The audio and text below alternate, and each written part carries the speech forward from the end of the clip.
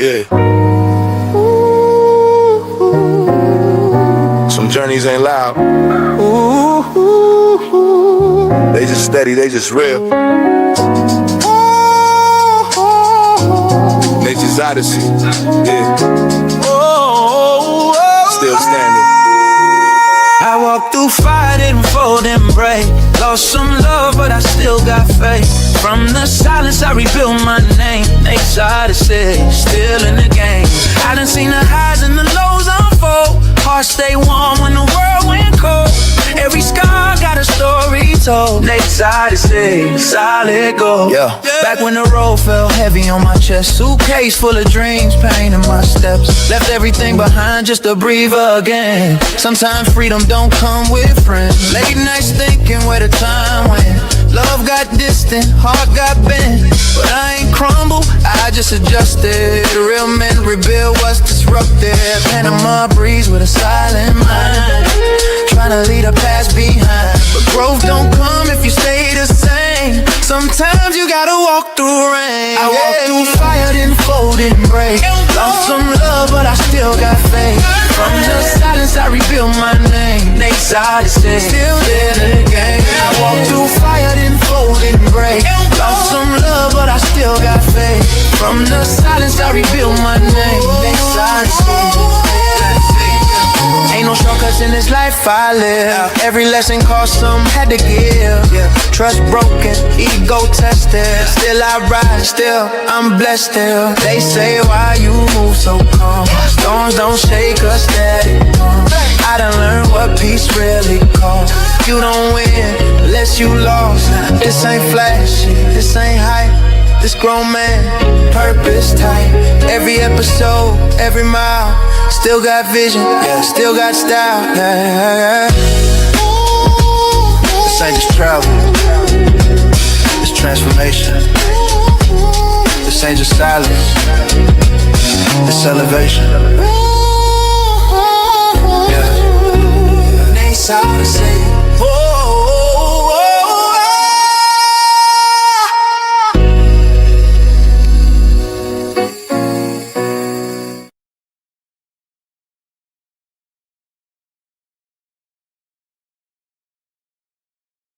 Good evening, everybody, and tonight's topic is controversial cooperative economics.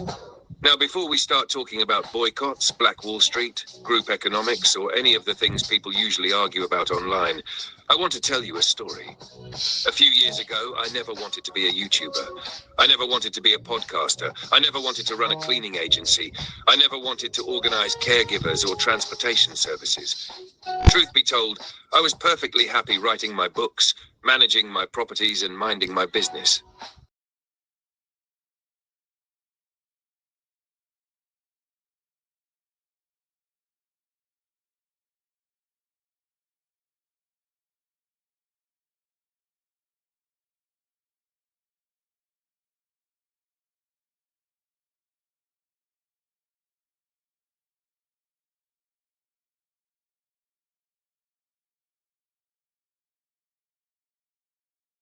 We've lost them because.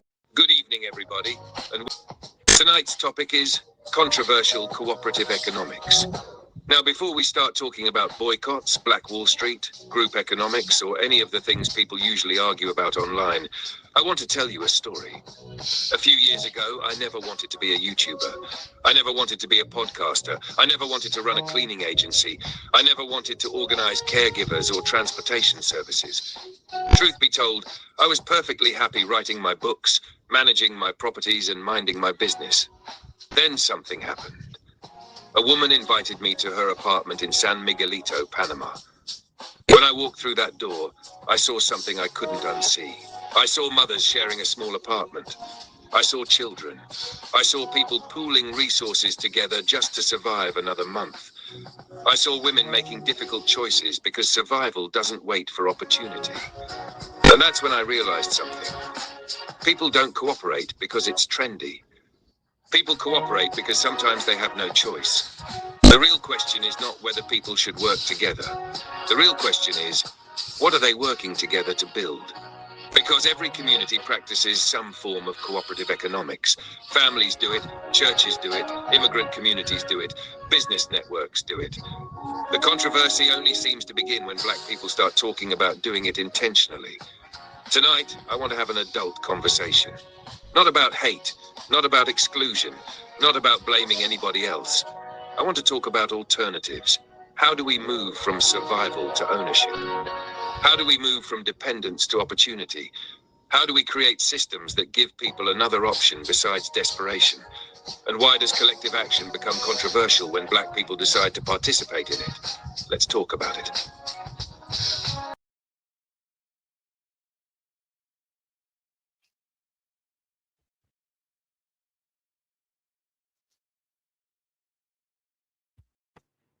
What's going on? What's going on? How's everybody doing today? Let me get this feedback off of here so y'all What can up, talk to though? me. What's going on, Cool Keem? How's everything? You know, another day, Black Cleaner. I hear you. I hear you. So did you get your wish? Did you win your bet? What bet? The Knicks in 6. I don't bet on the Knicks. What you talk about? Oh, you I wasn't am betting not on a the New Knicks. York. Okay. The Celtics ain't in it. I ain't in it. I feel you. I feel you. So how was your weekend? It was good. It was good. You was on a lot of the you was telling me you was on somebody's live this weekend. Yeah, I was, bro, and it was rough. It was They rough was because roasting you? they was trying to rip through my skin, but we built tough, so we don't break easy. Yeah, I feel you on that one. I definitely do. Before we start, I do want to say rest in power to Geraldine Bray, which is my father's niece. Um, she passed away, so I definitely want to say rest in power, rest in paradise to her. She was a very prominent woman at the Martin Luther King Jr. School in Boston. She was a school teacher, taught special ed over there. She did a lot of things in the community. So she passed away, and I'm definitely gonna miss. I used to call her Auntie Jerry because she was, of course, anybody who's older than me or my father's age, I call them Auntie, even though if they my cousin or not. She was also very prominent in an active member in Morning Star Baptist Church, the church that I grew up in. She was like one of the last Brays, because my grandmother was one of the founding members of Morning Star Baptist Church, Marie Bray. So it was Auntie Jerry who was holding the door down, holding the fort down for the family. She would go all the time until she ended up coming up with her illness. But yeah, rest in power to her. And also on a happy note, well, let me get all of the sad notes out of here. I was also on a live this past weekend, actually yesterday. Shout out to Vacation Time with Ryan. And some situations happen where it really what happened was, a person got on there, he was a little bit inebriated, and he started talking a little bit reckless to where it got under some people's skin. And me myself, as I say, I'm a happy person. I'm about peace. I'm about prosperity. Those are the things that I'm about. I do not like to deal with confrontation. Rico, if you are listening, if you want to talk about it, you can come on this show as long as you are not trolling like you was on that show. And that's what happened was I watched him on 2 lives, and you could tell that he was drinking, and then he was just getting a, a little bit more trollish, to where the first show, they was taking it as a joke, like what you was just talking about, Keem, where you was like, all right, I'm built for it tough. I don't care if you roasting me. It's all good. But then when it got a little bit later in the night, it's 11, 12 o'clock, that's when People ain't taking your jokes or making light of your jokes as they do when they were during the daytime. I always say that, alcohol boils quicker than water. So of course, if you drinking alcohol and other people are drinking alcohol, their temperament is going to be a little bit more heated than before. I drink water. I don't really drink alcohol. So you can roast me all the time and I'm not going to, take it as somebody else who is drinking a little bit more than I am. They might be, that, as they say, that alcohol gets into your system, that courage gets into your system, and their patience gets, a little bit unsettling. That's the word that I'll use. So, but the point that I'm trying to make on this is we need to stop being about all of this, trolling and being all negative because it leads to violence. It leads, I mean, yeah, we're all on the internet talking tough, but, we done seen a couple of incidents on where, people was actually flying out to go see somebody about what they said on the internet. And it can happen. There are people who have the means to come see you. So why are you going to sit here and talk tough on the internet? Don't do it. Just, if you, as my family used to say, if you can't say nothing nice, don't say anything at all. Because Yeah, I I kind of don't. dealt with I kind of dealt with that a little bit because damn, I just lost my train of thought real quick. What? But it was Tough talking on the basically internet. like Go ahead. because I was able to deal with it, bro. I was on that panel for like 5, 6, 7 hours, Wow. Okay. you know, and the whole just how people treat people out here, and this day and age, you definitely can't be soft, man. Like we didn't come up like that. And I was just talking to my niece and my daughter earlier on the video chat. Like, do y'all know what snapping is? And they're like, no, what's snapping? I was like, that's what built character in us when we was kids. That's what made our skin tough when we were kids. And some people just don't know how to actually deal with that. And if you can't take the heat, so ass out the kitchen. I agree I'm with like, that. I mean, but at the same time, too, when you start getting into other personal issues, talking about people's, you playing the dozens, but some people don't want to play the dozens. You know how it is. You talk about somebody's mama. I'm back in the days after my mother passed away. Yeah, that was my trigger right there. Let somebody talk about my mama. Those is fighting words. Now I got to cut you. Them the rules. Them the rules. right, right, I right, right, done right. had many a fights with somebody done, made a mama joke, at me, and they didn't like it. And as I said, I'm a happy kid, so for me to be happy and then you say something about my mama and then me snap, yeah, I snapped all right. I didn't snap with words. My hand snapped, and you ended up with a lumpy head or a swollen eye. That's Right. what happened. And speaking to them, I also let them know that you gotta have tough skin because sometimes them snapping and snapping backs could turn into a fight. Exactly. So So. you also got to be prepared for that when it comes to that. But hmm But yeah, I just wanted to keep if it. I didn't have tough skin, bro, I would have ran off of that panel in the first hour. Yeah, Yeah, everybody needs to have a little bit of tough skin, but at the same time, too, we also need to. We got enough in the world that's going on. People is getting killed over minor stuff. You know what I'm saying? To be worrying about jokes and tough talking on the internet. We got other bigger fish to fry, and that's really what this um tonight is about. In celebration of Juneteenth, because Juneteenth is here. When the slaves finally found out that they was free in Texas, they officially made it in holiday. So, this is going to be our Black Fatigue Monday. And today we're going to be talking about cooperative economics.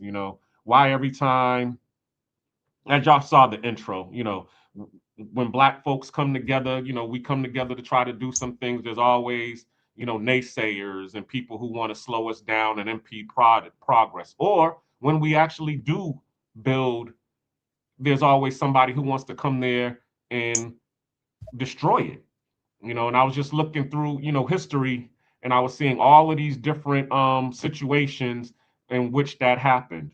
So I'm going to, show a couple of videos, and we're going to react to some of the videos that I have, and we're going to have some questions. But you got the cue card, Keem. Did you want to touch on any of it right now? Nah, not at the moment. Let's get some videos up, enlighten or continue the path that you was on. Remember, people, every Monday night, live at 8 o'clock, Real Talk with Nate the Black Cleaner and your co-host, Cool King. Let's go. All right. Yeah, look, hold on one second. Let me cue up the videos. Worried about your executive producer.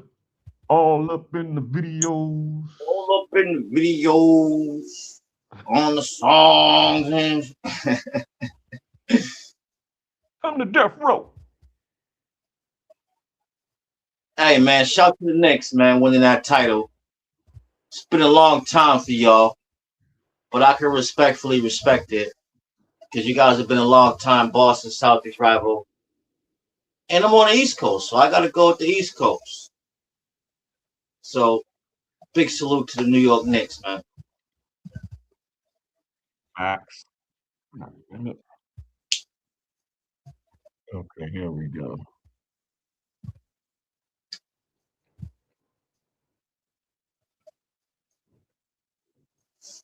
They deserved it. They only lost 3 games throughout the whole playoffs, bro. That's a big thing. Okay, cool. You got to win. Big, yeah, because they was.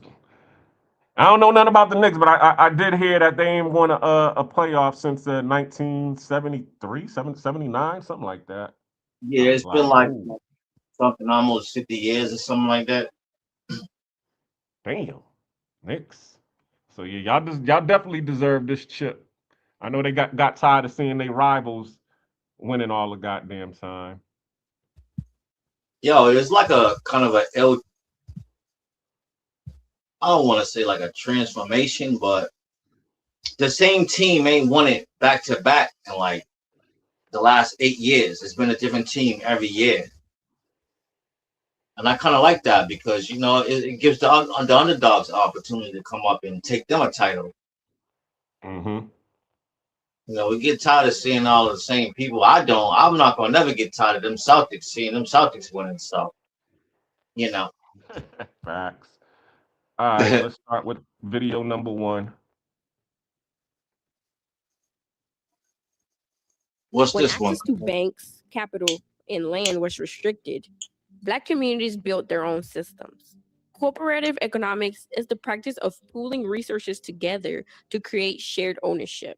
In the 1800s and 1900s, mutual aid societies provided insurance and financial support Tell me when if you can hear mainstream it. institutions excluded Black families. Freedom Maybe just Clinton B. 1966 created economic independence through cooperative production. The Greenwood District in Tulsa, often called Black Wall Street, showed what concentrated Black economic circulation could look like. Cooperative economics is not about exclusion, it's about leverage. This changes how you see yourself. When you understand the power of collective ownership, you stop thinking only in individual terms. Know thyself. Peace to the gods. Collective, cooperative economics. That's what you should be focusing on. Now let's look at that. Collective, cooperative. What does that mean? That means coming together as a people, playing as a group.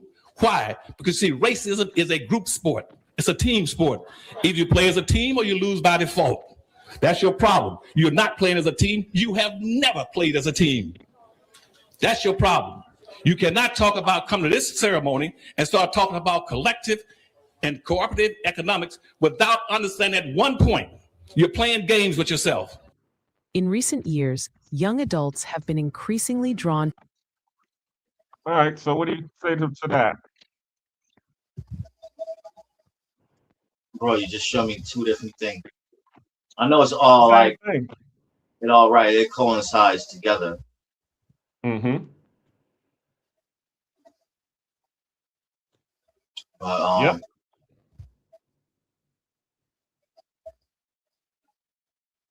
kind of feel like you should elaborate on that right now because you did more of your homework on that.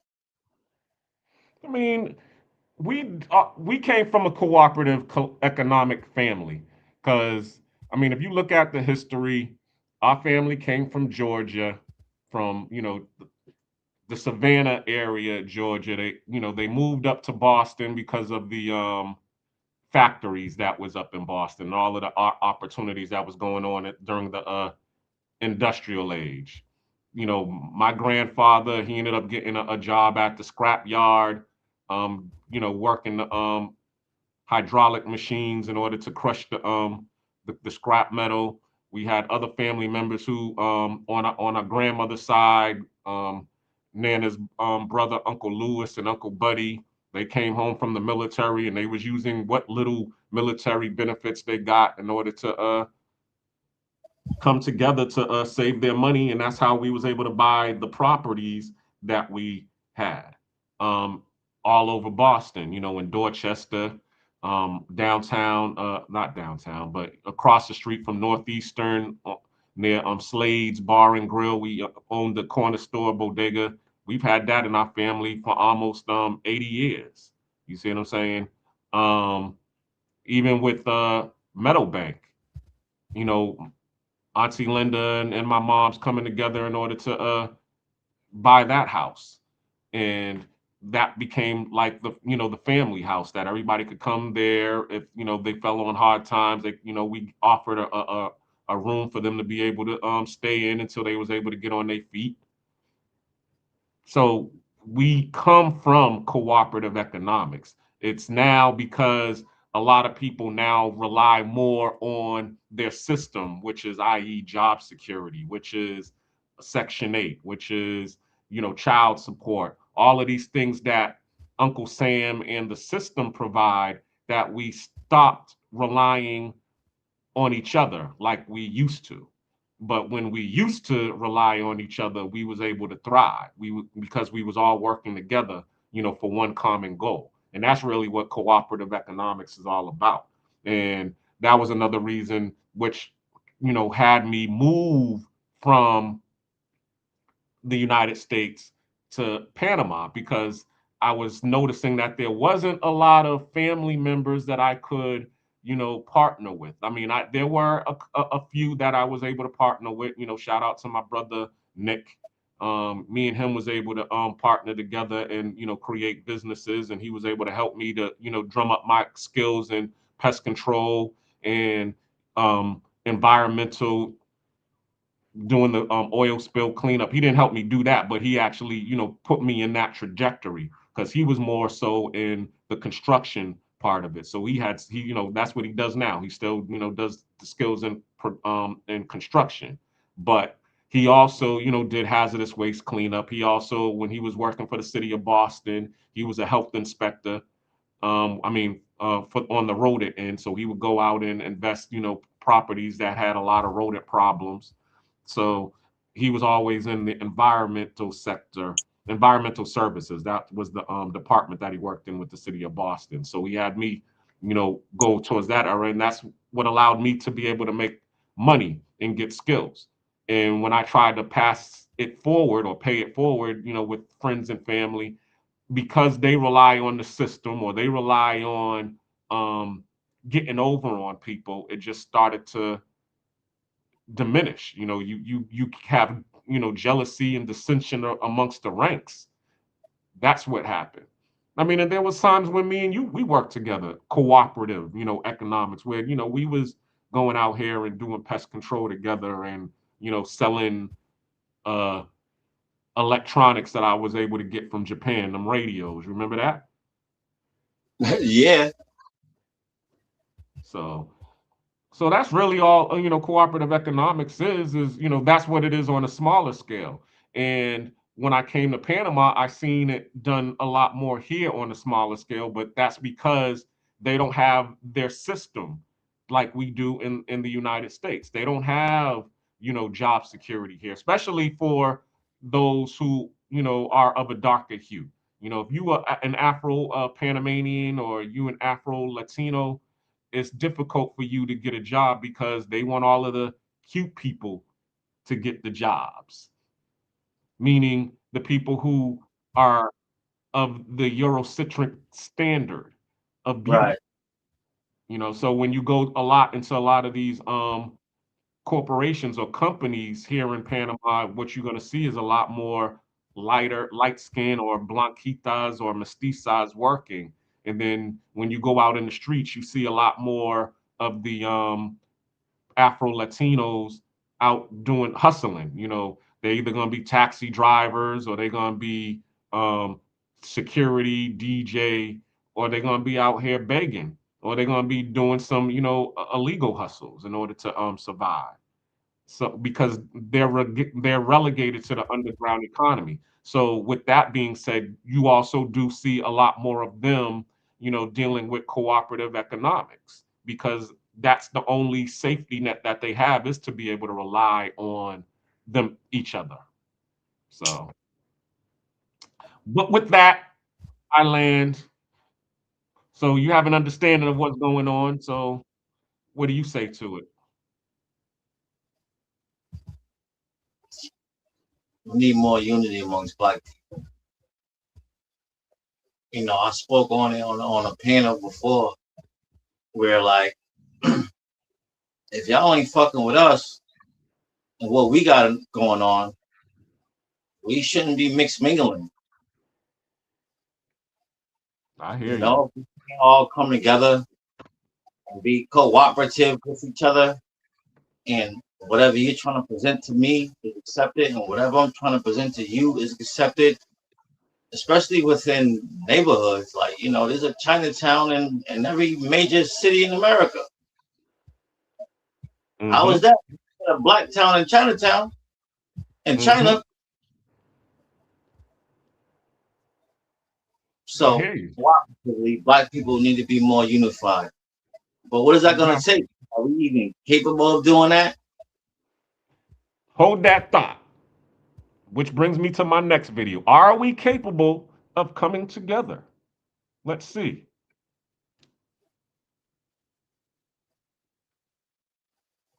Most freed Black people were left with nothing. But one man said, "We will govern ourselves." His name was Tunis G. Campbell, born free in 1812, New Jersey. After the Civil War, he built something unheard of, a self-governing Black society. As land commissioner in Georgia, he led thousands of freedmen to settle the sea islands on the east coast of America. He established Black-run schools, courts, militias, and even a constitution. It wasn't just a survival, it was a blueprint for freedom. He told his people, we must govern ourselves or be re-enslaved. Oppressors feared him, they targeted him. He was poisoned, jailed, and framed, but he never stopped fighting. According to The Reconstruction of Georgia by C. Mildred Thompson, 1915, Campbell was the most powerful political figure among the freedmen. They erased him from textbooks for a reason, because he proved that Black power wasn't just possible, it was happening. Tunis Campbell didn't just survive Reconstruction, he helped lead it. Follow for more true stories of resilience. One Black man built an independent community with its own schools, courts, and army right in the heart of the South. He banned white officials from interfering. He gave Black people land, protection, and power, and the system tried to crush him for it. His name was Tunis Campbell. In the 1860s, right after slavery ended, he led thousands of freed people in Georgia. While others begged for equality, Tunis built Black independence from the ground up. He bought land, he set up schools to educate Black children, he appointed Black judges, formed Black juries, and wrote laws to protect Black lives. He organized militias to defend families from violent mobs. And yes, he banned white oversight completely. To him, freedom meant self-rule. His communities on St. Catherine's Island and beyond were some of the most powerful Black-led societies in U.S. history. He even helped write Georgia's new constitution. For a moment, Black power was real and working, but powerful people hated what he built. They spread lies, destroyed buildings, jailed him on fake charges, and according to some accounts, even poisoned him. Then they buried his legacy. He lost his land, but not his vision. He never stopped fighting because he believed Black people could lead themselves and win. Tunis Campbell should be in every history book. Say his name, share his story, honor the ones they tried to erase. Yo, check it out. So, can y'all hear me? Holler if you hear me. So, what do you think of that, team? So we gotta do one video at a time. It was the same. It was about the same person, Tunis Campbell. I understand that, but with watching those videos that you just showed me, it is possible for Black people to do it, but we got to figure out how a Black Wall Street was created and what we need to do to get back to that. Till we figure that out, it ain't gonna happen again. Well, that's what we're here for. You know, it starts with each other, because I was listening to one person today, and he was saying it only really takes 5 people to do something, because you get 5 people who are willing to work together, and then once they're able to build it and it becomes successful, and then they can split off and find another 5 people or 4 or 5 people each to be able to duplicate what the first 5 people were able to do. And that's how things usually happen. So, you know, can it be done? Yeah, but you just got to start small. You ain't gonna all of a sudden, you know, just try to and we had this conversation before, trying to do it big. Where I was talking about entrepreneurship, you know, entrepreneurship is like jumping out of a plane and trying to build your parachute, you know, before you hit the ground. And that's what people do. Right. You know, everybody wants to do it big. That, you know, you hear the term "go hard or go home." But does that really work? I feel like a lot of people misunderstand what "go hard" or "go home" means. Because "go hard" or "go home" is a journey, nigga. That's the marathon. Exactly. It ain't just go hard for now. It's continue to go hard every day until you achieve where you want to be.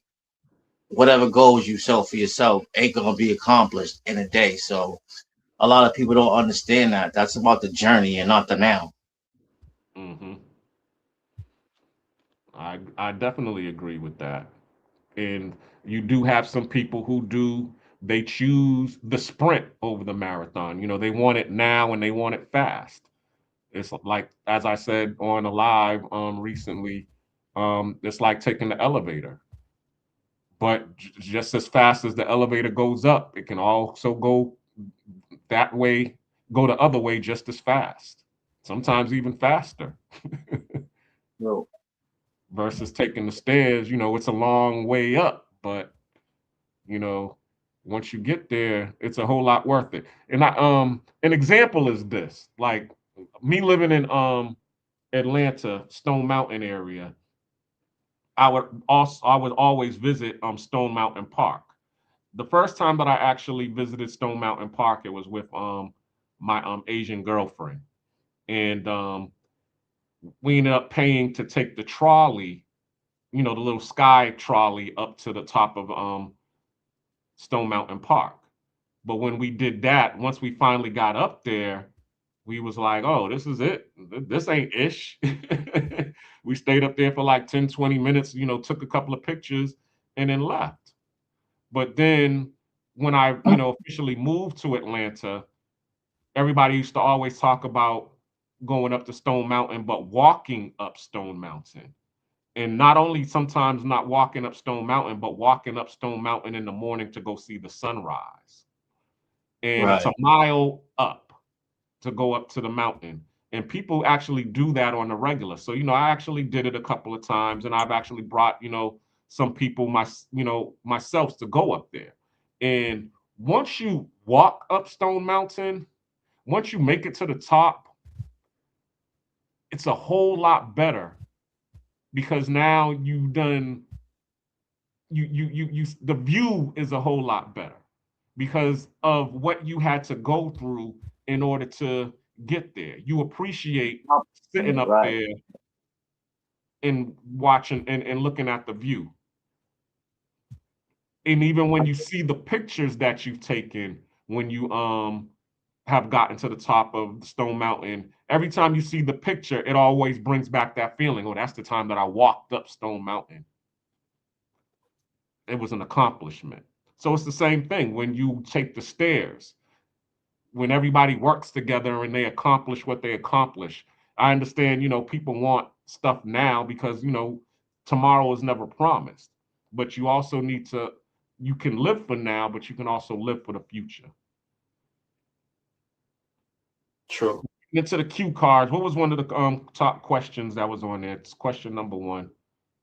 Let's see. So, do black people have a problem spending or problem? Hold on. Do black people have a spending problem? I got it. Do black people have a spending problem or an ownership problem? What do you say to that? It might be a mixture of both. I agree. Because we were bred to be retail consumers instead of wholesale producers. Or even creating ownership. Yeah. When Grant Cardone and Dave Ramsey is talking about, you shouldn't owning is bad. You should rent one of these apartments. Who they really talking to? They ain't talking to their people. They talking to us. Right. Us black folks. Why? Because they need somebody to buy their products, which is, the apartments, their what's it called? Their courses, because that's how they make their money. Same thing with a lot of, as you was talking about earlier, with Chinatown and all of these other foreigners. When they usually come to America as immigrants, they're not allowed to go into the rich white neighborhoods and set up shop. They're prohibited from doing that. So where do they come and they set up shop? They come and set up shop in our neighborhoods and get Right. rich off of our consumption. That's got to stop, yo. That's got to stop because y'all are not going around buying our products. And I'm starting to feel like that can no longer be accepted. If you ain't in our hood, if you ain't in our neighborhoods, and you ain't interacting with us, and you don't come buy our products too, we can't mess with it no more, though. It's time to turn a eye to them and be like, all right, well, y'all figure that out. Because if we ain't coming to buy your shit, you ain't selling. Mm-hmm. And that's the first step. And I'm not taking no shots at anybody. But if you're in our neighborhoods, in black neighborhoods, and you got these stores or whatever you own, and you ain't interacting with black people are trying to present to you too, we got to stop that. We got to black own, black this, black that, black everything, and that's fucking it. I'm black, y'all. I'm black, y'all. I'm blacker than black, and I'm black, y'all. And I'm not racist. Nah, that's not. Nobody. I mean, it is racist, but it's not supremacist. See, there's a difference between loving your race and thinking your race is better than everybody else's, or thinking everybody else's race is inferior. It's funny because I've met a lot of people in Georgia who were supremacists. Okay. And the one thing that they would always say to me is, I don't see no color. And to a person to tell me that they don't see no color, you know what that tells me? You only see one color. And that color, and you think that color is better than every other color if you don't see no color. Because I see every color. I see the Japanese, I see the Chinese, and the things that the Japanese have done and contribute to societies. You know, their electronics, Panasonic, Toshiba, you know, their automotive genius, Toyota, you know, Nissan, you know, these are the things that they've created. Then you go over to China and you can see that they're a manufacturing giant over here. You know what I'm saying? They manufacture, we depend on China's manufacturing engine to be able to fund America and the world, what they produce over there. And when we was having all of these tariffs that's going on right now, what's going on? It's kind of harming us right now because we rely on that engine. Same thing with, you know, the Latinos that come over to America and they are doing all of the farming now and agriculture because, you know, the black folks have forgotten you find some that are black that are still doing it. You know, you have a black farmers coalition, but we understand what the right hand and the left hand is doing now. So because we understand what the right hand and the left hand are doing, they want to cut us out because they don't want us to be able to take a part of their market share. Okay, a long time ago, we was just the sharecroppers. We were, you know, the ones that was just doing the labor, and then they was just paying us a pittance. They called it peonage. True, because how does black people have over 100 products that have been invented in this world that are useful every day, all day? Where's our credit for that, bro? Yeah, well, you already understand that. They said a long time ago, the greatest thing white people has ever invented was the patent office. Nothing. They invented stealing. The patent office was the greatest thing that they invented, so that they can take our patents for themselves. And they're eating off of that. Bro, Same thing with, you know, in the music industry, you know, the greatest thing that they're doing is what? Taking everybody's publishings and eating off of their publishings. Right. So, and right. How do we eat? We got to go on tour. In reference to the video that I watched earlier today, this man made a statement. He said the black man invented the light bulb, the white man invented the electric bill. Yep, exactly. Like, come on, man. What are we doing out here, man? How is this shit even possible? This shit got to stop. Because the shit is like live in our face. When the fuck do we buck up? And you know the rest of the story. Mm-hmm. Well, you just got to, as I said, it starts with us working together. But let me get through some of these videos. Hold on one second. Add this to page. Go ahead. And then I'm gonna drop the link. I know. No, if we got comments, put that link out. Hold on. Talk more about Tunis. We're about to drop some knowledge on Tunis G. Campbell, the unsung hero of Reconstruction. This black leader wasn't playing when it came to standing his ground in McIntosh County, Georgia. While others were running from the Klan, Campbell was organizing, resisting, and winning. Campbell built a self-sufficient black community on Georgia's Sea Islands, serving as justice of the peace and even a state senator. He wasn't just talking the talk. He formed a 400-strong black militia to defend against white supremacist violence. Education, land ownership, political power. Campbell was making it happen for freedmen. But why don't we hear about this boss? His story got buried, but it's more important now than ever. Campbell didn't just survive Reconstruction, he defined it. His courage, strategy, and vision made him one of the most powerful black leaders of his time. So let's give it up for Tunis G. Campbell, the forgotten hero who stood tall against the Klan.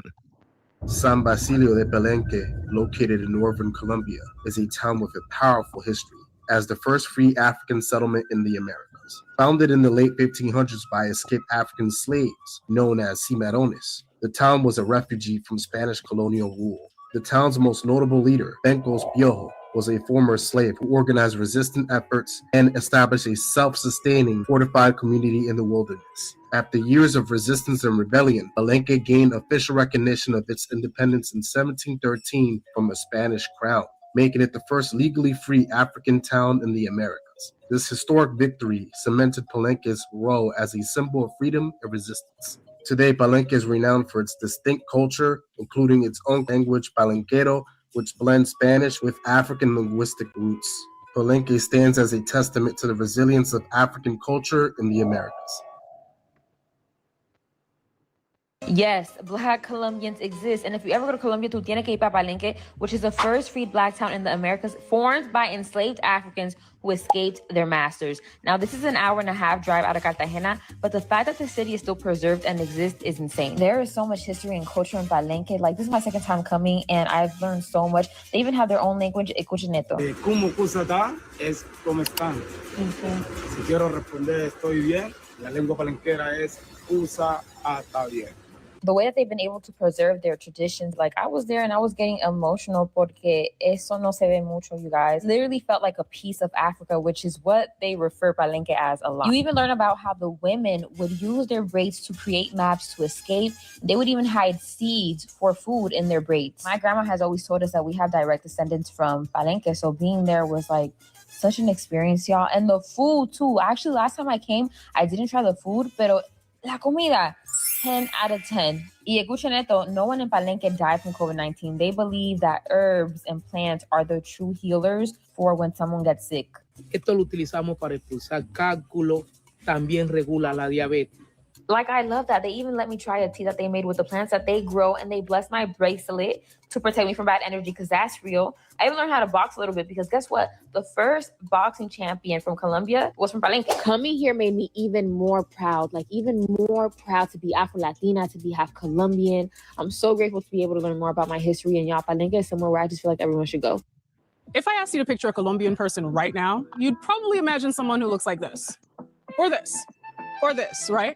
But then you come to a city like Cartagena and you realize that Colombians also look like this. If you're new here, I'm Nicole, a thoughtfully unserious journalist who likes crop tops and short shorts, reporting on travel, history, and culture. Colombia has one of the largest Afro-descended populations outside of Africa, but you probably wouldn't know that based on what you see in the media or even the Colombians you're most likely to encounter in the United States. Because the reality is, complexion privilege absolutely plays a role in who has the means, access, and opportunity to immigrate here. And what you also might not know is that the first free Black town in the Americas was established right here, and it speaks to Colombia's connection to the motherland. That town is San Basilio de Palenque. It was founded in the early 1600s by formerly enslaved Africans who escaped Cartagena under the leadership of Bencos Biol. Together, they built a fortified community that Spain tried and failed to destroy for decades. The Spanish ain't want no more smoke, so they eventually signed a treaty recognizing Palenque's freedom, making it the first legally free Black town in the Americas. By the way, I said free Black town, not free Black country. I understand that Haiti was the first free Black country. No one's taking that away. Have the conversation we're having. Inside Palenque, they even created their own systems of governance and developed Palenquero, a Creole language rooted in Spanish and Bantu languages from Central Africa. Today, the Palenqueras dresses have become one of the most recognizable symbols of Colombia. You see them in ads and all over the gram. I mean, look at this photo right here. Ain't it cute? But their existence is more than a photo op. It symbolizes Black history and pride in a nation that owes its entire existence to both.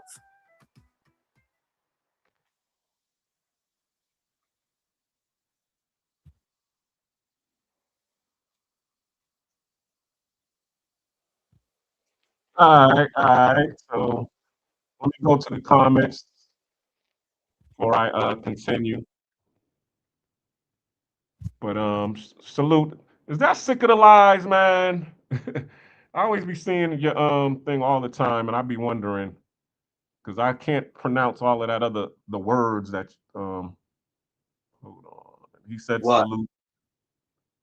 One of my one of the frequent people who is a part of this thing of ours. Call them sick of the lies. Sick of the lies? Yeah, XX206. So he said, what's up? I did drop the link for anybody who wanted to get on. So feel free to get on if you want to get on. Let's go. Come up. Let's talk. Yeah, we talking about solutions, what we can do. Hold on. Can you read that, Keem? Hold up, cuz Shout out to Ronan Travels. shout out Ron Travels. Salute to the Black Cleaner and Cool King, my brothers. Salute to you, Ronan Travels. Right back at you. Okay.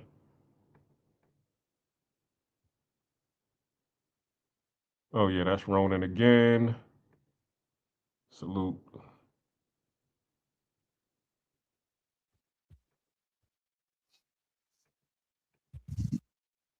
Who else? Travel POV, salute to you. What's going on, Travel POV? You still at work? I know it's Monday morning. You was outside last night. Shout out to Chalupe talking about JP Morgan.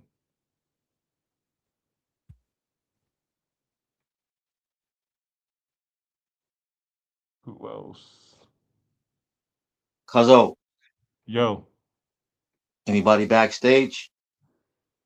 Nope, nobody backstage. There's nothing.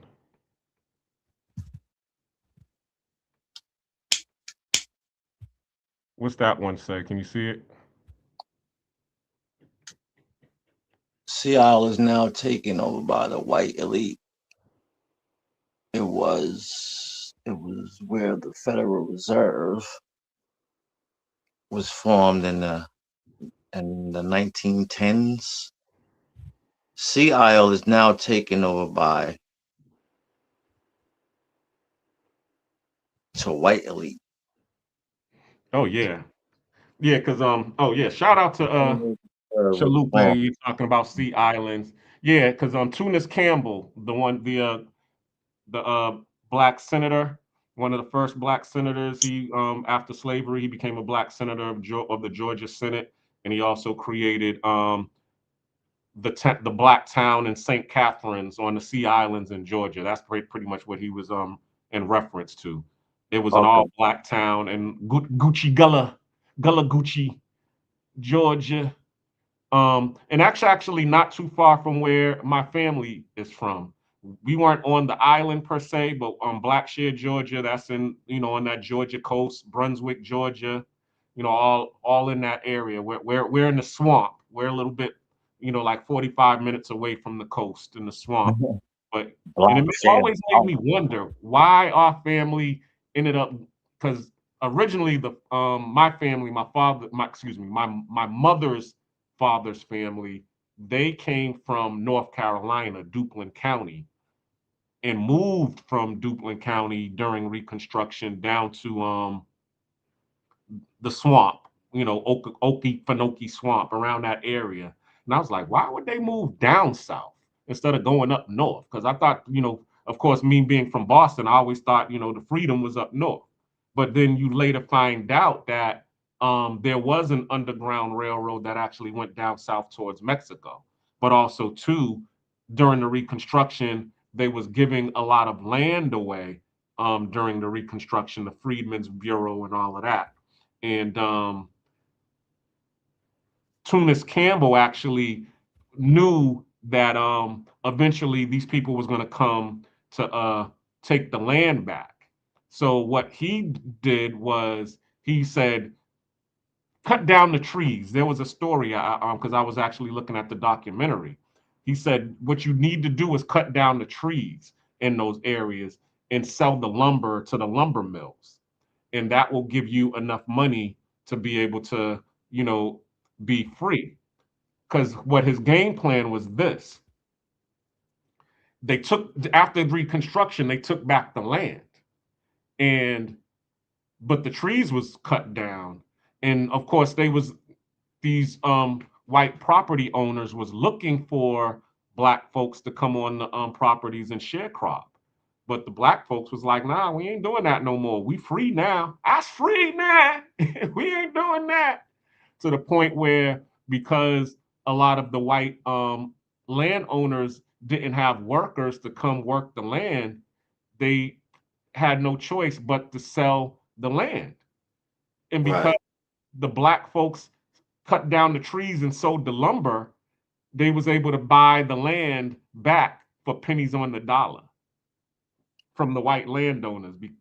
And that's how they was able to get the land in St. Catherine's. He was actually able to buy it from the white landowners because they didn't have any workers to work the land to make them rich anymore. And that's the key, right? That's why they always want to, you know, discourage us or slow us down from what we're doing, because they already know, okay, if we all came together to do what we wanted to do, it's going to take away from their market share.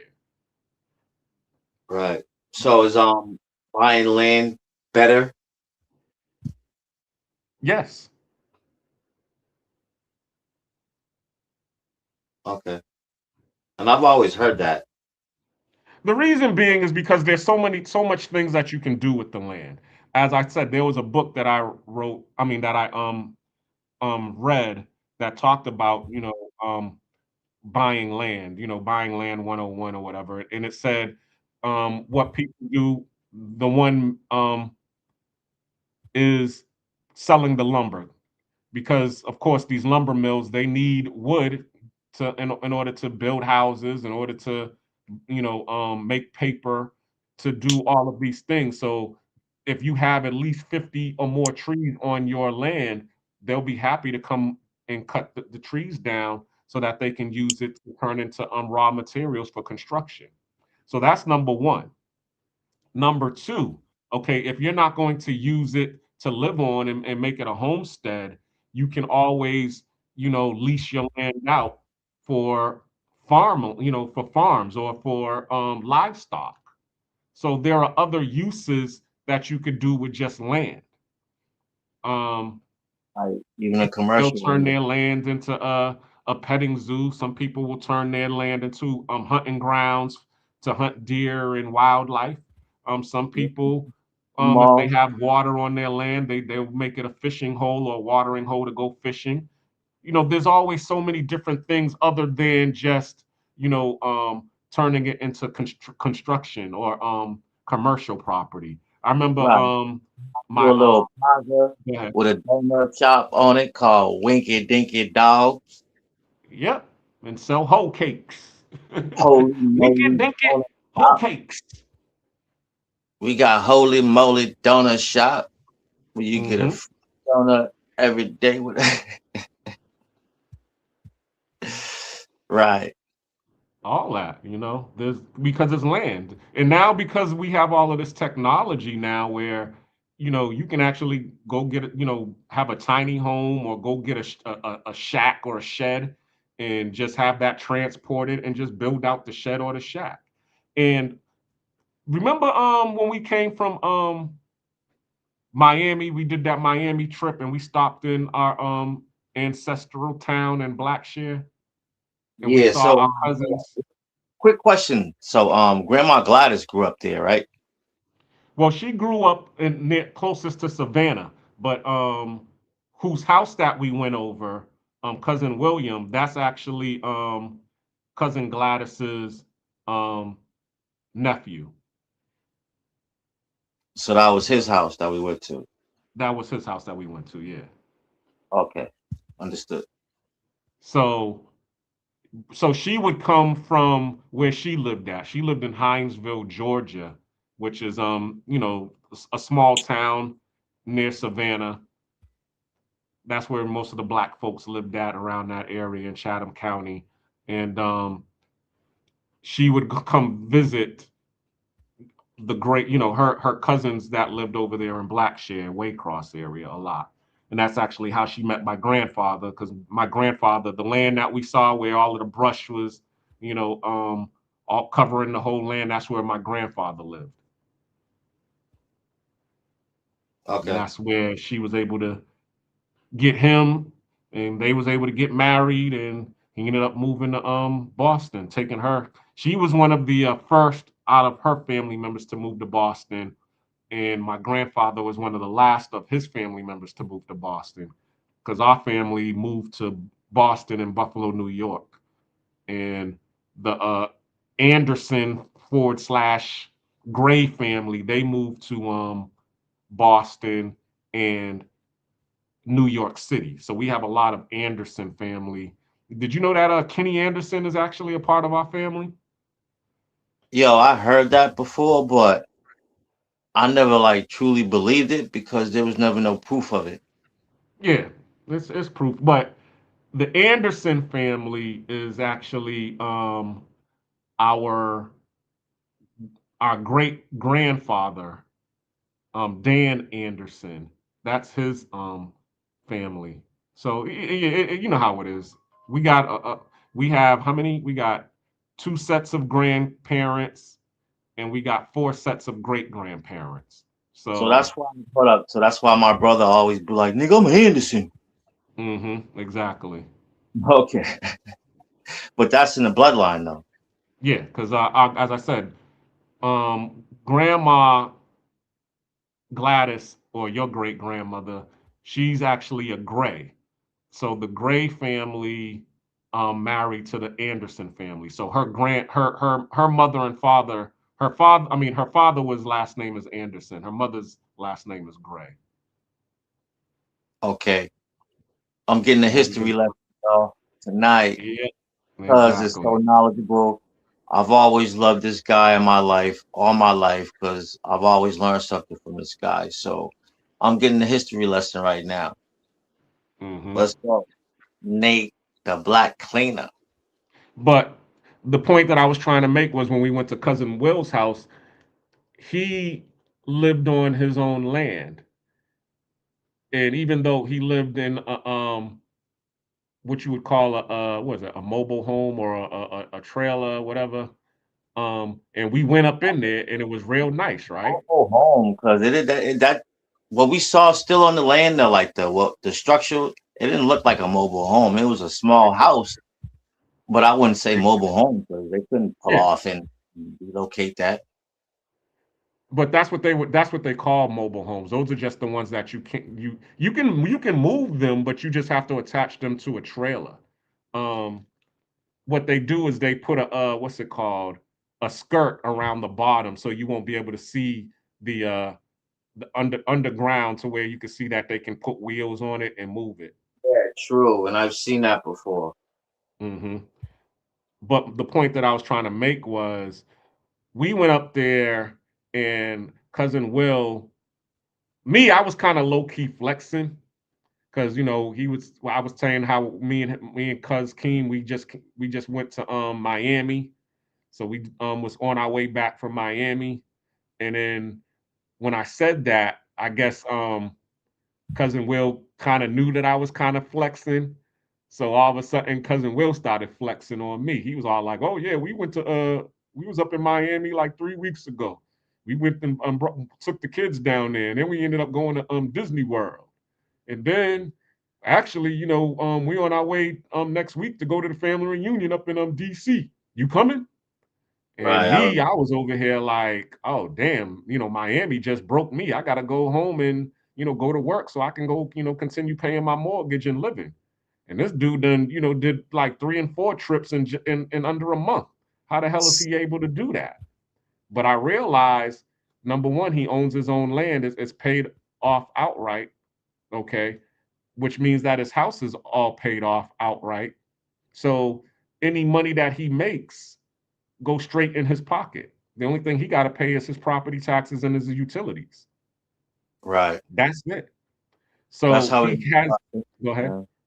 that's how we gotta start thinking and like, even just coming together as black men ourselves and incorporating other black men into what we're doing. Like when we start coming together and we start thinking like that, and what does money gain? Money gains power. Exactly. But as you said, you got to understand, because a lot of times what it is we're attracted to the shiny stuff, you know, but really it's the boring stuff that creates the power that we're looking for, like i.e., okay, being over here living in rural Georgia, nobody ever thinks about living outside the metropolitan city. They want to be, where everything is walkable and convenient. But the people who actually have a lot more power is the ones who live in the rural counties. Why? Because it's cheaper in the rural counties, but also too, you have land to where you can grow your own food and do, you know, a lot more things on your land. You have space to be able to create, like what you was talking about earlier. You know, Right. when you're able to create, now you're able to get out here and get to the bag. But a lot of people, they don't want to be in the rural areas. Why? Because it's too quiet. It's boring out there. I ain't in the thick of things. Right. All right, let's spin the block, cuzzo. Real quick, real quick. Do you feel like we're still suffering from racism, lack of organization, or both? I feel it, yeah, it is both. Um, because we do have an open enemy, but we on top of us having an open enemy, we also are not working together. But I was looking at and I'm gonna get to that. Hopefully I'll be able to get to that video later when it comes to Chancellor Williams, discovery of a destruction of a black civilization. That's what he talked about. He said black folks, the reason that, you know, white supremacy was able to take over in Africa and destroy us so quickly is because all of our kingdoms were separate. We never got along. We all just lived together in our separate kingdoms versus us working together. And then when one kingdom got conquered, the kingdom had too much pride that they didn't want to ask the other kingdom for help. And so, you know, these empires were able to come and just one by one come and destroy each kingdom one by one. Now they were working together. We weren't. Why is that? Like that's a problem. And to date, we still have that problem because ever since we've been broken down and broken up, we can't seem to come back together. Facts. I agree. So we got to learn. That's the thing. We got to learn about cooperation and working together and not, you know, catching feelings because either one, somebody's doing better or somebody is roasting you or whatever. Because, you know, there's people that will, you know, they'll throw everything away over pride and ego. And that's really what it was right there. The reason that it got destroyed was because there was people who had too much pride and ego to want to work with the other person. Let's get to the comments. Let's see.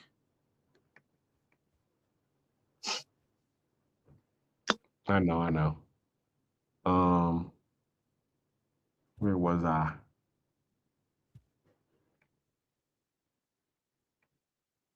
Can you see that, Keen?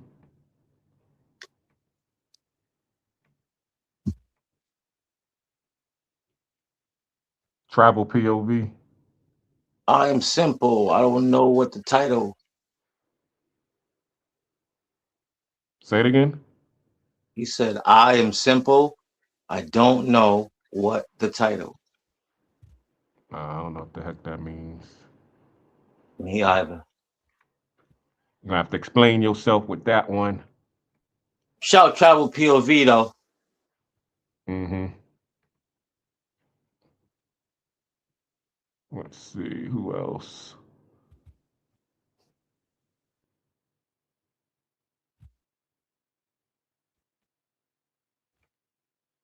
What was the other question? Oh, or do you have a comment for that question? Do you think racism or is it racism or lack of organization or both? Definitely feel like it's both. Because although we live in a less racist world at the moment, racism is still applied in many places. I feel you. Slavery, we know, still exists through the penal system. Mm-hmm. So there's change, but it's just been rearranged. Gotcha. Salute to True Prodigy. He's saying salute. So thanks for watching, True Prodigy. Salute, True Prodigy. Who's backstage? Ronan Travel says he's backstage. Oh, okay. Oh, Travel POV said he was backstage. I don't see him. Let's see.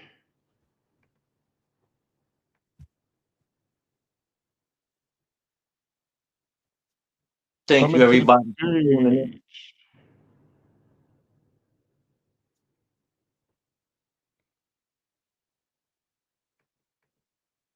Is that Travel POV?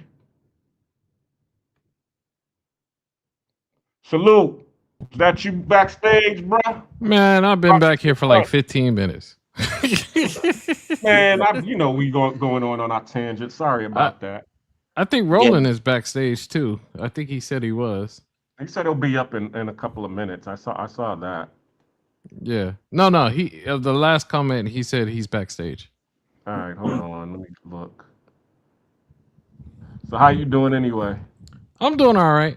No, I didn't understand the title. Controversial Cooperative Economics. What does that mean?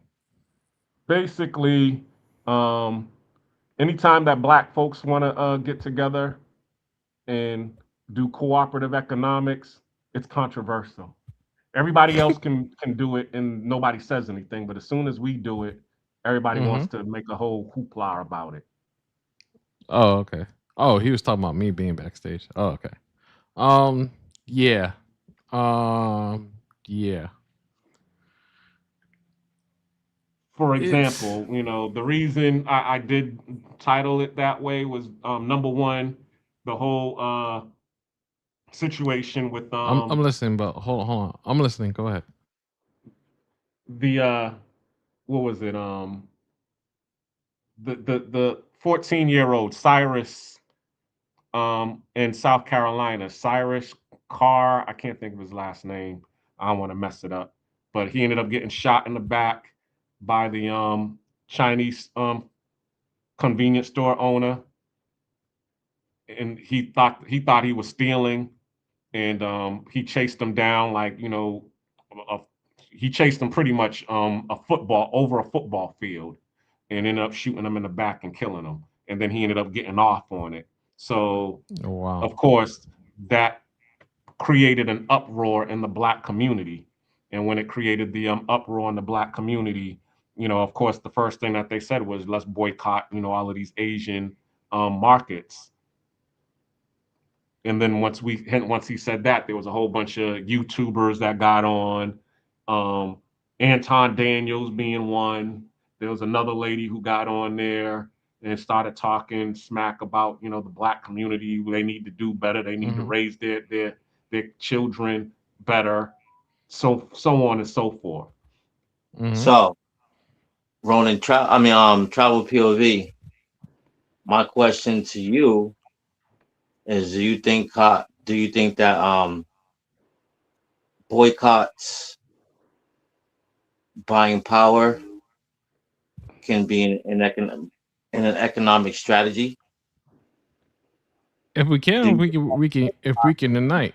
We can't boycott Gucci and then next week buy Gucci. Like a boycott needs to be like you stop buying them. Period. You don't just stop. You don't just take one day, take this day, like those things. Now you also got to say, who are you boycotting for?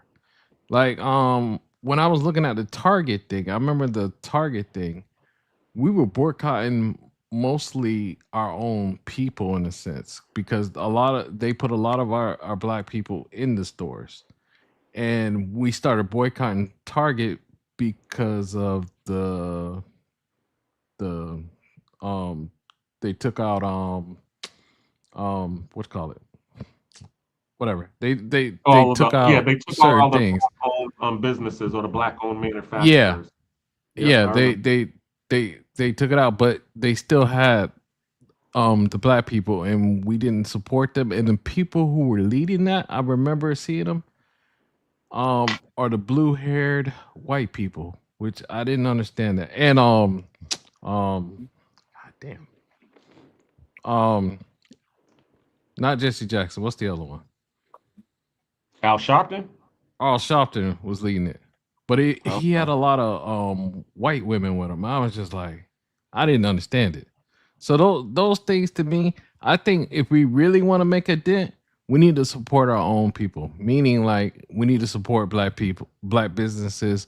We need to support the community. We need to invest in ourselves. I don't care about boycotting this big company or anything like that, because we're gonna go right back to it. You need to invest in ourselves. We need to start investing by starting investing in your own community. And a lot of people don't do that. Don't just go to the big brand that's in New York. Start with your own community. Start investing in those people. Empower those people. People you know, people you see are working hard. That's what I try to do. I agree. So, And the optimum words that you just said was those that you know, those that you see that are working hard. Because, yeah. of course, everybody's always going to say, what about the guys who are scamming or, they give poor Yeah. service. Like I see that here. Like we have one black owned, black operated sports bar here in Panama. And when I'm saying black owned, black operated, I'm saying black American owned, black American operated. And we all supported it. But then when you look at a lot of the original expats that started here, they went there for the grand opening and then they went there, a couple of more times. And then they said, nah, I'm not going there no more. I'm done. I'm not supporting this black owned, this is called Daiquiri 23. And I'm like, why? I mean, he's one of us. He's giving a poor service. There's other restaurants that I could go to, that's offering better service than he is. And I just thought, that was kind of wrong. I mean, granted, it's not. I don't think it's wrong. They Find still any got to provide good service. They still got to do everything up to par. Just because, like, to me, my money is important. So if I'm gonna support you, I'm gonna give you the one shot to show me that you could do good. And then it's usually a higher cost, but I'll work with you. I'll do what I do. But now if I come there, I'm waiting in 30 minutes. I'm doing all this stuff. I'm like, my food is not coming out right. I'm not gonna trash it. I think a lot of us, we trash places. I don't really like that part. I just say it's not for me, and I'll move on, and that's it. But a lot of people will sit there and trash it, and I think a lot of our people trash our own stuff. Yes, I would just like don't Beyonce's mom. Beyonce's Trash. mom. She tried to do something in her own community. I know she's rich. But she tried to do something in her own community. The second she tried to do that, us people were trashing her stuff left and right. And then, unfortunately, the health department got involved. It didn't work out. But before it even got a chance to start, people were trashing it. So I didn't like that. So those things, I think we self sabotage each other. Because exactly. if a certain, I don't really talk on race too much, but if a certain ethnicity, white, whatever it be, when they start a business, they just start a business. If it does good, it does good. If it doesn't, it doesn't. But their people are not trashing their own people. We do that a lot, and I don't really like that. If you don't like it, you just should just move on and go somewhere else. But don't sit there, get online and say, "Oh my God, the here is terrible" and all this other stuff. You just had a bad experience. So, just those things. And yeah, because things get better. Like, I mean, when he first opened, he was in one location, and the internet was bad. So when he would try to, have events where, like watching the playoffs or watching boxing matches, the internet would stall. But now he was able to move to a better location, which was, in near the casino. Now he's getting a lot more service, and also he's getting a lot more better service when it comes to watching the games and stuff. And he was so things change over time.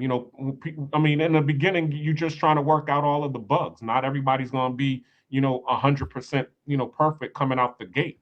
Yeah. But if just sit there and watch, and when you start to see things improve, then you can start to go back to attend. Yep. Or even help them, Yep. because sometimes that's what I see too in some communities. They'll complain, but then they'll also support and help. Yeah. Yeah. So, So sometimes travel. and it does take some time. We need to stop like worrying about them on the grand opening. Just wait till they get their feet settled and start doing things and start figuring things out. But yeah. Go ahead, Keem. What was you about to say? I was about to spin a block on something that you and I already spoke on. Okay. Travel POV would a Black Wall Street be possible again? As it was destroyed before, but I don't know if it'll be possible. Because now we're dealing issues against ourselves. All right. For That's those how. that don't know, who've been under a rock, I'm about to show this video pertaining to Black Wall Street. Hold on one second. Let me see what y'all say to it. Let's go. Let's go. Let's go. Here we go. Knew that he wasn't going to be having much opportunity in the South. At the tender age of 25, he took part in the Great Oklahoma Land Rush. The Land Rush was an opportunity for citizens to run out to Oklahoma and literally drop a stake in the ground and claim the land they were in. I know somebody watches like, man, when they gonna do that again? The Combo, your home for conversations on Black entrepreneurship and wealth. America had a Black Wall Street, and most people were never taught who built it. O.W. Gurley bought 40 acres of land in Tulsa and said, "This will be ours. No begging, no borrowing, just building." From that soil rose Greenwood, an all-Black community with its own banks, schools, grocery stores, hospitals, and luxury hotels. Black doctors, lawyers, pilots, and entrepreneurs thrived while the rest of the country shut them out. Money circulated 19 times before leaving the neighborhood. Gurley didn't just invest in land, he invested in freedom. But success came with a target. In 1921, white mobs burned it to the ground. Lives were lost, wealth erased, stories buried, but the legacy still burning bright. This wasn't a myth, it was real.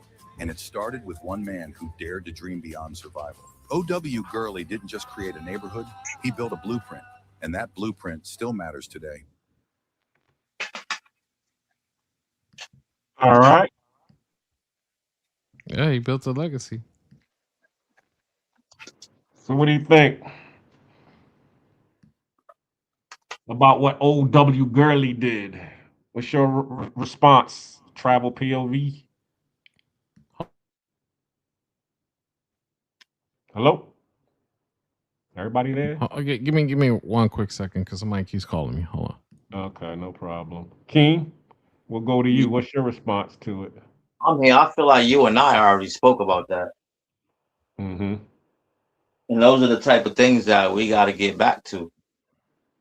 Or even if that wasn't a part of what was the process of building Black Wall Street, we need to start doing some of those things that were happening when it did happen. Mm-hmm. But see, the key thing is this. It wasn't just a whole bunch of people talking about go hard or go home. It started with one man who bought. Yeah. Spoke about that already. 40 acres, and he built it up. He helped out and put everything together. But that one person, I never knew this story, but one person sparked the community, sparked the thing that led to everything. So if we can find something like that, I think we could start it back. I think we have a better chance than ever to have our own communities, our own things, and start building stuff for us. Okay, I agree with that. Now let me ask you a question. Where do you think it would be a better opportunity to do that? Do you think it could be done better in CONUS in the United States, or do you think it would be better if we did it abroad? Hmm. Create a Damn, good question, I brother. think it'll be easier to do it abroad. Depends on what country you're talking about. If you're talking about a black country like Africa or something like that, most likely it'll be easier. Khalees is doing her thing. All right. Akon is doing his thing. He's trying to get as much brothers over there as he can. But when you talk about other things, I know golly, I can't remember anything. I know some brothers tried to do something in another country, it was a Spanish country, maybe it was Nicaragua, I think I was thinking of, and they took their property. Oh yeah, it was in Colombia actually. That was Colombia? Yeah, I remember. They bought a whole Oh. bunch of acres and they started building it up, and then Yes. arrested them. Yes. Was that was Colombia? I Yep. don't remember if it was Colombia. Yeah, But 'cause, yeah. I think it was So B like who did a video on that one. It was either BMT or Andre Love Crossing Borders. I remember oh, watching. okay. So like so we have to be careful and we have to read the laws and we have to make sure like we don't exclude the local people because if you exclude the local people, they going against you. Oh yeah, Yeah. that would make I no know sense. DR a whole bunch of mosques popped up for the I guess the Indian people or something like that and they're actually kicking them out of their neighborhood Wow. so yeah, so they're like, nah, these popped up overnight. This ain't happening. So you have to be careful what you do when you're dealing with locals. So All right. and then plus we saw what Unc Jay did. Unc Jay and Miguel built their own hotel Shout out to and Jay and I Miguel. mean yeah, their Airbnb in Colombia. So hopefully people will see that and spend more on that. I plan to do something like that. Just don't know what country I'm gonna do it in. Right. Okay. Okay. So, question to the board: what is more important, political power or economic power? Oh, of course, economic power. If you're asking me, Economic power, because you could buy politicians. exactly. I've never I mean, seen we see that. Chinatown get And active nobody in any politics, politics. but yet they're able to get whatever they want because of their economic power that they have in all of these cities. Okay. The Chinese, yeah. Have you ever seen any Chinese out there lobbying? No, you don't. No. You see them talking about get the vote? No, you don't see that. But you do see them building these Chinatowns all over the world. Because I can't just say United States anymore because they active here in Panama. You go down to El Dorado, that's Chinatown in Panama. In any corner store bodega, more than likely it's in anywhere in Panama, more than likely it's going to be owned by, as they say, the Chinos. So Yeah.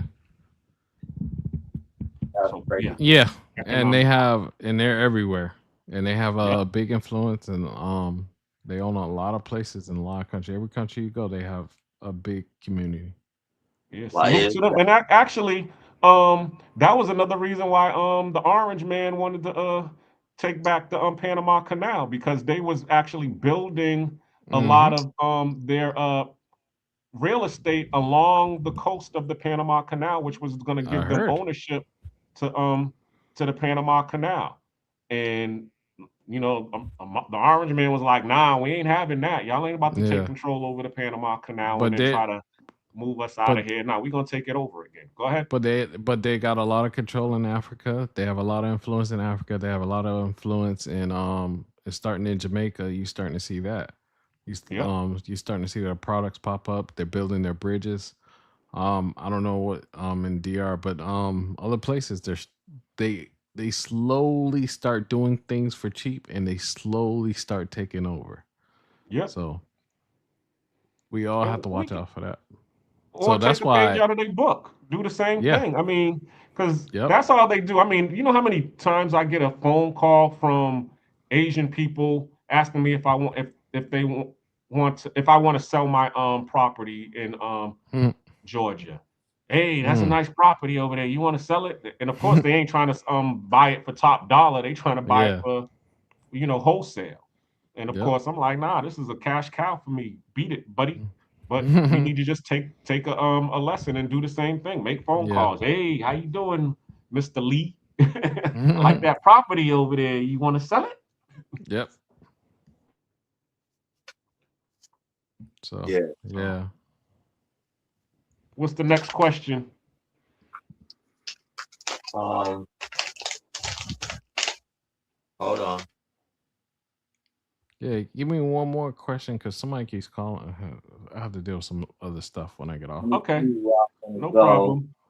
Uh-huh. 'Cause I actually didn't have But an I had to show expression. you some love, man, because I'm like, I'm showing everybody love, and you the one only consistent person. Every Monday I'm not on here, so I need to be on here more. Let's go. Nate the Black clean that every Monday night at 8 o'clock. Yep. Let me Yeah, as I stop said, I'm talking. just trying to put out some good content that people can Yeah, respect. you doing your thing. Especially what happened with last night, because I was on, as you could see, I was on vacation time with Ryan, and Mm-hmm. shout out to Uncle Rico. I understand, he's trying to, stir up the pot a little bit to be able to get people to want to come view, but a lot of times you don't want that negativity. You know what Yeah. I'm saying? And that's what it kind of caused. It caused that negativity. Ronan's in the back, but yeah. The the only thing with Rico thinks one way, meaning like we need to be like him. We need to like do things the way he does. But he promotes the negativity stuff. He promotes all that other stuff. A lot of times he don't have no respect. Me and him got into it yesterday over respect. I told him if I'm gonna show up and I show up with my guests, oh, bring that bitch by. And then it got very disrespectful. So, like, to me, it's like a respect level. And the thing Yeah. is, I don't know what he's trying to do, but to me, if you're overseas and you're doing your thing and you're happy, we got it's love for everyone. You know what I'm saying?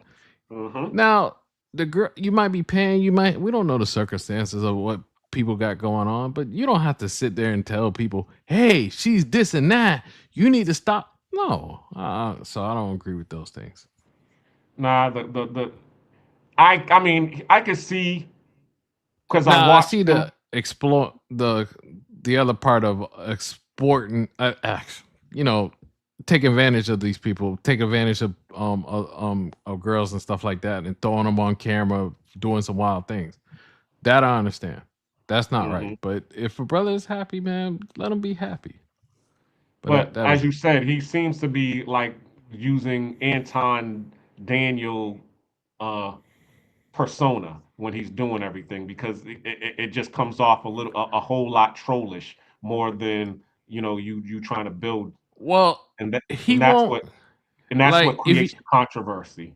if you notice, he only came on Ryan when he only looked at Ryan when Ryan had some controversy. He only looked at other people when they have controversies. He'll never look at my channel because I don't do any of that stuff. So he only looks in that. I learned creek camming from him. Yeah. Meaning, like, I didn't know he kept talking about creek cam. I'm like, what the heck is this? And then I looked it up. I'm like, oh, okay. So it's just like you hang in these areas that are probably not, instead of downgrading those brothers, promote the ones who are doing good. Thank you. And talk There you about go. them. Yeah, so Exactly. that's my only gripe with him. Stop complaining about us, because all he's complaining about. Who's he complaining about? Black people. That's all he's complaining about. Everything we do. So, and it's just like, stop hating on the other people. Roland showed me a way I can make money. You need to talk about how he's helping you. The other Ronan, with the AI Wandering stuff Traveler. and all this other stuff. Yeah, you know, how to exactly. like, because of Ronan, I have a business now. You know what I'm saying? My YouTube is a business. He taught me, you know, you need to make a business. And now when I travel, I have a travel business, which is my YouTube channel. So, Facts. and now I have, you know, so now I have a business, and it helped me on my taxes. So, Facts. Well, yeah. salute But to we you. Go ahead. but we don't promote that. You know what I'm saying? We don't promote that. And that's the problem. We don't promote that. So we promote, oh, stop going over there exploiting these girls. Yeah, nothing but these girls on here. And it's just like, okay, what about the other guys? What look at Ryan. Look what Ryan's doing. Ryan had a mistake, but he's doing stuff that are right. So, and he's getting his health, but he don't promote that stuff. So that was the only thing. What's up, Ronan? Yo, yo, yo. You know me, Hey. I'm in the background doing stuff, so y'all No worries, continue. no worries. I'm pulling up infographics. I'm trying to help you guys out now. Because you know, Okay, great. I like to talk, but at the same time, I like to give you visual facts and base it off of real history. I know you do. And not just coming off the dome. I'm gonna handle a phone call. I might still be up, or I might. I'll let y'all know. But I'll be All right right, back. appreciate All it. right. But if you pull up that first infographics, I did a hypothetical, you guys, and All I did right. this weeks ago, and it went on the subject: if there was no interference from redlining to everything you were just talking about with Tunitas Campbell and all these other things, where would the Black American people be right now? And it goes hand in hand with what you're talking about. So as you can see, the benchmarks don't change until you get to what? The stack shift. The stack shift is that third column over there on the right. Okay. Our population ain't going to change. We're still going to grow on a steady clip. Our income rank changed, right? Went from fourth to second to third.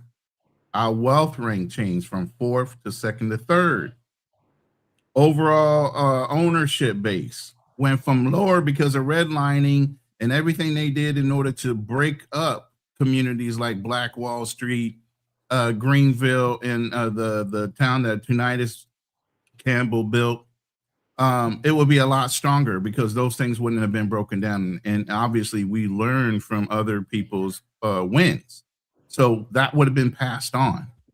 You know, Right. the interracial trader thing, it would be a lot deeper. And then our local businesses, we would be able to keep our dollars in our community a hell of a lot longer because those communities and those businesses thrive from one town to another, to one state to another. We'd have a lot more stronger political power. There's a lot of things to come, like you guys said, with ownership. Because what? The politicians are paid for by contributions. We have deeper wealth pockets. We have more ways of controlling the laws for our benefit that help us. I mean, there's a video that came out back in the 40s, or I think it was even in the 30s. How to sell to the Black community. Literally. I remember that. Old black and white. It was commissioned by the Department of Economics. And it broke down what Black people were interested in, how they like to buy brand names in order to prove themselves. They don't like being sold. They like being, catered to, and all these different tactics in order to get, back then, trillions of dollars of spending or billions of dollars of spending. You know, and it still goes on to this day. We're one of the highest communities in spending, but we don't have a lot when it comes to our own ownership, and they know it. And that is the key, like you said, Ronan, ownership. Just like we said, ownership. Ownership, ownership, ownership. That's the starting process. So, Unity. hold on. Unity, then the process of ownership. Yeah, but see, I'm working on some things right now. There's some blueprints back here, and how we lost that unity, and whether we can rebuild the playbook, especially now. A lot of egos going on, a lot of things going on, that HBIC type of thing. I'm the head nigga in charge type of shit. Going on. That crab in the barrel mentality kind of shit. where other cultures come over here and they don't have that. Well, why is that? It's because of community They come survival. over here They with already understand what They're community coming over here survival with a is. mission. We've been here. We've been able to do that. We've proven we could do it right after the war, you said, with Tunitis. Exactly. But they saw that, identified it, and started trying to do what to us specifically, where they don't do it to the immigrants coming in. Mm-hmm. Matter of fact, they bring the immigrants in to compete against who? Us. Us, yeah. And we still can't see that shit. It's not even funny, right but in your face, right? It's right in your face, and you don't see it. it's dead in our face. It's crazy, man. And actually, now would be a great time because they're saying with the advent of AI coming in, it's now has leveled the playing field because nobody knows anything about AI, and AI is about to take over. Bruh, I'm So 58. the first I'm over people to here be- learning every which way of using Claude code, automation, all this shit. I'm 58. I can see the writing on the wall. I don't know why you young guys don't see it. This is the way, and this is the quickest way, and they say it all over the place. More millionaires are going to be making in the next 5 to 10 years if you can get your arms wrapped around AI than any other type of business. That's facts. Because I remember in 1999 when the internet just became made to the masses, and everybody who transferred from whatever career that they was and went into IT, all of them is doing well, very well right now. Well, I came from the IT field. Mm-hmm. Right after I got in the Marine Corps, I was in the Marine Corps. I was fixing computers, from fixing teletypes. I jumped over to computers. So right after that, I got out and I started working at CompUSA. Went all the way through that into government sales and executive sales. Went through that company to Icon, started selling network infrastructures, and this is way before the shit even took off. iPhone was owned by freaking Cisco Systems, not Apple. Apple brought that fucking name from Cisco Systems. iPhone stood for IP phone. That's when they first started doing network infrastructure where you can do a 4-digit code and call through the backbone of the telephone system and your router to any location globally that you had a location in, and you had that same system set up. You can do a 4-digit code and call Russia if you wanted to.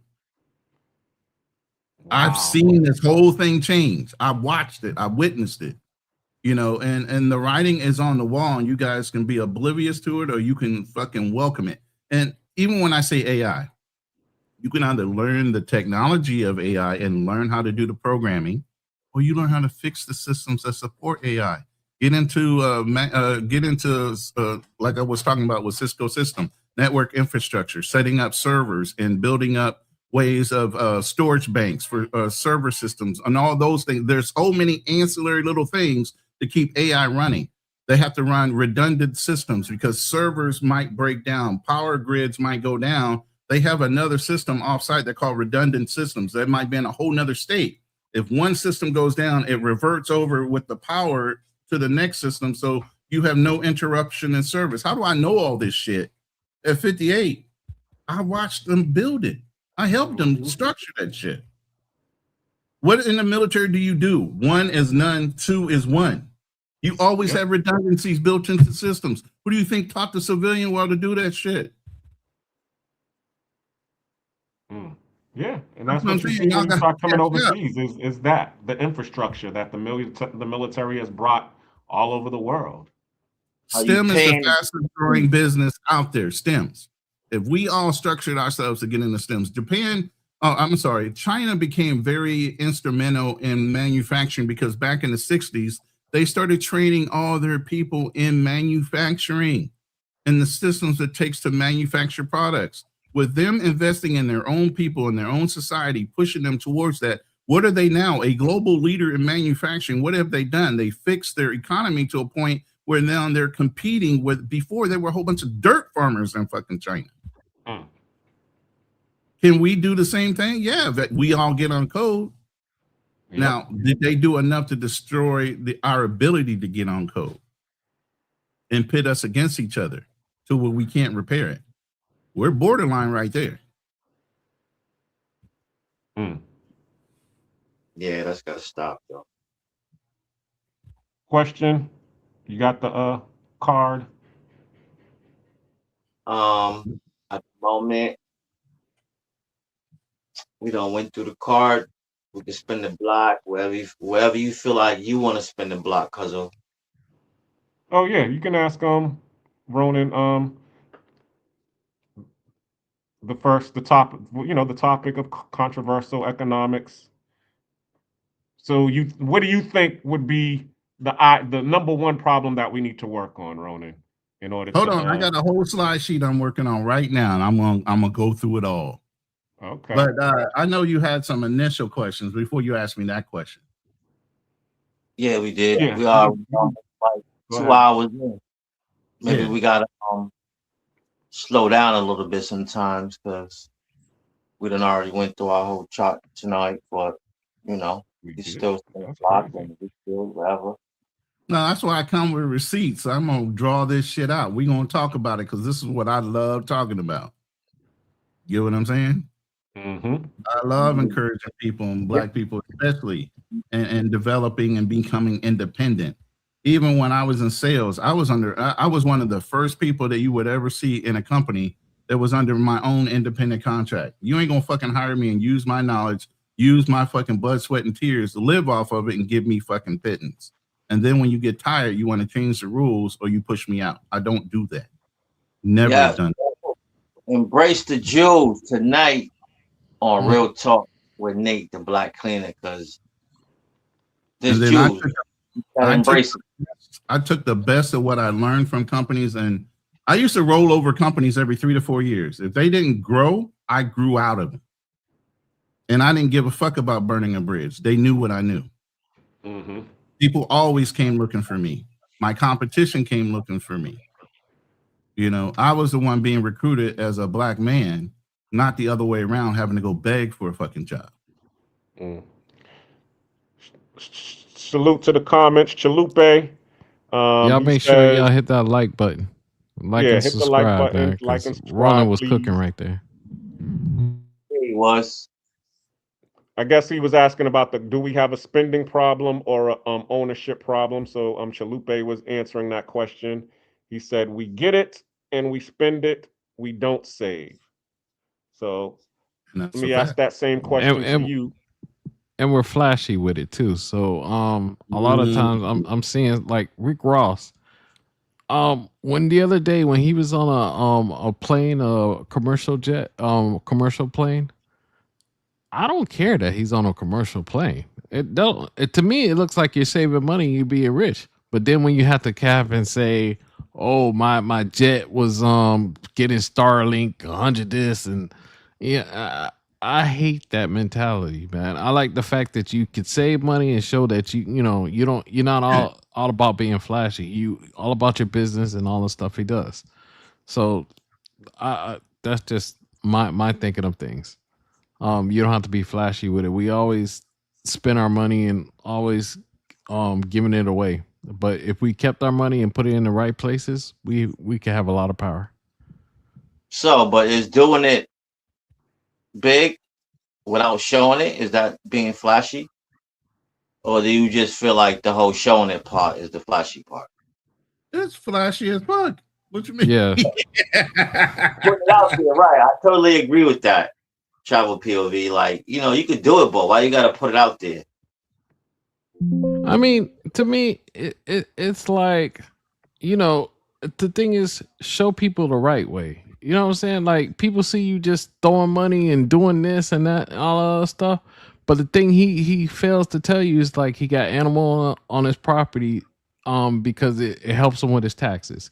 He bought the property where it is because it's it's like a business and all the stuff he's going on. He has the right idea. He owns a whole bunch of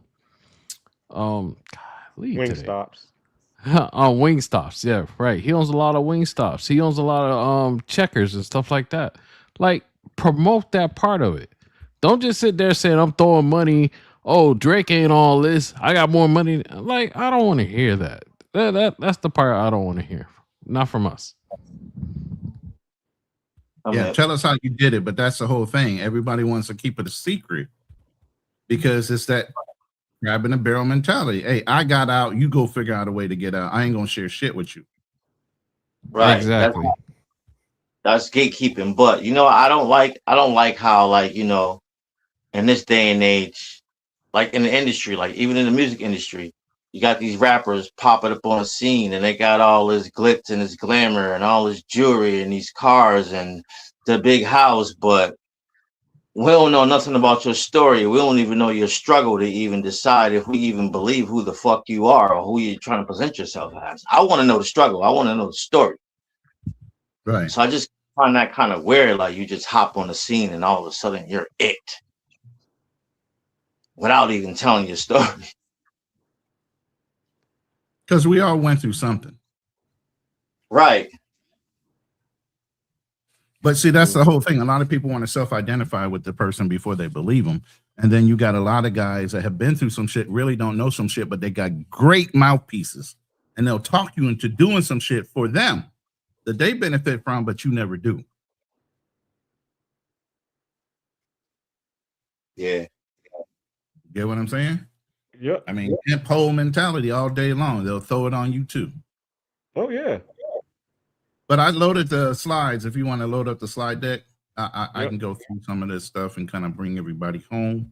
All right. But y'all do your thing. I'll be in the chat. Keep going, travel now, man. Keep your ass up here. You just go do your thing and wouldn't. Hey man, you know I go to bed at 10. Rhoda, we only spend like 15 minutes on the pedal. I go to bed.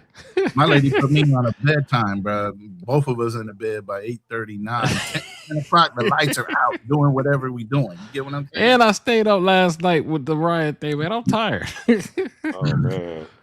Yeah, that one was crazy. Yeah, so and salute I to know Two Carl's Tone. gonna come up on here too. So Who's coming he's on? in the chat. Carl B. KB Yeah. textbook. Oh Lord, we about to have a debate. Nah, we shouldn't have a debate. All right, Debate. y'all do your thing, but I'll be in the chat for a little bit. All right, Right. hold on. All right. Let me get Kate textbook up in here. Salute the textbook. But yeah, I put the slide up there. Yeah. Take down that comment real quick so everybody can see the whole slide. Hold I on. want your emotional content. I base it off of this June 19th, right around the corner, right? So Yeah. we're talking about Juneteenth, the Juneteenth, last part of the slaves that were liberated out of Galveston, Texas. They Yep. didn't know that the war had been over. Yeah, exactly. Ain't that like some? Ain't that like some white supremacists? Yeah, absolutely. Them dumb niggas don't need to know shit. Shut the hell up around this area. I'm sure if a white person came in, was even talking about that shit, they shoot his ass right up out the town. No, you need to keep moving. This is sundown town as far as we're concerned. Mm-hmm. Hold on, I'm trying to. Oh, KB ain't on here yet. Okay, let me get to the comment. Well, it says Carl. It's got his government name in the chat, but I don't think he came up on the back. He's not in the back. Salute yet. Bobby Okay. Coltrane, Imam Perry. A lot of guys are piling in here. Hey man, we're going over some important information about our history. Is Juneteenth month, so get into the conversation. I'll drop the link in our chat in a little while, but I wanted to cook here for a while with my brothers Nate and Cool King, aka the Black Cleaner. Yeah. Who's that right there? Salute to Ethan Perry, saying good evening, brothers. The slide is available now, right? Yeah, it's available. It's just that if you could take that one comment down, that way they can see the whole slide. The comment. Just hit it once where it says hide it or unselected. Yeah, hold on. I thought is it? There it is. Yeah, there it is right there. All right. Yeah, see, there's some important emotional content at the bottom of that. So basically the lost blueprint. What helped us back in the day was it was built out of necessity. We knew we needed to get it done. We needed to get it out the mud. We've been getting it out the mud the whole time we were fucking slaves. So, things are always born out of necessity. And that's the biggest thing with this slide right here. We were people that knew how to bring things to light that needed to be done. Even if you look at our inventions with the cotton gin, the cell phone, these are all conveniences out of necessity that we wanted. Yeah, think about that. Think about how we build things and how we patent things. We build things to make what? Our lives easier. Life a whole lot easier. And our people are famous for that. Here's your boy Tunitas Campbell. I needed to bring him into it, structuring the architecture of a Black self-government. You know, and nobody could touch that for a while. And that angered white people. Why? Not more than a couple years after what? Slavery was abolished. Here you got a whole slave and an intelligent community that was able to establish something and stand 10 toes down by themselves. They didn't need no white people to help them do shit. Excuse my friend. And actually, they actually took, once they jailed him, they took all of his documents and used it. And used them because it was the archetype of what a city should be. This is what I'm trying to.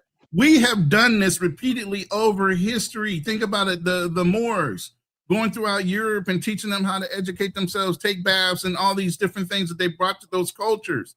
Then all of a sudden the Moors disappear, and all of a sudden they're the originators of all this technology and smarts and citizenship and how to set up aqueducts and all these things, right?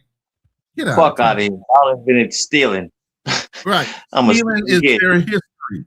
Stealing is their history. The French, nasty ass people. Why do you think perfume is perfume? The French were nasty ass individual people. They didn't know how to. They was shit right there on the streets. That's why they had those big ass dresses on, because they literally was shit and piss right there where they stood. All right, I don't want to disrespect any race. I'm just saying these are the type of people that are sitting there trying to say they're superior to us. Yeah. Right. Ain't no way in hell I would believe that story. Knowing the true history, not what they're trying to teach me. You get what I mean? History. We talk about this all the time on different panels. You know, this is the other thing. Black Wall Street was one. There's so many other. Greenwood, you know, Kansas, North Carolina. We had cities all over the country right after the war, that were successful. Madam C.J. Walker utilized and took advantage of people wanting to have their hair straightened, especially Black women. She went into the beauty industry. Billions of dollars, huge mansion, thousands of people working for her. We are right next to Rockefeller on identifying issues and drilling down to a solution. That's what we come from. That's our people. We don't work harder. We work smarter given the opportunity to. So do you feel like because our history, our true history is not put in books, right? It's not put in books and not read about.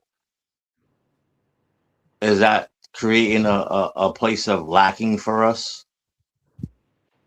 Yes, absolutely, because we always got to pride. You can't have pride in something you don't know about. Yep. You can't stick your chest out and beat your chest about shit you don't know about to say, nah, we ain't gonna let this happen again to us. So we dismiss that shit so that you can't have an uprising. Why the hell do you think they even had a slave Bible back in the day? They had a slave Bible to pull out all the uprisings that was in the Bible to subdue the servants into believing in God, but yet and still not believing that God will allow you to rise up against the people that are oppressing you. Right. No, they left in the parts that allow God to take revenge for you, while white people are doing all kind of fucking unmentionable shit to us. And that's the mind fuck.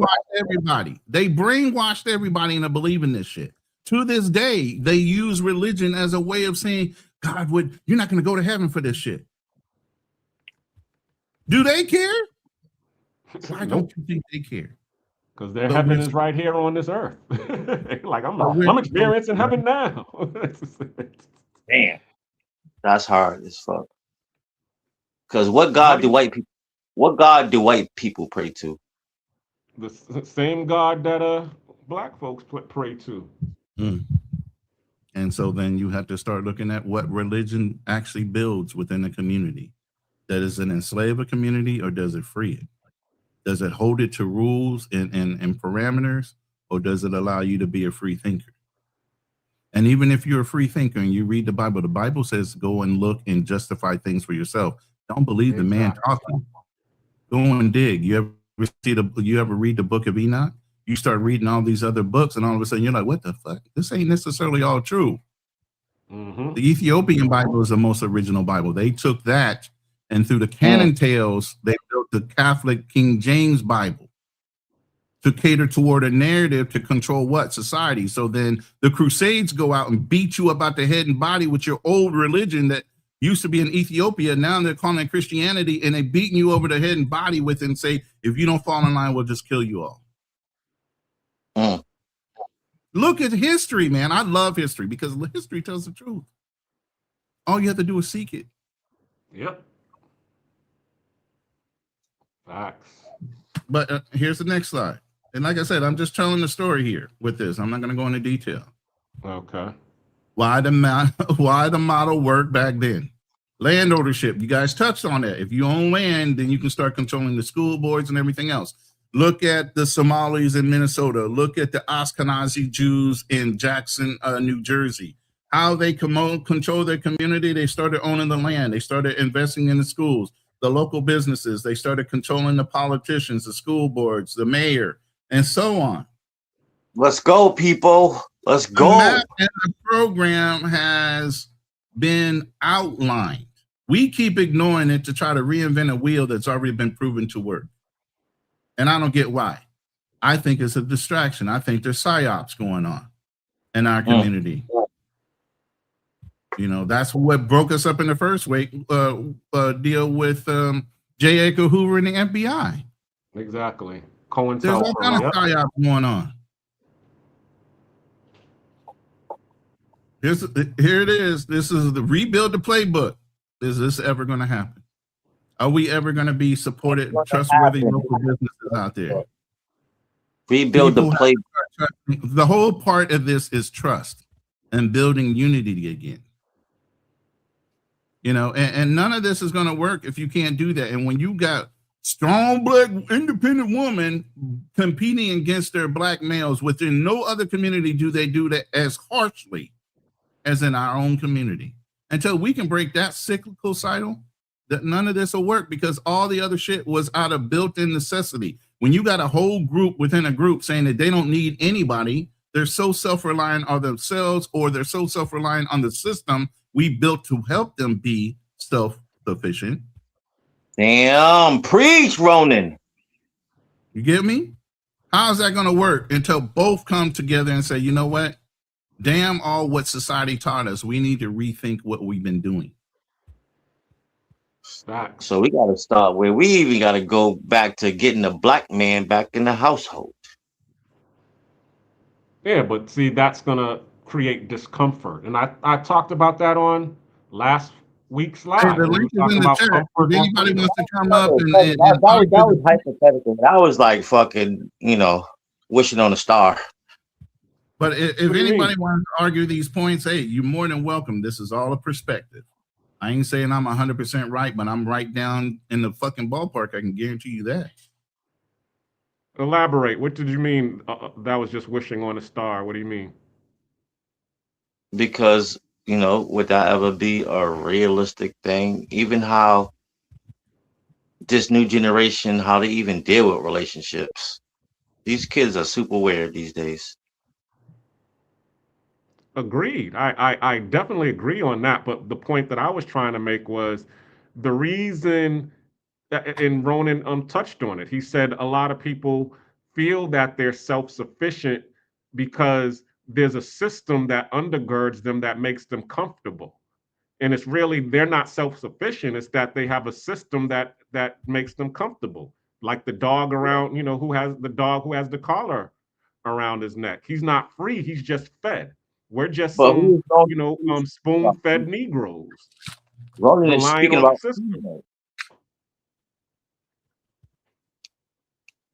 Was he not? Was he speaking about females in that? Yeah, I was talking about unity, but in order to rebuild that unity, you have to have both parts that want to come together. Yeah, but And right they're gonna now, have to. one part that is so bent on being so independent from the other, they're not willing to open up their minds and get back on code to where we work together again. All right, so Because it's going to create what I was discomfort. saying, and I'm gonna land when I fin. We need to even get back to black families. Period. Black families. Period. You don't have to start with the dad, but our family economics these days are way messed up. Hey Donald, you can hit that link, brother, because I don't like simps in the fucking room, bro. I swear to God. Get up here and justify what black women are doing. Don't sit there and talk from the chat. Get up here and say it with your chest. Oh, I already said it. No, he's talking about somebody in the comments. They're keeping black. Why do black men put down these instead of elevate black women? We truth to know perspective with we need facts and truth. Okay, I just gave you a whole bunch of facts. Show me yours. I was trying to answer a question. Well, I feel like I'm getting attacked. Sorry, not you. No, Cool. it wasn't you. It was the comments. I'm talking to Donald. Oh, that's the comments. Okay, my bad. My bad. That's in the comments. I'm jumping ahead of your reading. All right, let's go. Because I can't see the comments. Right. Call B, I'm in the lobby. Oh, Call B's in the back now. All right. Sorry about that, bro. Here we go. Textbook. Shout out to you. I'm coming to get you. And that was the last slide. But basically, this is the outline. And that's the only way. But it also leads back to what? Land ownership. True. And enterprising. Starting black businesses that are supported by black people, keeping our dollars in our community longer, and ownership. Then you can start sponsoring the local government, the city board, the school boards, and so on, and you can start having an effect on what your kids are being taught. And I'm telling you right now, all of us should be in STEMs. Science, technology, electronics, math. What? Go ahead. Well, what's up, guys? You know, I don't typically drop into lives. You know, on weekdays, not really. I'm usually studying. Oh, okay. But you know, I saw the link, and I'm like, oh yeah. You know, I think this is a really now. good topic. You lit that fire under your ass tonight, huh? Yeah, I mean, yeah, I think it's a good topic, and you know, I don't really get an opportunity. I feel like people nowadays, you know, they're so unserious. We don't ever get real opportunities to talk about like topics of substance. So yeah, you know, I had to drop in. All right. So give us your point of view from what you heard so far. I would say it's a lot more radical. You know, me and you, Ronan, we usually clash on this a lot. I don't think it's necessarily people starting black businesses that it's going to get the community out of it. I think black people need specific programs from the government to actually get these things off the ground and to make it work. You know, I don't think there is such a situation where you can do all this without government, because you know, other groups of people didn't get here without government either. Right. But you know what, Carl? I agree with you. And you know why I agree with you? Because the Somalis have done it, the Ashkenazis have done it, and so many other communities, immigrant communities have come in, leveraged the different programs, grants, small business loans, all these other things in order to establish themselves in their community. And because we're so entitled as a people, as I'm talking black Americans all together, we ignore some of those plans and policies that are sitting there right in our face, and we don't use them. Well, I mean, I wouldn't say that black folks are entitled, like the Hispanics here, for example, down here in South Florida. You know, I think it's a Hispanic that owns our Aventura Mall. You know, but when the Cubans first got here, they got allotted something like $5 to $10 billion, and they were even given free rent and a bunch of programs. We had black people in South Florida who were living in poverty, who did not get those programs because the U.S. government was just trying to make a point about communism. Nowadays, if you really want to get into some of these programs, it's either really, really difficult to get in, or you're going to need at least $500,000 if you're looking to open up like a restaurant or open up some kind of like community center. Like, you need some serious money. Didn't used to be that way, but we're in like a new age. Like to give you guys an example, like those there was a property that we were looking to buy down here in South Florida in like a pretty cheap area, right? And the property itself, and this is just like a rinky dink little restaurant. You walk in and it looks like, you know, one of those 1970s, 1980s style dive bars. Smells like shit a little bit. And it's on a strip, and it's got basically a 3 or 4 lane, you know, street running through it. That property is like $1.2 million. So if we want to get into that or sink any kind of capital into that, we're talking $500,000 at least that you need just so that you can get it off the ground.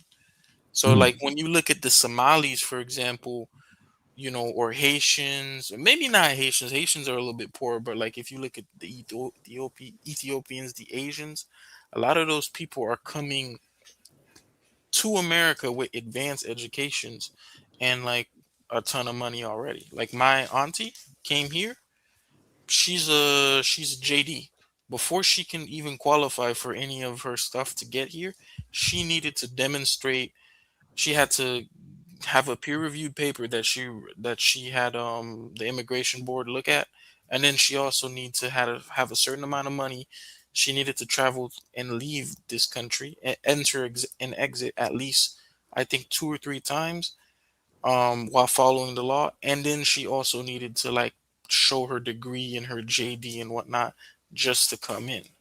So you're not dealing with like average people coming out of Haiti or average people.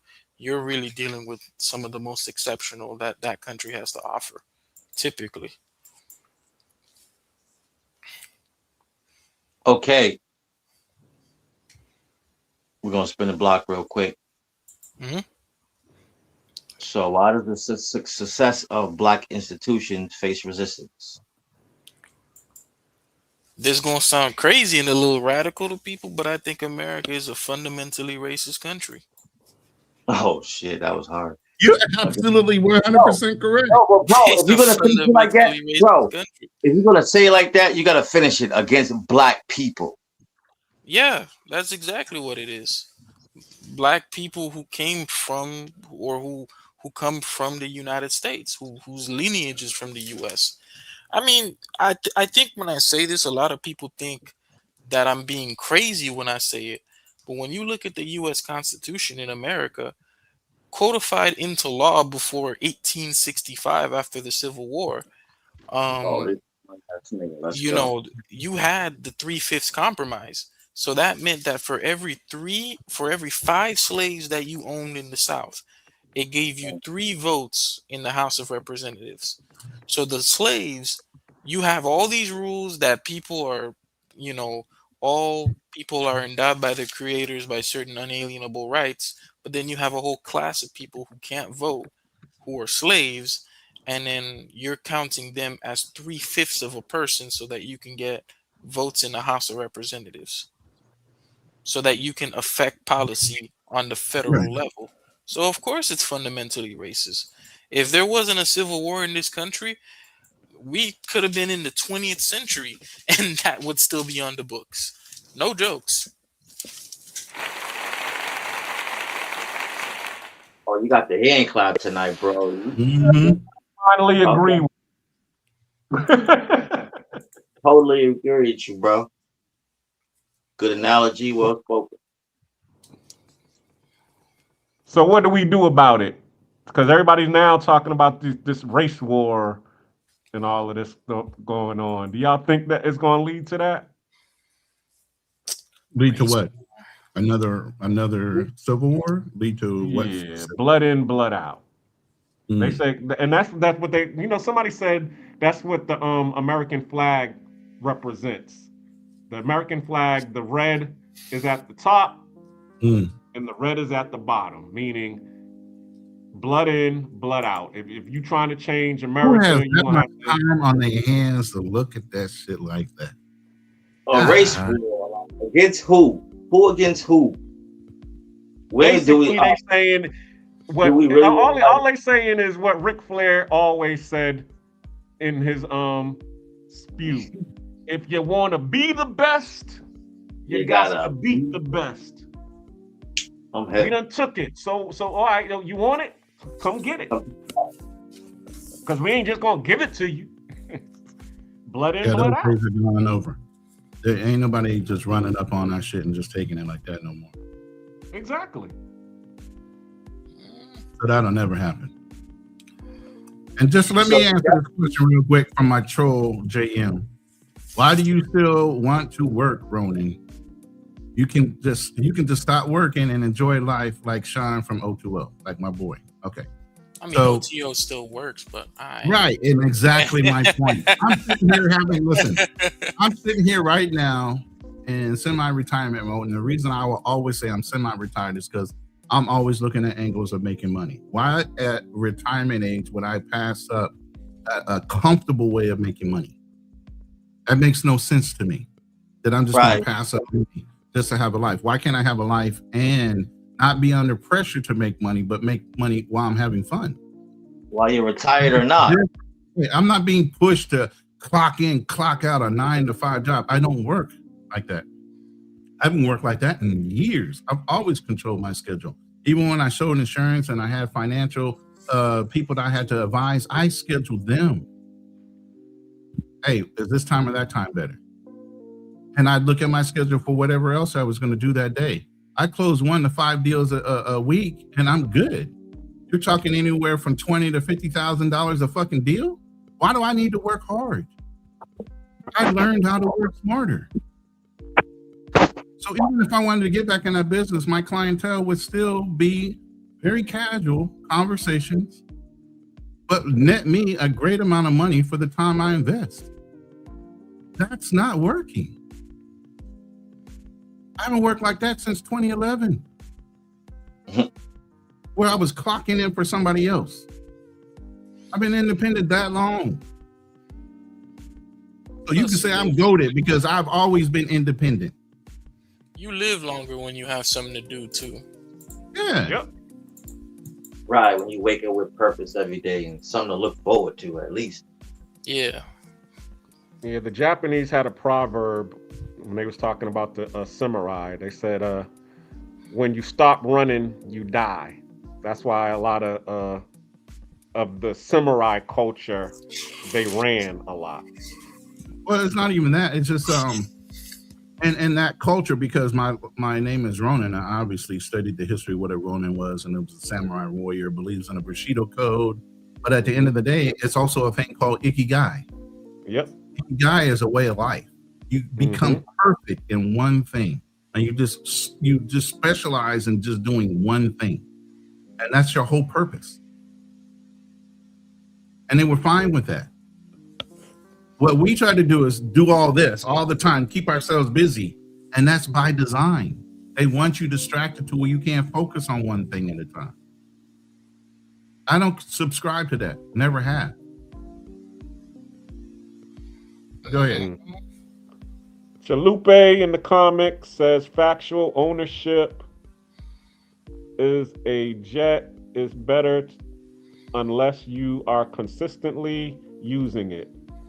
I have X that pilots private jets. Okay. Shout out to that's you, Carl B. I love this topic.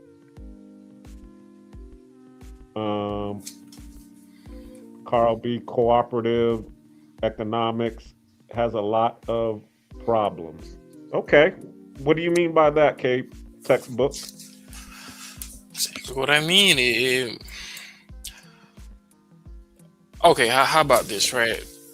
You know, you guys remember, I like to give this example, like you guys remember Big Baller Brand?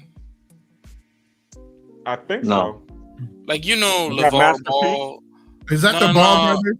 Yeah, like they're in the NBA, LaMelo. Yeah, they had the tennis shoes. Yeah, the three brothers that the father. And then, you know, so he was selling this shoe for $1,200. And, you know, $1,200. I swear to God, I'm not kidding. You know, because you could buy at the time you could buy the Currys for like two to 300, and then he was trying to sell the shoe for 1,200, and you know, the shoes were shit. So he gave the shoes to his kid, and he was running in them, and the shoes kept tearing. You know, and eventually every game he would just take off the shoes, and I know the middle one, I forgot his name, but he would take off the shoes, and he would put and then he would just put on some Kobe's, and then and then the youngest one, he signed with Fila, and he's wearing their shoes now. You know. Oh, okay. So you're talking about LeVar Ball? That's who. It's not. It's not. Yeah, it's not necessarily. Well, about he was the him. original person trying to run it. That was his. He was the father of the three sons. Yeah, like the issue wasn't with LeVar Ball himself. The issue is, you know, when you buy a shoe from Adidas, the white man or the German man, whatever you want to call it, and you don't like the shoe, you just call Adidas and you say, hey, this is the problem with my shoe. You send it back and they send you another pair, or they refund you your money. But this shoe, it's $1,200, and if you want to call somebody because the shoe ripped in two, nobody you can call. Wow, that's crazy. See, I didn't even know about that, because even with Timberland, he said it on the podcast. Same thing. There is a warranty with Timberland that if you have any problems with your Timbs, you can call them and they'll replace them. Yeah, no problem. But the nerve of Even this if they is- wear out, they'll replace them. Listen, the audacity behind all this is he didn't have a son that was a Michael Jordan. He wasn't a Michael Jordan himself. But yet and still he had the nerve enough to offer a shoe brand with the prestige as if they were all Michael Jordans that he raised. I mean, I commend him looking at it now. Okay, so the eldest one's a fuck up, but like, you know. Alonzo or the other one? The one that got caught in Korea or wherever for No, stealing and was about to get canned? So he got a full ride to UCLA, went Mhm. overseas, got caught stealing some glasses, which was crazy because he was rich. So I don't know why he was stealing. So he got caught. And at the time, Trump. It was back in 2018. Trump actually got him out of jail in China and back to the U.S. So, but like the two sons, they're doing really well. They're millionaires. The youngest is doing really well in the NBA right now. So, I mean, he's got some accomplishments. Two sons in the NBA.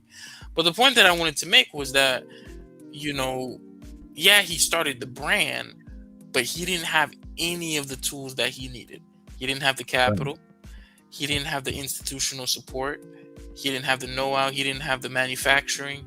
He didn't have the customer service. He didn't have, you know, the shoe technology, you know, where he can go to get it manufactured. He didn't have any of those things, right?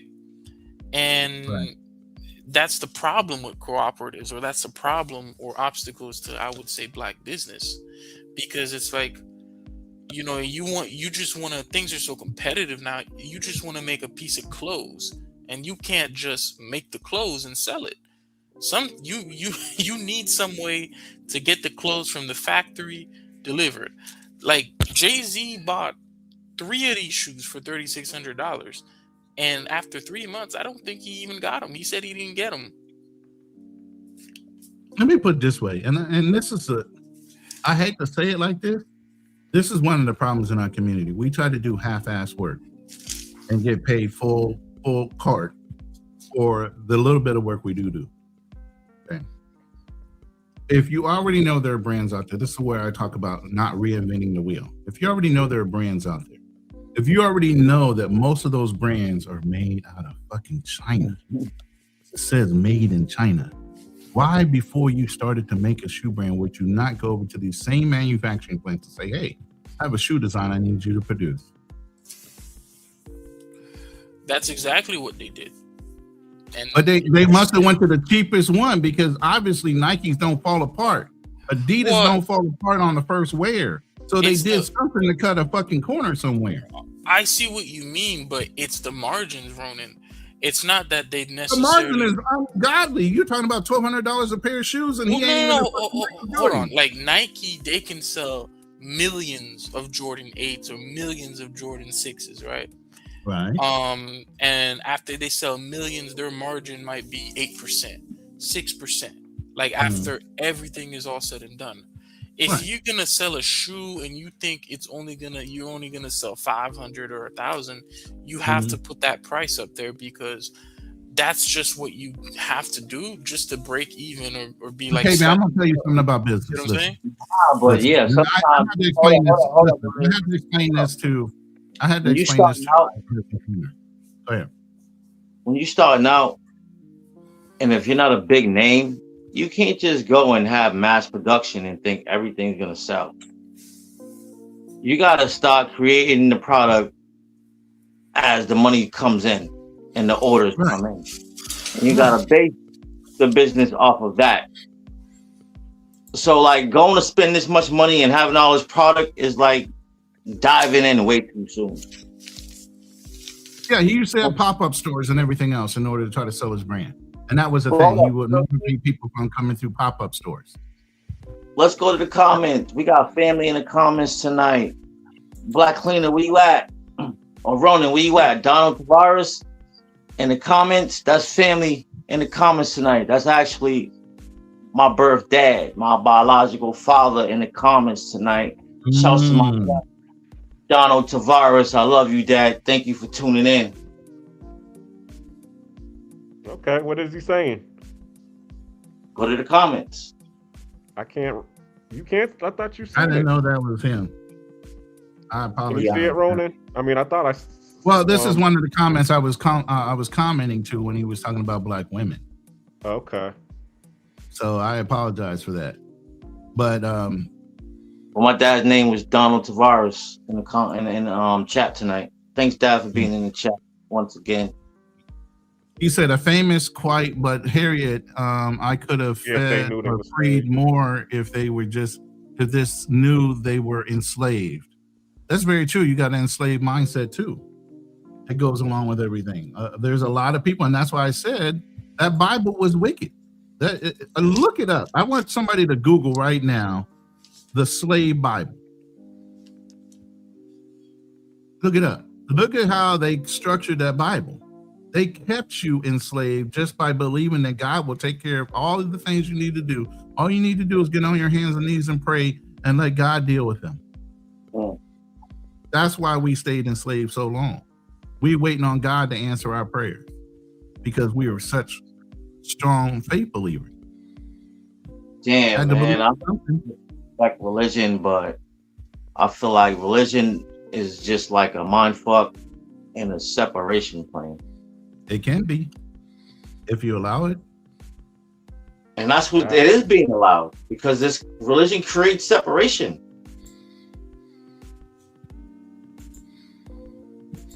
Of course. I mean, there's a lot of doctrine that creates separation. So it's pretty much, you know, as I say, anything in its raw form can work. It's what happens when you have the people that's on top who have ill intent controlling it. For example, I mean, capitalism, it works. But when you have other people that want to adulterate it and, you know, make only a certain class of people win, then guess what? Capitalism doesn't work. Same thing with these religions. Okay, Christianity works, like what he was just talking about with the Ethiopia Bible. Okay, the truest and the rawest form of Christianity works, but then when you have somebody who comes and adulterates it and gives you a slave Bible, now Christianity ain't working. So it's really about the mindset of the people using it. What are their intents? As they said, the road to hell is paved with good intentions. And with that, I land. I wanted to get back into the conversation with the Black Shoe Brand and the Ball Brothers. Go ahead. So what I was trying to say in that respect is you have to look at your margins, and that's true enough. If you're charging $1,200 for a shoe, but you're only trying to give the manufacturer a 10% mark for producing the shoe, that's a ripoff. The producer is not going to give you a good exchange rate. But if you're saying, okay, look, I'm brand new in the market. I know you produce Nike and some of the other brands in your manufacturing warehouse. I'm wanting to sell these shoes at an exclusive deal based on the fact of my 3 sons, and give them a history. You got to sell things to people and the ideas behind them. Look, I'm going to mark them for $1,200, right? It's only going to cost you maybe, $5 to produce the goddamn shoe. But I'll split with you the profit 50-50. $1,200 shoe, you give $600 for every shoe you help me sell. What do you think the manufacturer is going to do besides be well motivated to produce them shoes at a rate that they will sell faster and they will actually be of good quality? If he's getting $600 for each shoe he makes, way more than he would get from Nike or anybody else. Let me finish running my struggle. Let me finish.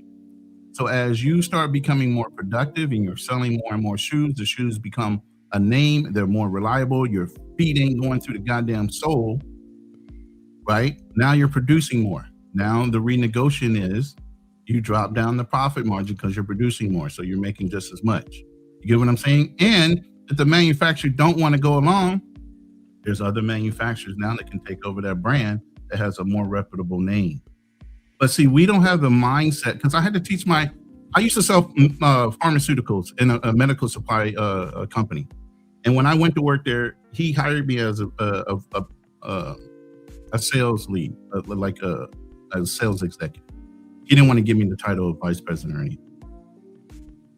He hired me under contract. I said, look, at the end of 5 years, we're going to renegotiate this contract. When I went in, I was just selling medical supplies. I saw he had a pharmaceutical license. I said, hey, why aren't you utilizing this on deals? I don't know how to use it. What the fuck? Okay. So I knew government contracting coming out of government. Went and worked some deals. And his first deal for pharmaceuticals was for $300 and some thousand. At that point, I took 35%, right? But he always wanted a 30% margin or whatever markup on his profit. I'm like, look, sometimes for volume, you have to drop down your profit margin. And I had to explain to him why. So long story short, we came up with a flu deal for the state of California. Small business owners get an advantage. Why? Because, we're not as big as those major corporations.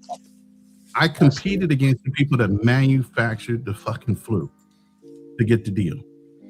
I asked all of them to give me their best price on that volume. And they did. But guess what I knew? I knew the history of the deal had to be documented and it was accessible to me, so I could look over the history of the deals that were made before this one. And I knew what their market was on their profit margin based on the prices they gave me. So when I went to go make the deal, I structured it at a 5% profit margin on $7.5 million worth of product. My boss is like, why the fuck are you doing that? Blah, blah, blah. I'm like, dude, you got to win the deal first. Something from nothing is nothing. Win the deal, and I'll tell you how we can restructure the deal afterward. Just focus on that first. Let's win the deal. All right. So we put it in at 5. We won. Why? Because I knew most of them were going to market at 8 just to win the deal. Well, now I have a signed contract on hand. I have a guaranteed price from them, but I said, look, there are 3 other manufacturers in this fucking deal. I'm going to go back and ask them their best and last price on this deal since it's signed and it's guaranteed through us. Give me your best and last price. That 5% went to 10% on our end. And we pushed the product out. The only small company in the state of California ever, a small Black-owned company to only provide $7.5 million worth of flu to the state of California. And I did that through a small company. That's why I'm saying sometimes you got to look at the bigger picture.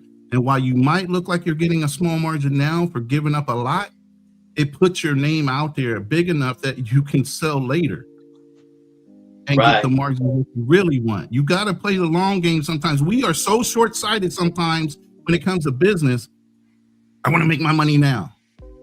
Right. That's So, the in way. layman's to everybody listening tonight to Ronan is he basically saying is just because you spend 6 don't mean you got to make 12.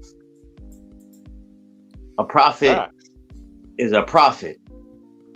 You know, it's funny that you said that, because there was I need to find that reel, but there was somebody that was talking about that. He said that most businesses, they only make 20 to 25% profit on their margin. But a lot of times, you know, Black folks, we're used to making, you know, 100% because, you know, we're coming from the underground economy. But when you get above board, no, everybody above board is only making 20 to 25%. Anywhere from 25 to 40% margin, depending on what you're doing. Labor cost for us was about a 40 to 50% markup. Everything out. Yeah, that's what I'm saying. Even if they're paying, and this is where I even took it to another level once I was being executive at certain companies. We knew if we hired somebody at 100K, we needed them to produce over $1 million worth of profit in a certain amount of time to pay them the 100K. So even though I'm paying you 8K a month, I've made way over that the fucking higher you're at. You get what I'm saying? So then are you selling yourself short for working for somebody? No. Go get their experience and go work for yourself once your name is out there. Because I jumped from company to company. I told you every 4 to 5 years I left a company. But my reputation was out there in the industry. So it didn't matter what company I jumped from, I pulled all my fucking clientele with me. Because people buy from people first, not buy from companies. But people don't listen to the lessons that are being taught. Well, hold on now, Roman. They were offered a deal, a big baller anyways. Navar was offered a $10 million contract with Nike. And 10? Yeah. I think it was $10 or $20 million to produce the shoe. Annually? Or just one time? I think it might have been annually or maybe one time. I don't know the structure of the deal. To be honest with you, I wouldn't be surprised if it was like a record label deal or something. But you know, predatory. But he said no. But that's kind of what I mean. It's not so much that, you know, it's they're dumb businessmen or they don't know. I don't think, you know, or they don't know how to operate or that they can't find someone to tell them.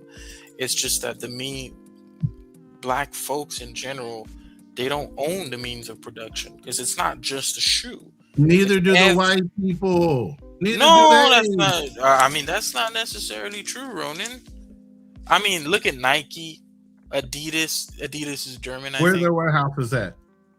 I think Adidas has some in Germany and China, spread out. Yeah, all over. So they geo-arbitrage there's the fucking labor. They geo-arbitrage the labor. They build a big warehouse. They fill it with the equipment they need, probably at a reduced rate. They probably bought the low-end equipment they needed from China or wherever that was close, locally sourced. They can get it repaired quickly, and they fill it full of Chinese workers at a low rate. Of course. Of course, but you know, when you but you know, just to kind of get something like that started, there's a very good reason why, despite Michael Jordan being China gave them incentive to build that generation. warehouse. Wait. China gave them an incentive to build that warehouse there, so they can get the business and the workers fulfilled there. So there's advantages when corporations set up somewhere, tax advantages. You know, I'm not saying there aren't advantages. I'm saying it's a matter of ownership. There's a very good reason why Michael Jordan didn't produce his own shoes. He just had a deal with Nike to get those shoes out because the apparatus just wasn't there. Why compete against it is really the question, if he didn't have to. Well, true, but if we want ownership, where the idea is ownership, that's how it is. It's like the music industry. All the artists are Black, but everyone who's running the actual operations and the industry of music is white. Sony executives. Yeah, but Michael Jordan, at the end of the day, still owned his name. He gave them the rights to use his name for that brand. Of course, and he was very well compensated.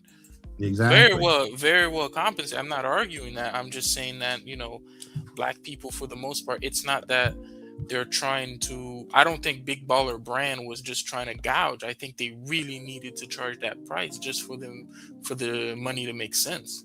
Because you can imagine, But how are they going to be able to AB, come how up? long did you follow LeVar? LeVar had a big ass mansion before his kids actually made Yeah, it. I know, but that He was we're spending money lavishly on his word.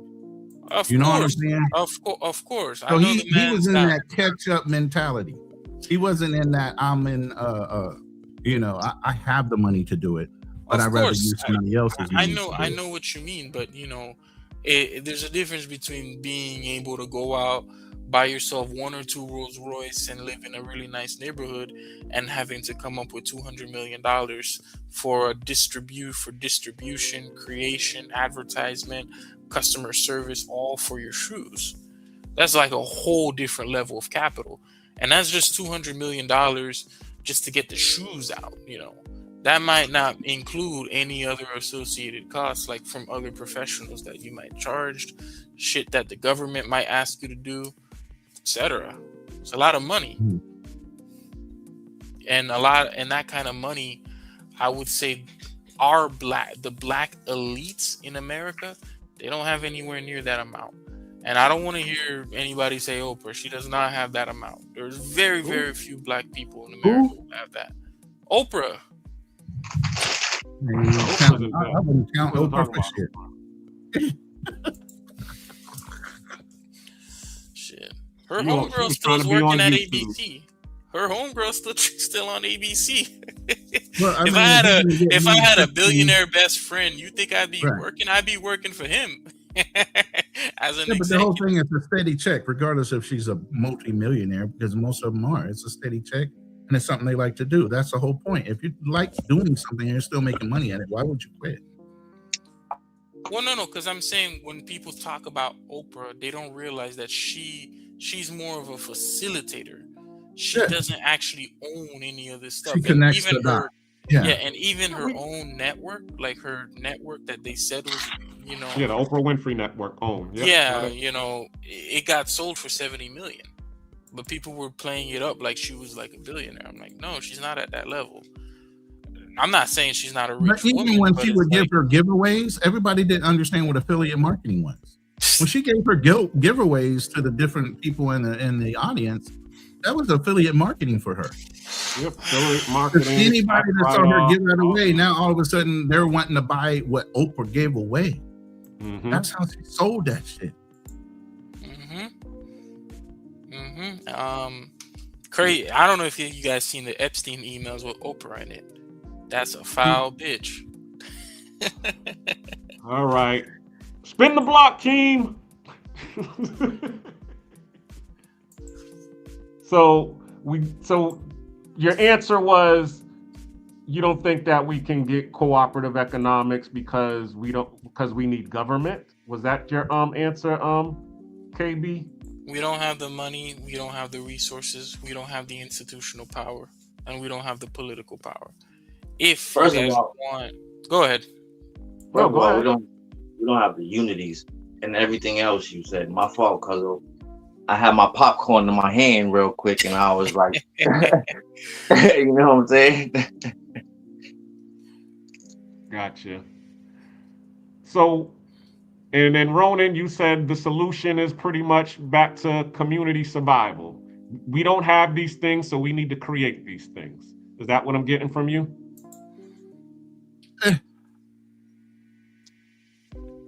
For me, like I said, if you want to keep the dollar in the black community, it has to be at a point where the black community rallies around the product, and that means everybody has to be on the same fucking page. For whatever that product is, it has to be placed at a certain price point.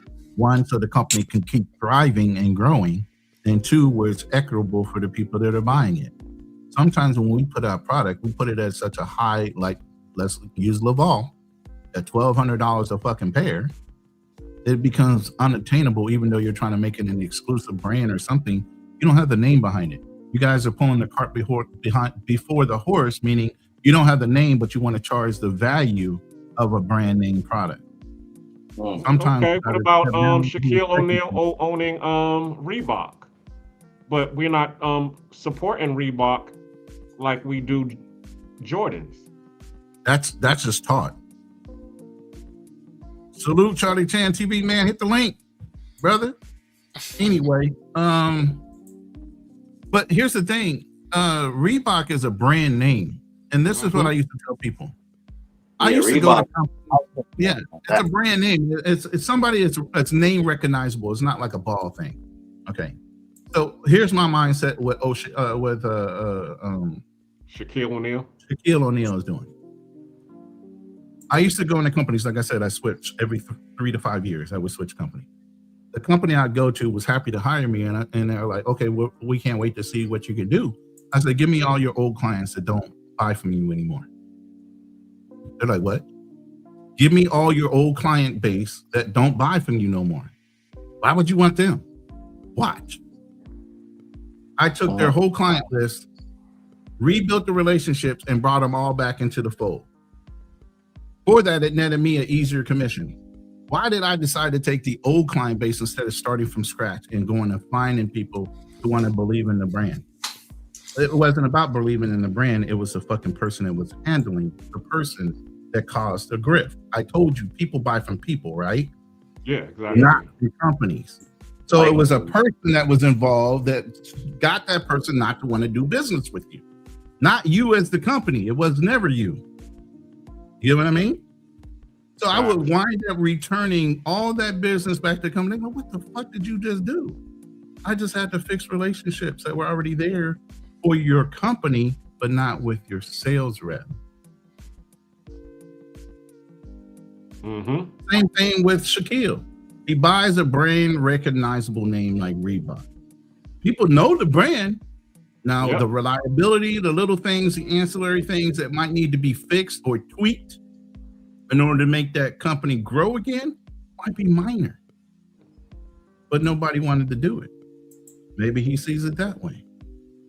Hey, it's a brand recognizable name. I can do some things.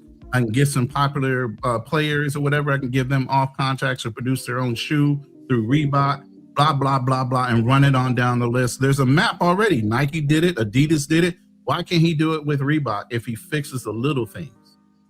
Yeah, same thing with Papa John. Right. He took over Papa John's because the brand was tarnished. I forget the old CEO. He basically like I said, all of that. A name recognizable brand. When you buy name recognizable brands, if it's a relationship thing, if it's a whatever, you can identify those little issues and fix it.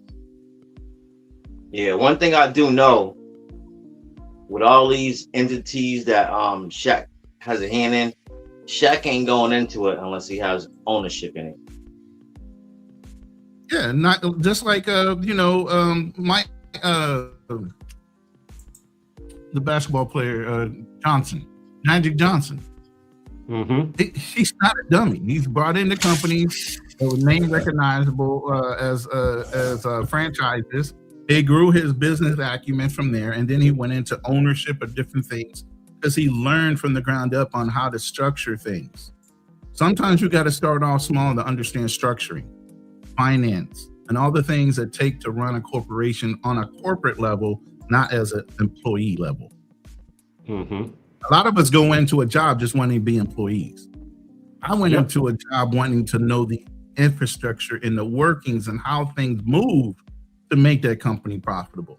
And as I started learning as in the executive branches I was in and all the different, I was like, dude, I could do this myself. What the fuck?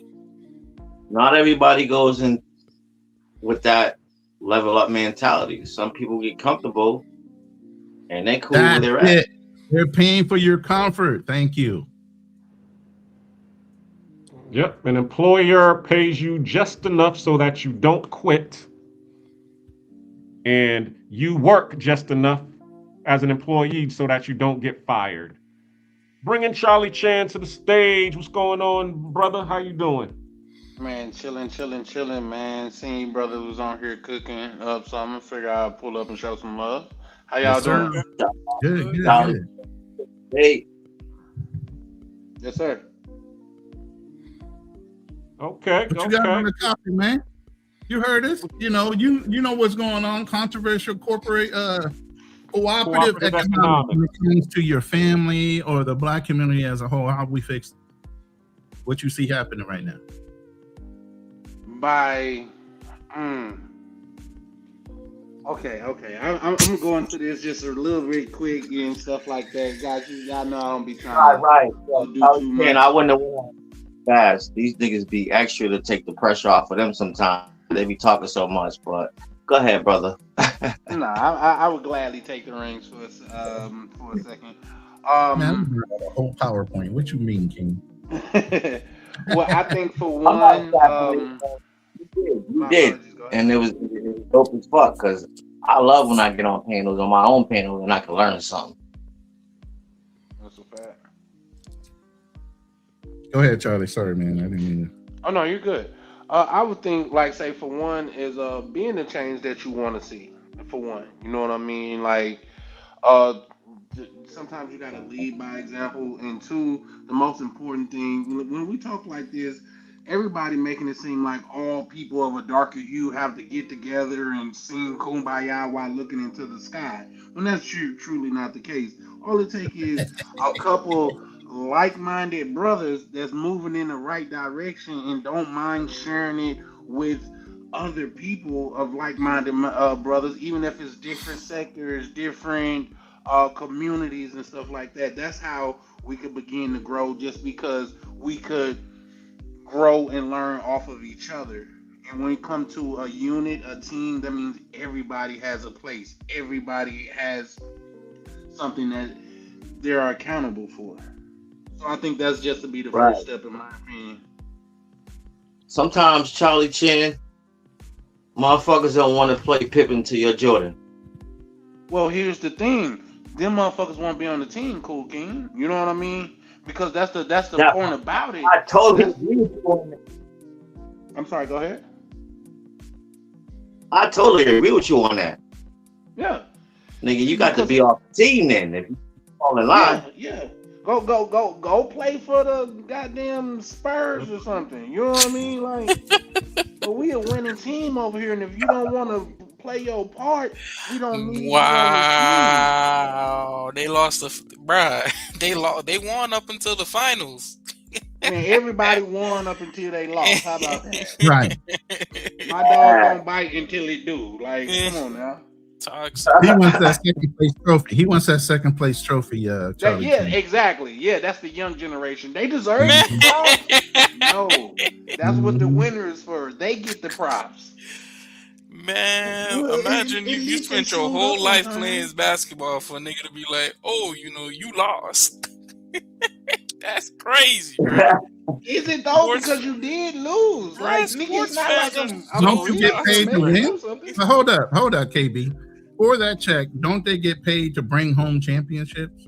Regardless of what the check is. I know, but I'm just saying, like, put some respect on their name, man. Come on. I'm not saying it's disrespectful, but hey, you didn't do what you said you were going to do, which is win a championship. Oh, you know what? Come on. Like, they went all the way to the finals. Take your check and try better next year. The other team. Get out the ego. It's okay. It was a good. You got to work harder next year. It wasn't just. It wasn't a good competition. The other came team back by damn near 30, bro. It wasn't a good competition. Hey, it's part of it, man. It happens. It happens. Yeah, they were down by damn near 30 and came back. What the? True. I don't watch it. I didn't watch that. 26 and 27. Yo, but the way this game is played in 2026, that type of shit happens every day, all day. Well, it's unique that you say that, because that particular game was a record breaker. Nowhere in history has a team came back from such a deficit to win. Oh damn! Now they're in the record books too. Yes, sir. Right. Yeah, they're the record books for sucky. The Celtics did that. And the Celtics come back from a big deficit like that. Yeah, not in the finals. Not like. Oh, it wasn't in the finals. It was in the playoffs. Yeah. Come on, we both know if OKC that type of thing happened during the regular season. Finals. It's a whole different level of excellence when you do it in the playoff. I'm versus talking to my boys, the Kansas City Chiefs. Kansas City Chiefs is known to put you on the record books for coming back from low percentage points and kicking your ass in a championship. We good for that shit. Who? Y'all did that too. KC Chiefs. Mm-hmm. People celebrating in the end zone like they had us whooped. All right, we ain't gonna talk sports because the Patriots got the Super Bowl against the Atlanta Hawks. We don't want to talk about that. That's the greatest ever in history. It's the Dirty Birds. It's the Falcons, not the Hawks. Yeah, you Hawks can't touch my quarterback. Don't touch my quarterback or you're gonna pay. At least I was in Atlanta. Yep, he was in Atlanta. Right, because thank you. But y'all quiet. Just to also to spin the block, I think people got to start pointing out people that's not with the movement, because if you're not with the movement, that's fine. Just don't get in the way of the people that are in the movement. That's just like when I used to go to school and the teacher would tell the class, if you want to be a class clown, have at it. Do what you want with your future. My problem come in is when you are distracting other people from doing what they're supposed to do. You see what I'm saying? Right. Okay, hold on. I don't know. There's this word called the decadent veil. Black Cleaner might know what I'm talking about. If you've ever been on that part of YouTube, but that sounds it's like not. a weirdo part. They're talking about celebrities, right? Like celebrities like P. Diddy, Jay-Z. Like they portray Black people as these successes and whatnot. And I'm not saying that Jay-Z and the rest of them aren't successful, but it's really a mirage. Like people take a look at that and they're like, well, Black people are doing real well in America. But if you look at the neighborhoods and the reality on the ground, that's not what it is. You gotta understand, it's like Oprah and Diddy and people like that. They're not necessarily on your team to begin with. They're basically in the pocket of whoever the white zaddy is or whoever to benefit their own selves. The problem is at least in the Black community, how I see it, it's not that just that people don't, it's not just that people don't want to join the movement. People actively believe like they're better off, or like going into this other direction, they're gonna be better off. They look at a billionaire and then they're like, that's the problem. I'm not gonna raise taxes because that could be me, bro. That will never be you. That's not gonna be reality for most people. But to them, like I'm like, a lot of Black people think they're middle class when they're really just poor. Like they'll be making $50,000 working a warehouse jobs, and I know it's some shots fired out here. $50,000 working a warehouse jobs, and they think they're middle class. I'm like, no, you're working poor in this country. You really are. But they think like they really got it like that when they really don't. So, people like that, you're never gonna convince them to do the things or to vote or do the things that they need to do to get out of their situation collectively, because they don't think they're poor. They don't think they're in that situation. Until until you leave your hood and then you go to Boca Raton and then you see the Ferrari pop out the garage, and then you realize what it really is. And the rent per month is your whole paycheck for the month. So yeah, go ahead. Well, my question to you is it a one size fit all thing? Because white people don't come together. Any race don't come together, but for some reason, Black people got to be this unicorn race to where we all got to be holding hands and kumbaya together. That's not reality. So those people that you're speaking of is maybe people that doesn't make it to the inner circle. It's not that Black. I would say two things to that, right? It's not that Black people have to be kumbaya. It's just that Black people are unique in this country, and that they've been here the longest, but they're still at the bottom. Well, don't act like. Well, see. Well, here's the thing. Well, hold on. Don't act like there wasn't other systemic things in place. Of course, I agree. But it's like, that's why I say they're probably. It's unique. Like it's particularly acute, and if you want this to kind of change, a lot of Black folks, they have to be on the exact same page in order to make something Do it like have to that be a lot happen. of black folks or just Oh, a of couple course. black folks? I mean, shit. If you can get 60% to show up, that'll do it. 60% That'll of do it. what? A race? Yeah. Those type of numbers barely show up to vote.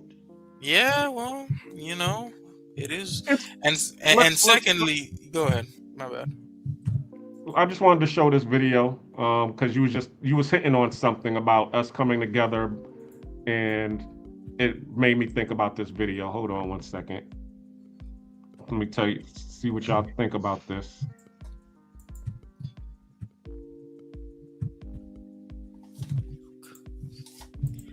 So he built a city where it did, a place where black money stayed black and freedom came with a price tag, a place so powerful they had to torch it to erase it. This is O.W. Gurley, the father of Black Wall Street. Born in 1868 to formerly enslaved parents, he learned early the power of land and ownership. He worked as a teacher and postal clerk, saving every dollar to chase something bigger, self-reliance. In 1905, he moved to Tulsa, Oklahoma, an oil boomtown with opportunity for some, but not for all. So Gurley bought 40 acres of land north of the tracks and said, "This will be ours." He built homes, hotels, and a grocery store and sold land only to black families. Those acres became Greenwood, alive with banks, barbershops, theaters, restaurants, and schools. Booker T. Washington called it a Black Wall Street of America. Then came 1921. Jealous, angry mobs invaded Greenwood, looted its businesses, dropped bombs from planes, and burnt a thriving community to the ground. Gurley lost everything, but his dream didn't die in those flames. Every black entrepreneur, every Buy Black movement, every community built from the ground up walks in his footsteps. He didn't just build a city, he built a legacy. Say his name, O.W. Gurley. Put his name where it belongs, in history. What's good, everybody? It's your boy, Oshidu Jackson, and I'm back at it again with another video. And today I have a brother that's a content creator. He's also been following the page, and he has a very interesting story he's living. Not the dusty window. Not on O'Shea's channel. Sorry about that. That was just a preview. I didn't mean to get that one. You weren't sorry about that. Nah, he wasn't. That was intentional. Nah, toot your horn. That was intentional. Toot your horn, little nigga. Say it with your chest. Let's go. You gotta say that with your chest. Yeah. So what do y'all say about the O.W. Gurley? Because he was touching on that. So you don't think that I mean it was done before, it was just destroyed because of what you said earlier, fundamental racism. So you don't think that we can overcome the fundamental racism and do it again? We just talked about how you said Oprah doesn't have it, but we do see that there are companies that are being run and owned by black people in our community that we can actually link up with to be able to, do a lot of the things that we're doing. So what do you say about that? Well, like I was saying, that's why I brought up the $1,200 shoe. When I go to black businesses here, I want to say there was like a whole Buy Black movement on DoorDash. Most times it was shit. If I'm being honest with you, the prices were really high, and the amount of food that I got when I went to Walmart or when I went to literally any other chain restaurant, not only was the food better, but I actually got more food too. And I know those black businesses, they weren't necessarily trying to, give me a low quality product, but I understood that this is a small business. Maybe it just started and their margins are razor thin. So in order for them to make money, they need to kind of sell this product to me at this price. And that's the fundamental problem. Yeah, but that's not always the case scenario, bro. It's definitely not. No, that's why I said 75%. What did you have to drink at the other restaurant? I had some iced tea. It was a barbecue spot. Oh, okay. That was the white restaurant? Yeah, like they have smoky bones here, and then I went to this black place around my neighborhood that sold barbecue, and I mean, It I wasn't got a good. fundamental question about the ice. Was it colder over there? What do you mean? Nah, they just gave me a lot more food. Like the food was a lot more. It tasted better. They had the crispy fries. It was just better, man. It was just better. I was just giving you shit, but what I will say is this: I have somebody close to me that's been actually got all the best cooking knowledge in the world, but I have to tell them being a good cook and running a business is fundamentally two different things. Just because you could cook well, don't mean that you could run a successful business. So those things are so once you start looking at number, if you go to school for any type of business, they teach you how to add in how much sugar you use per cupcake and be able to say how I got three cents sugar in there, 2 cents flour, and you break it down to the smallest compound. I'm saying that to say understanding your number is a fundamental. Understanding your numbers is a fundamental thing when it comes to business. And unfortunately, a lot of people that don't have financial literacy, they don't understand how fundamental the numbers are. They just think if they sell it at a good price, they'll be winning. And in a lot of cases, that's just not the case. It's not, because you got to base your price on demographics. Exactly. Of annual income, age range, so on and so forth. You know what I'm saying? Before you even set a price, you have to understand what the neighborhood is. Yep. And where you can set your price at. Right. Yeah, but all right. So like, I don't know if you caught it the live a little bit earlier, Charlie. I was telling them about how we looked into getting a restaurant, right? And this is like, I mean, this is not a nice place. This is like, if you've ever been to South Florida, Miramar, parking lot next door, it's practically a freeway running through it. And they were trying to sell the property for between $800,000 to $1.2 million, right? And then the people that were currently in the building, they were getting paid like $9,300 a month. That's how much you got to pay per month for the rent. So we talked to our realtor, and she came back and she's like, "Listen, if you want this property, the bank's not just gonna let you come in and just buy this property with 10% down, which would be like almost $100,000. You're going to need at least to put up 50%.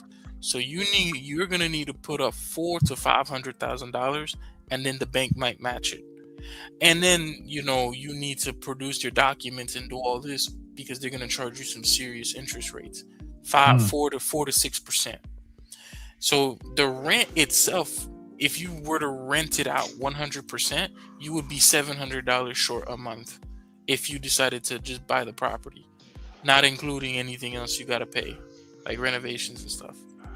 So that's what I mean. It's like, if you're coming into that and you don't have any capital to absorb that, which most Black people don't, of course the product's going to suffer. Or if the product doesn't suffer, you're going to have to pay a premium for it that you just don't have to pay for a chain or anywhere else where someone has money to kind of absorb those costs, or someone who's been in business for a while.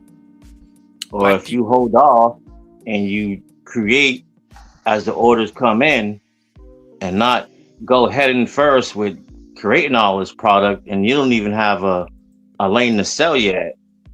Why would you do that?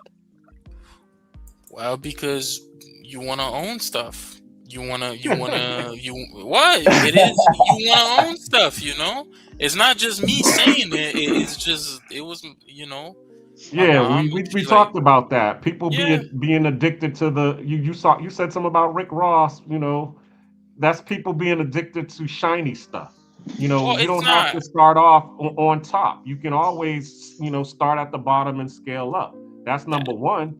Or number two, you could have converted the space into a smaller space and did your product and then rented the other space out to be able to make the rent. You know what I'm saying? So you're getting money from renting it out, and you're also getting money from doing your own business. There are always many different ways of doing it. O2O always talks about house hacking. You can do the same thing in commercial spaces. You can business hack. I know what you mean, but this particular, but like most properties in South KB, Florida, you're an you can't accountant. necessarily. KB, You go ahead. are you not getting certified as a CPA accountant or whatever, right? Yeah. I'm good. Okay, so what you're thinking of and your mentality was, even with your family, y'all wanted 100% positive cash flow the minute you bought it. One, you get to offset your taxes for buying a property like that over a period of time, appreciation, right? The $700 negative that you would have had to pay in addition to giving up a little bit more deposit could have been an offset for a loss amount that you could pay or protect some of your other earnings because you had to pay that extra $700. It wasn't profitable, right? So there's all kind of ways that you could have looked at that, but you looked at it as, we can't make this 100% profitable even if we gave up 50% on the down. Well, okay, so what I was explaining to her was, I'm like, listen, at most you're gonna get a deduction to offset this. Right. Number two, we don't have the capital in order to be able to just come in and even attempt this purchase. And number three, the interest rates alone would actually make this not feasible.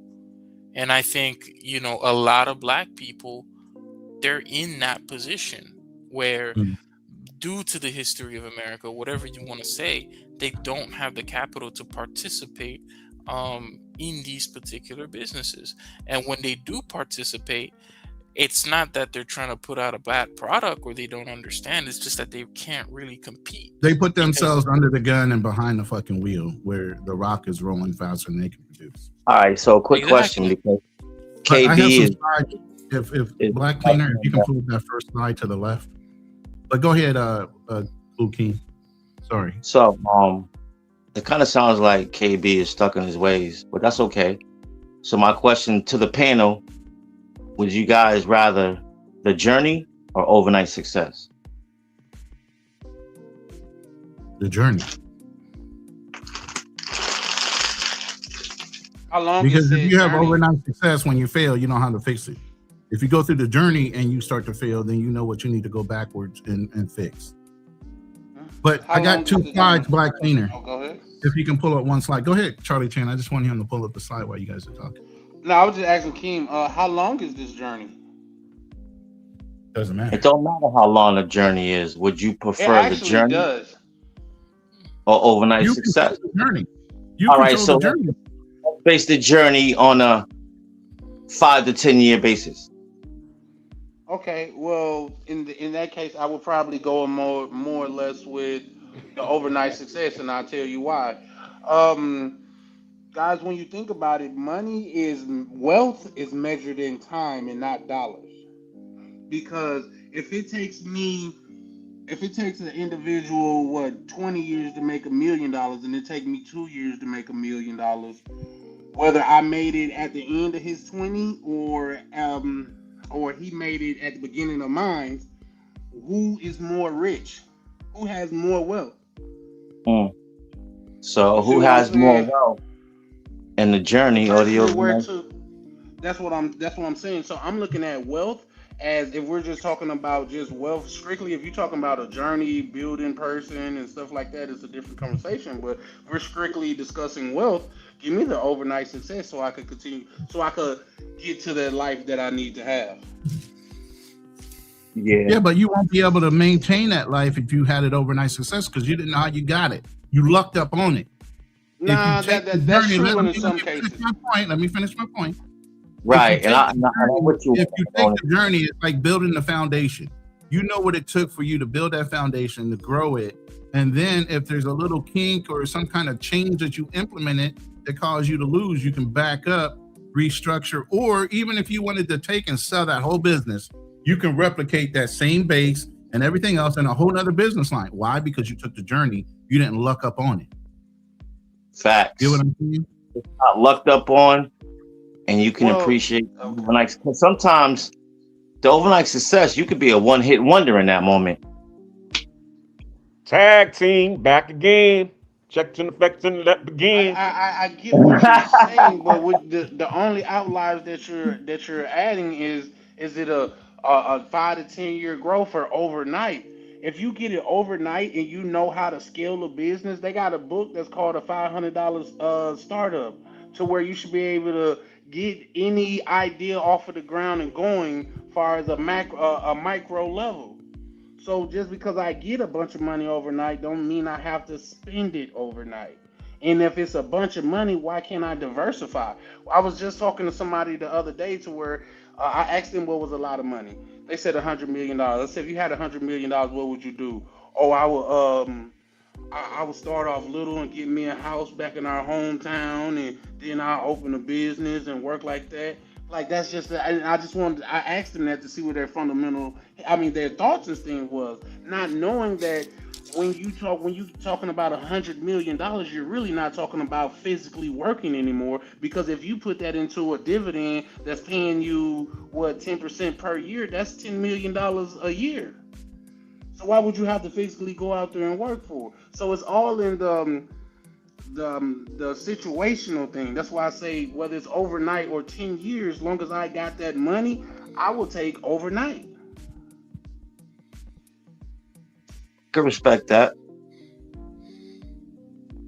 Everybody, and then there are things as overnight, because you said lucky.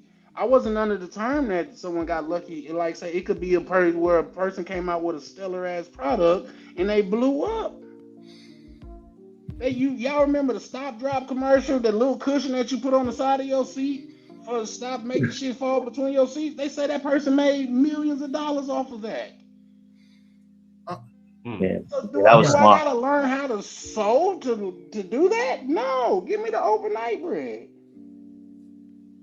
But it takes 30 years to be an overnight success. That's how I know about it. You also But, gotta I wanted to salute Low Key Lux. Thanks for supporting the channel.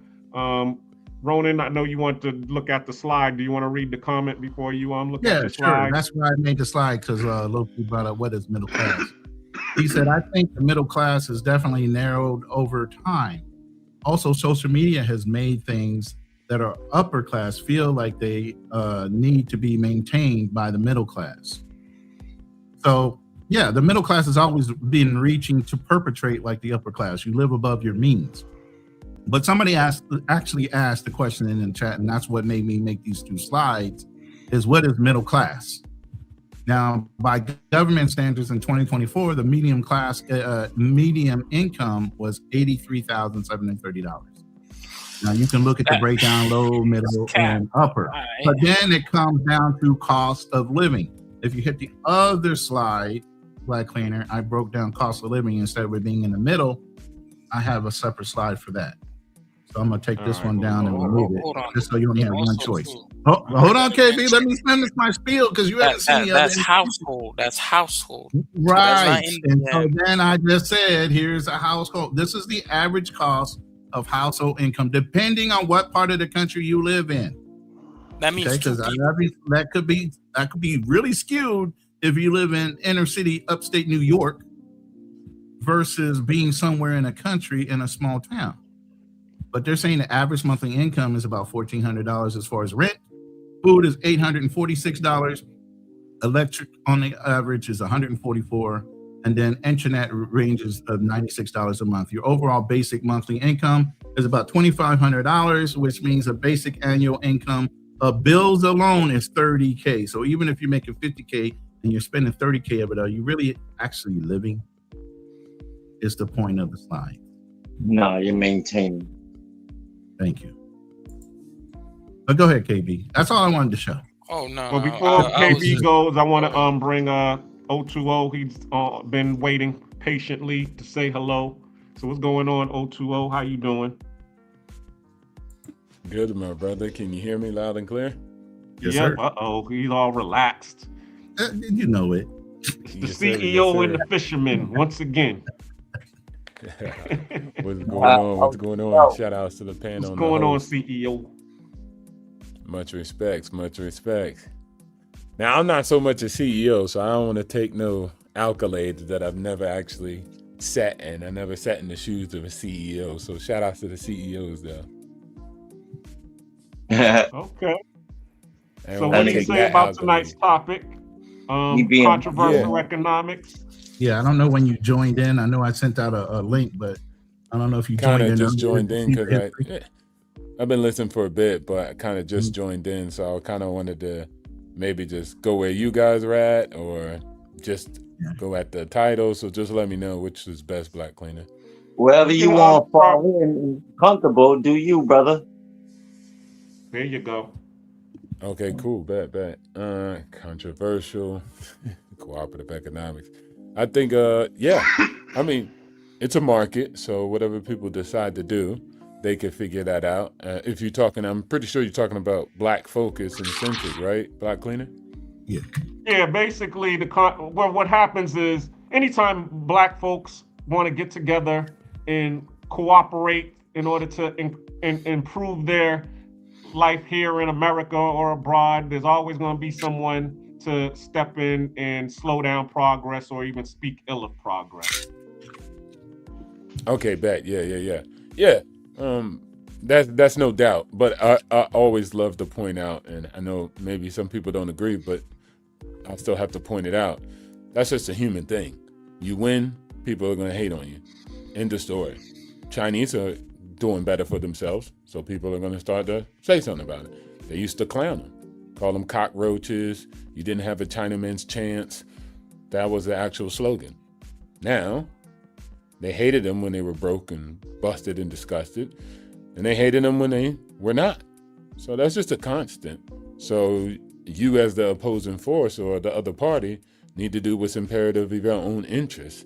And you can't look to that to be absolved and not to exist, but look towards building constructive ways of deterring mechanisms, techniques, and propaganda that people use and leverage against you to stop it. So I think that's just something. And then, of course, you're taking food off the plate for them, so they see it as. Might not be appropriate way to see it, but whatever. People do what they do. So I think if you're working through cooperative economics, see that as the part of the game and seek to, put yourself in a powerful position, regardless of how they feel. It still happens. Ronan often talks about a specific group that does that very well. So at the end of the day, get better, stop losing. And then that's the mentality you need to have. If not, then you're going to end up losing. And also, too, I would just add on the back end of that, you could do both. You could make yourself seem like a victim, and you could make yourself be the powerful. That's an effective and efficient strategy. You deter all types of approaches people try to stop your business or your growth from. So it's a very effective and efficient strategy. So I would say continue to do what you do if you follow by that, and build up righteously and invest. I always say that too, right? So just invest. Cumulative investing, cumulative economics, cumulative commerce and business. All these things are good. You just got to get yourself together to get it done. And people like Tulsa Fun and stuff like that, you're going to have your failures. All right, you never did it Speaking before. on the Tulsa, I got this video. Let me see what you think about this. Hold on.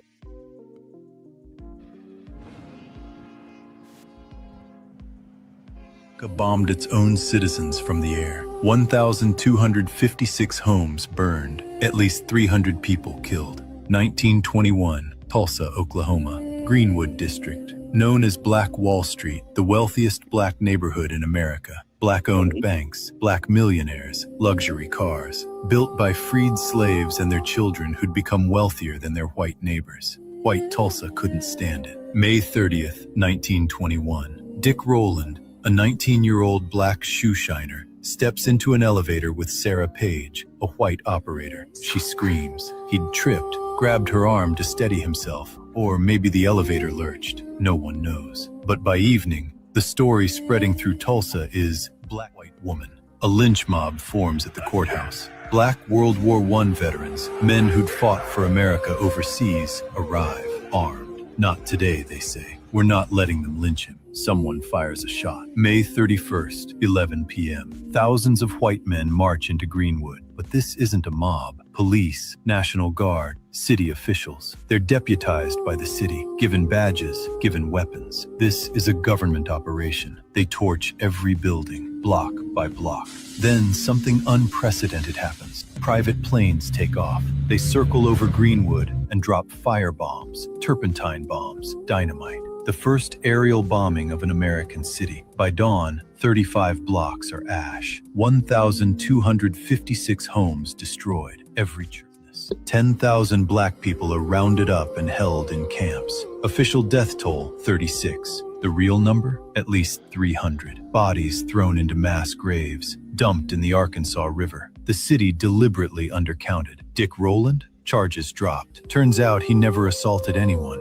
Sarah Page refused to press charges. The entire massacre based on a lie or a stumble in an elevator. Not one white person was arrested. Then the cover-up. The Tulsa Tribune destroyed its archives from that day. Textbooks omitted it entirely. Survivors were told, if you talk, you'll be arrested. So they stayed silent for 75 years. 1996. The state finally opens an investigation. Survivors, now in their 90s, testify for the first time. 1997. Forensic teams start searching for mass graves. They're still finding bodies. 2021. 100 years later, the last 3 known survivors file a lawsuit. Yeah. Not one white person was ever prosecuted. Not one family compensated. Yeah, this was dead. What y'all think? Bro, you can't stop. Any comments, questions, concerns? What y'all, I need to hear something. Yeah, I got a lot of You want to concerns. say? You want to speak on that first, or anybody else want to speak on it? Nigga, that shit made me want to fight. Yeah. The fuck? I mean, sorry about that. I'm eating. The point of that is, knowing your history, you got to try to stop it from happening again. But it also, if you know your history, and a lot of people ask, how come there aren't black communities like that anymore? Why? So history can repeat itself? They'll find an excuse to break it up. Haven't y'all figured that out yet? So you go and do and build on your own, you know, and that's why even with the idea of cooperative economics, specifically in our community, doesn't necessarily work where other communities can come in, because like I had on the slide, there's a built-in necessity of them having to unite to start to build from scratch where we've already been here. You get what I mean? So the projection looks a lot easier for them to be successful because of the fact that they have that built-in necessity of uniting and working together in order to get ahead in a brand new country. You know, that built-in necessity for us, I think we're more in a survival mode type of mentality based on all the things that happen to us, that you have to break that first before you can allow yourself to become successful. You know, certain people get it. You can't let your history define who you're going to be. You know, O2O is a seated example of that. No matter what his environment was, he was able to strive above it and focus on the things he needed to do in order to get ahead in life and not stay in that mourning mode of all the things that were done to us or our family. True, but a lot of times, you know, it's based on opportunity.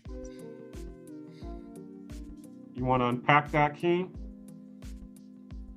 It's based on opportunities, where you grew up, what type of environment you grew up in, how your parents were, and you know, things of that nature.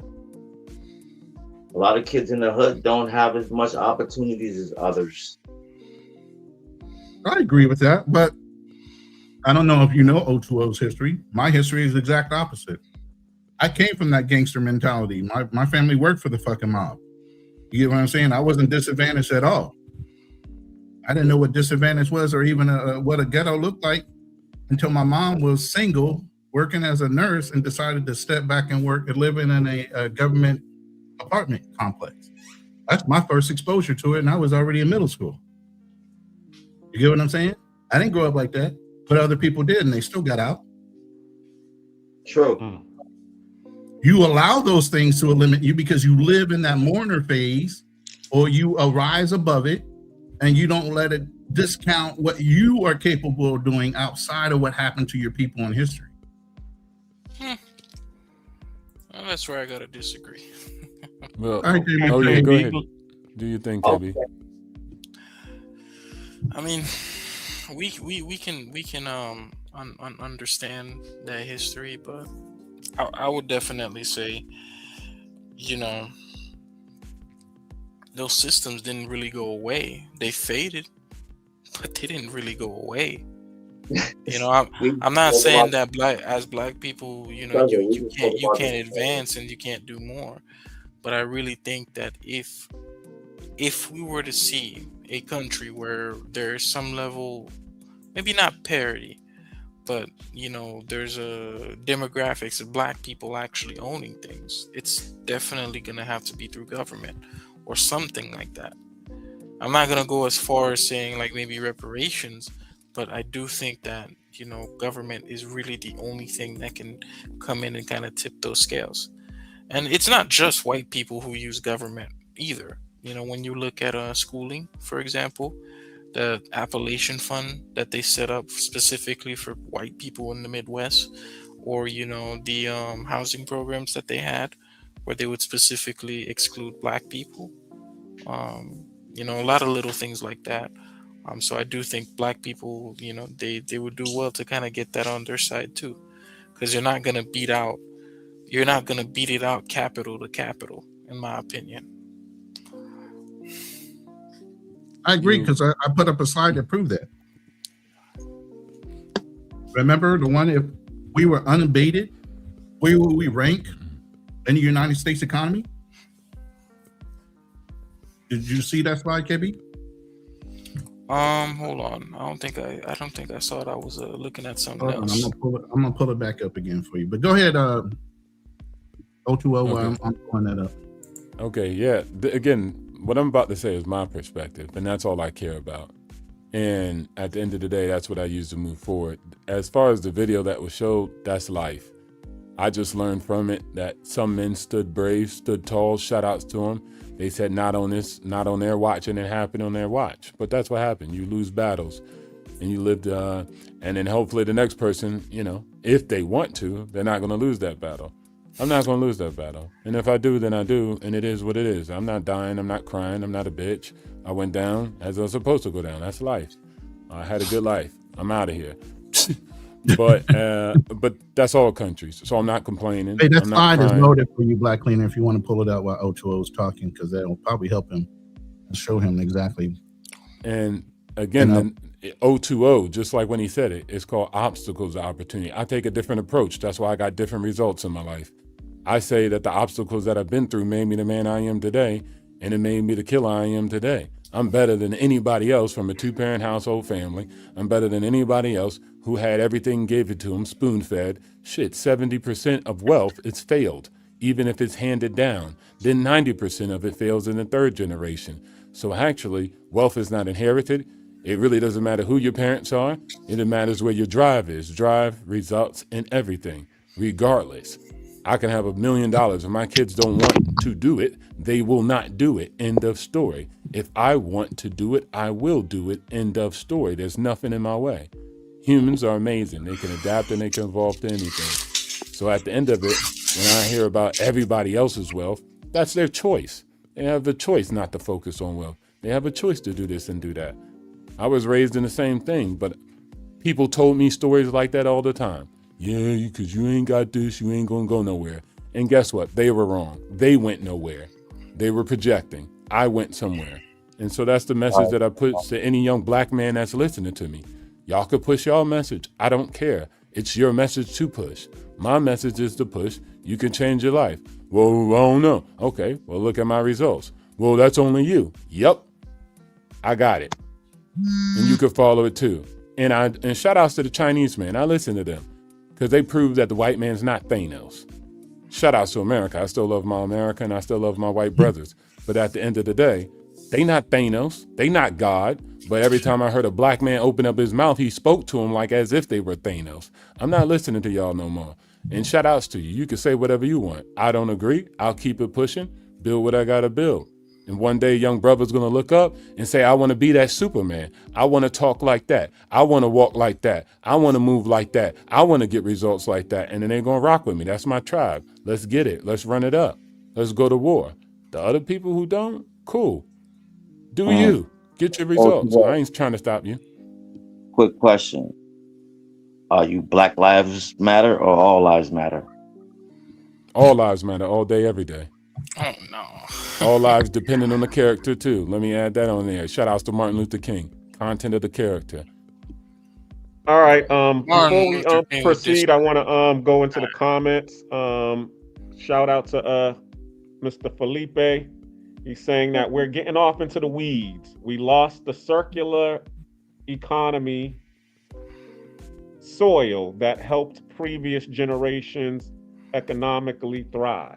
Correct.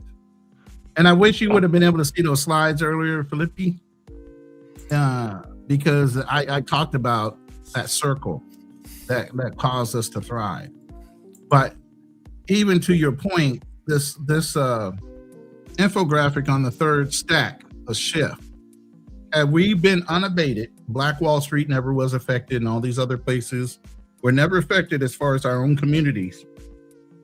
Do you see the extreme stack as the history of or the lineage starts to go on? So, the ranking, we would still be third. Okay, income rank, we go from fourth now to what it would have been second to third unabated.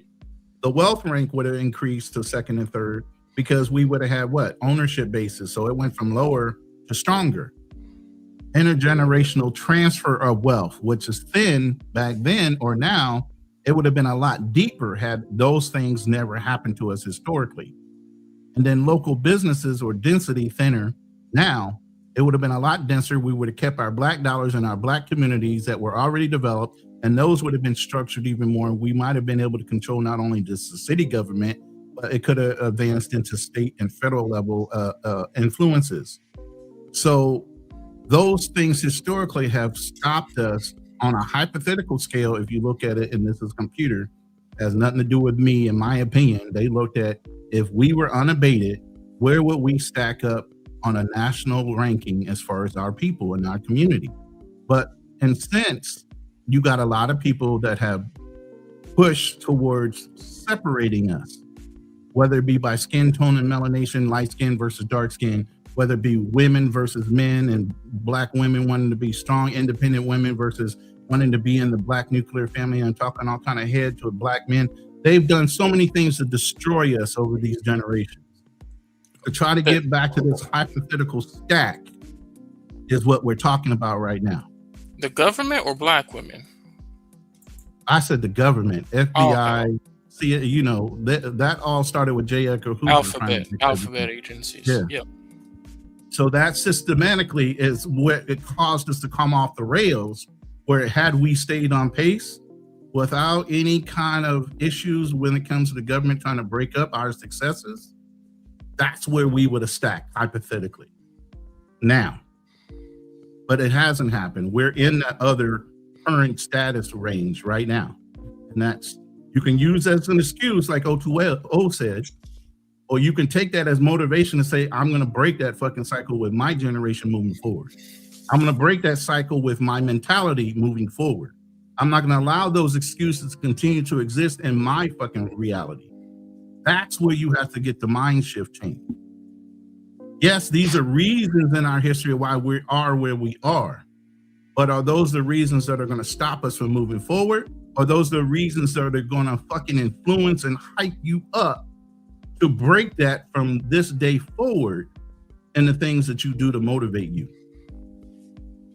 And I'll land my plane there. And I want to add, I'm not going to say excuses. I'm not saying that. That's what you want to think. That's what you think. Cool. That's your purpose, drive. That's what you use your intellect on. Cool. I'm not saying it's even an excuse. That's your mindset. Not you, anybody on the stage, just whoever, right? Cool. I don't even want to call it an excuse and this and that. Nah, I just got a different way of thinking, different results. That's just what it's going to be. And then I'm going to promote that. You're going to promote what you want. I ain't got nothing against it. No friendly fire. Not Malcolm X versus Martin Luther King in here. Charlie Chan, you've been over there silent. I don't think I don't Charlie's think you're on the here. panel. Oh, he ain't on the panel no more? Oh, okay. All right. I want to ask you guys about one more topic, like opinions about this topic, because I think it's important. So me and my brother, I kind of gave him this idea, or we were talking this idea of a wealth tax, right? So here's what I'm thinking, right? I do propose that the reason that I'm thinking of the wealth tax is not because it's like I think these people aren't paying their fair share. By wealth tax, I mean billionaires, those with assets over $5 billion or more. I do think they might have outsized political influence. The same way, like, I don't know if you guys remembered Musk. He gave, I think, something like about 380, between 250 and $388 million to the Trump campaign single-handedly. And in that total campaign, the value of that campaign was about $1.4 billion. So in total, he gave almost, 30%,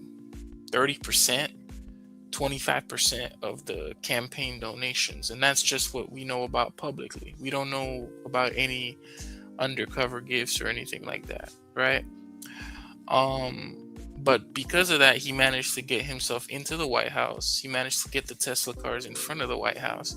And through him, he managed to get quite a few people from both the SEC and, the IRS office not only fired, but he also managed to get government contracts for Tesla and SpaceX as well. Exclusive contracts with the government. So I'm thinking, ideally, if I'm thinking, okay, we do a moving average with the unrealized gains on these above $5 billion over the course of 5 to 10 years.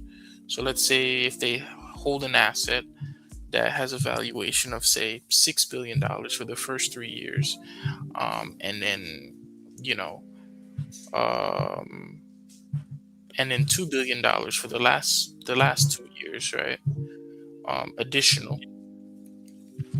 At the end, the net valuation would be $7 billion. They'd have to pay $1 billion in taxes. They keep $6 billion. But I think maybe the government can kind of step in and own these assets or hold on to these assets, but they still get controlling share where they're able to vote and propose on whatever business or company that they have without the government saying anything. But I do think, I don't know, it's an idea that I'm really thinking about that could maybe be effective, because I do think we're reaching a point where there are certain political powers being concentrated in the hands of too few people, where AIPAC proved that right off the bat. What's going on right now? You got the small hats that are controlling. You got the small hats that are controlling what the United States is literally doing on a global scale. Yeah, I mean it's an unpopular war, but somehow we keep going. We keep trying to help Israel. Did you hear about the secret bill that they tried to come through? The secret defense bill with Israel? Well, Israel already has access to our technology. They literally change our stealth planes while they're in production to cater towards what their needs are. Yeah. That's been going on for at least 40 years now. Well, I'll say shout outs to Israel. But what I would say shout out to Israel. Yeah, shout out to Israel. Shout out to Big that's what I've been saying. You're a psyos, man. You're a Mossad. Okay, you can say what you want. I'm completely fine with that. But I'm a declarated combat veteran, so we can just look at reality. You have your opinion, I have mine. I'm not even going to call you anything because that's not what I do right now. So anyways, going to the point, we get money. And we're going to get more money. And then there's going to be people who want to take that money. And that's completely fine. They have the argument. They come up with their formulas, how taxing unrealized gains and etc. Okay, it is what it is. And if they actually get something working, we'll pay the tax and keep moving. So at the end of the day, I'm completely fine. I know people are going to fight for their own interests. They have their own perspectives and opinions. I get worth money. you worth $5 billion or more? What, bro? I invested in that investment you want to tax. No. I made $10 million when SpaceX came out in the IPO, I'm bro. talking about for I made mad ultra high money. worth individuals. I'm not talking about Yes, for I like millionaires. those people. I'm on their side.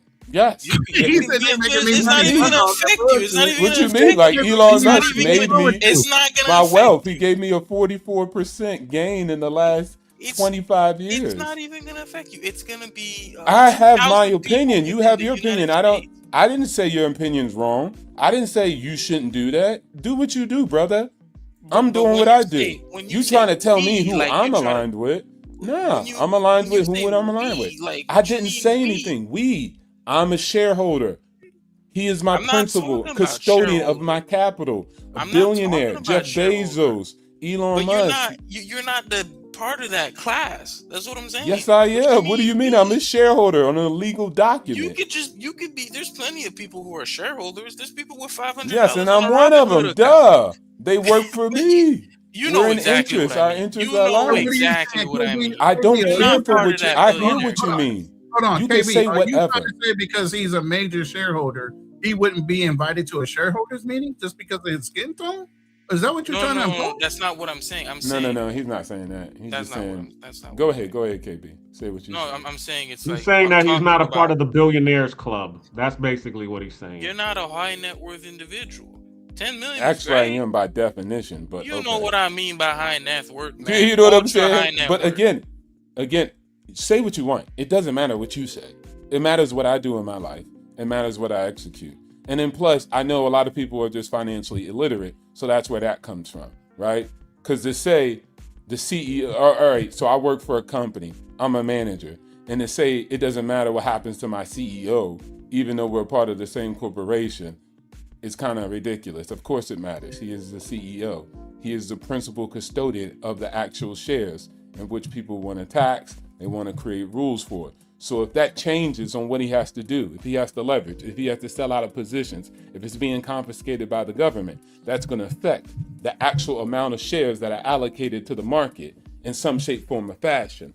But see, that's what happens when you talk to someone who's just talking from the hip and what they believe, which is completely fine. Make up whatever you want, sign the initiative, make it happen. We'll fight it out in real life. I don't have a problem with it. The corporation is designed to just make money for the shareholder, not necessarily the custodian or the executor. So Actually, you know, because they get paid in shares. I know, regardless, he gets paid in shares, right? He doesn't. I'm aware. They don't even get a salary. I'm aware, but even if he gets paid in shares, the company is still going to exist to make money. No, what he does is he leverages his It would shares. change the situation. Just like last time, there was a major decline in the value of one of the companies because he had a tax event when he paid $11 billion in taxes. So it has an actual effect on it. Duh. But do what you do. I'm not even against it. I could care less. I fight wars all day, every day. People are going to come up with their perspective, and we're going to play it out in the field. I think we're kind of missing the point. Best of luck. We're kind of missing the. Put together your initiative, put together your team, and get your little bill signed. But if not, we still going to break up money. We still going to get We're not necessarily. We're not. We're not talking about.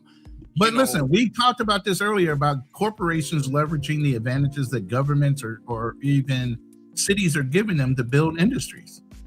We talked about this with China and why Nike might have chose to build over in China for their manufacturing plant, right? Because they're leveraging what? The benefits of labor, low cost of labor, and any kind of taxation benefits they would have for setting up their corporate. Why are you getting mad at corporations for utilizing advantages governments are giving? No, I'm not mad at the corporations. I'm not. Then what are you mad?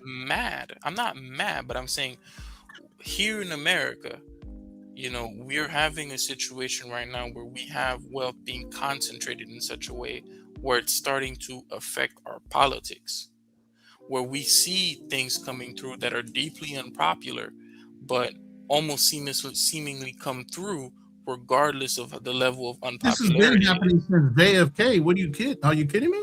No, no. Before JFK, that's just. Well, I'm not That's saying forever it been. hasn't happened, but today, I think the difference is today is that people don't trust news media.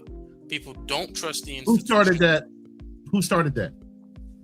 I mean, I Donald think Trump, right? Yeah, since 2016. Fake news. Fake news. Since All he had to do was say that a couple times on the news media. I remember when it was so popular to say I was a newsman because they couldn't print a story without verification, with any kind of fact finding. Everything had to be verified before they could go to print. Why? Because newspapers feared being sued for putting out slanderous information. Now it's like anybody that's a news person, oh, you're a fucking hack. Or it's first to print or first to put out the rumor. It's changed a lot. Well, and also too, Ronan, I will also add, when you look at the European model and even China, for example, I think they have more of a control of what's happening than I think the United States. They don't give you internet. See, this is what I love, man. See, this is what I ain't even gotta say nothing. These guys say it themselves. Y'all want to be China, be China. Well, that's not what we're saying. But Right, you see, that's look, not what you're saying. You're being look up to China. That's cool. China's got some good things about it. We could copy. You do what you do, man. That's why I say, man, I don't really have nothing against any position. You want to see this world, everything's doom and gloom, or it ain't right here and there, go fix it. Get busy. Go to work. Right. Stop talking to us. Go get your goddamn, team. Go down to town hall. What you going? What's the plan? What's the game plan? Start crowdsourcing your funds. Start writing your initiatives. What's some things called? Get your pension signed. Go ahead, man. Go get your petition. Get it drafted up. Use AI, LLM. Go use Grok or something. Look, I got nothing against it. I don't care. We still gonna run the bag up. Life is amazing. Shout outs to the 4,400 millionaires that just was created via SpaceX IPO. Like, people are winning out here. And then these were blue collar workers too. So shout outs to the blue collar workers who just ran up a bag. These weren't white collar workers, guys in the office. These guys were on factory floors, ladies and gentlemen. So shout outs to those teams. And they got what they deserved. They worked hard for it. They dedicated. And yeah, shout outs to corporate America. I love it. They're giving us a slice of the means of production. People out here owning shares in a company. And some people might say, oh, it's tiny, it ain't nothing. But it changes the trajectory of their family. It changes their lives. So it means a lot to these people. So I love it. And people who don't like it, fix it accordingly to what you see. I support you. Best of luck. I'm not even being sarcastic. Go out there and build out your life that you say you want. You see what I mean, Black Cleaner? Let me go to the go to the comment. Oh, how come we can't have collective blah blah blah? And like, people aren't gonna be on the same page. Wait, hold on. Didn't I just say do what you want to do, Ronan? No, it was a previous conversation that we had. Wait, hold on. No. Don't try to backpedal. Be a man. It's not backpedaling. Don't backpedal. Be a man. You said after I said do what you want to do, I wish the best. You said see Black Cleaner. You can't give people. I don't have to do what you say. No one said that you had to. But when why did you say see? Wait, hold on. Why did you say see Black Cleaner? What did that mean? Well, because if we as two black people can't even be on the same page, that I told you to do what you do. I don't have to be underneath your page. This ain't a dictatorship. No, you don't have to be underneath me. You're not underneath me. I don't have to agree with you. I don't have to work with you. I'm not working against you. I said do what you want to do. There's other people that could work with you. See what I'm saying? This dude's a low-key communist party. Communist? Because the moment I said, I wish you the best, do what you want to do, he said, see, you can't get people, they don't want to do it. I don't have to agree with what you got going on. I'm not going against you. You just said earlier that you're part of that class of people and that, I'm up for a fight. And do what you want to do. Does that even sound like somebody who's actually interested? Do what you want to do. You clearly. I didn't say you stop. And it's cool, but I'm just saying that's why we can't do things. But look, okay, but look, you all right? Watch this. That's why you watch this. You said that's why we can't do it. Checkmate. No, good. No, I didn't say that. I Good. didn't You say won't that. do it then. See, I didn't You even won't say do that. that. So it ain't even a That's problem. not Hold even on. what I All said. right, let's That's break not it even up. what I said. You Let see me that? say this real quick. You Let me see say that this real sleight of quick. It hand? has nothing to That do sleight of hand? on that topic. It has nothing to do with that topic. All right, go. What I'm going to say is black people in itself already knew that there was a problem within our own community, or they wouldn't have had what they call cotillions, where black wealth in the South was circulated within black wealth of the South. They had cotillions set up so daughters and sons of wealthy individual black people and black families could keep their wealth within those families that knew how to control it best. Because they already knew that it couldn't go out to the masses because of the mentality that we had overall. Now, you could call that bougie or you could call that having foresight, whichever way you chose. But there was a reason why those societies were set up a certain way, because they knew in general, the general public didn't know how to manage it. Let me go to the comments. Shout out to Mr. Felipe again. America is an inherited wealth economy. Most black families are page one rewrites each generation. What do y'all say to that? Yeah, the information's not passed from one generation to another anymore. And that's the whole point of why I brought up this. Listen, let me finish. This is the whole reason why I brought up the black cotillions and black society as a whole in the South. This is where everything propagated from. You had the South, Negroes of wealth, keeping the money within themselves rather than spreading amongst the community because they already knew what was going to happen. America's So a yeah, country of most rewritten. societies and most cultures, I'm sorry, just the black community, I'm going to say it straight up. The black community is a rewrite because they don't know how to pass on financial wealth. They can't pass on a legacy. Somebody said earlier, most inheritance is usually about 100K or less if they have a life insurance policy when it comes to transfer of wealth within our community. On average, I'm not talking about the ones that know, because obviously they're giving a lot more. They own homes and other things. There is generational wealth there. But our community is in fucking shambles.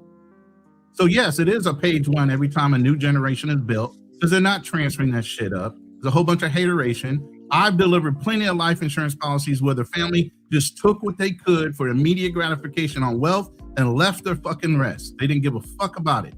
And you worked all your life to build it all.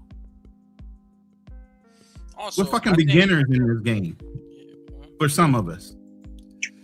I also got to add a little bit of nuance to what Felipe said. I don't think America is an inherited wealth country.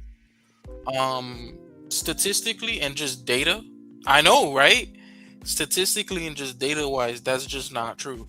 In fact, like if you were in Italy and Spain, that would be true in Italy and Spain. But here, people's fortunes rise and fall. You know, most people aren't rich 3 generations out. But in this current America, it is becoming more that way than ever before. But not in comparison to a place like Italy or Spain or even Germany, where that shit just gets passed on and on and on and on and on. And, you know, sometimes those economies are fairly stagnant. So that wealth just kind of locks up. And it also helps too that we never had an aristocracy in this country, not an official aristocracy. So that wealth is broken up even more. In the UK, it's way worse because you had an aristocracy. Bro, you still have people who own huge 90% of UK land, or 95% is, you know, held by what? A total of 200, 300 families in total. Because they had an aristocracy. They never phased that out. So, yeah. There are benefits and negatives. Yeah, shout outs to America. Definitely, it's a story of rewriting. But people gonna believe what they believe. So do what you do. If you believe it is because of your family and etc., okay, whatever. We know the data. Well, we don't know, and you ain't got to believe it neither. So that's cool too. But the data just says what it says. Most of the wealth is lost. You know, generational wealth is one of the biggest goddamn myths. Everybody fails. 90%, you know, like there's a small fraction that allow, you know, such thing to happen. Like the Rockefellers is only one family that actually is still around doing quite good for themselves.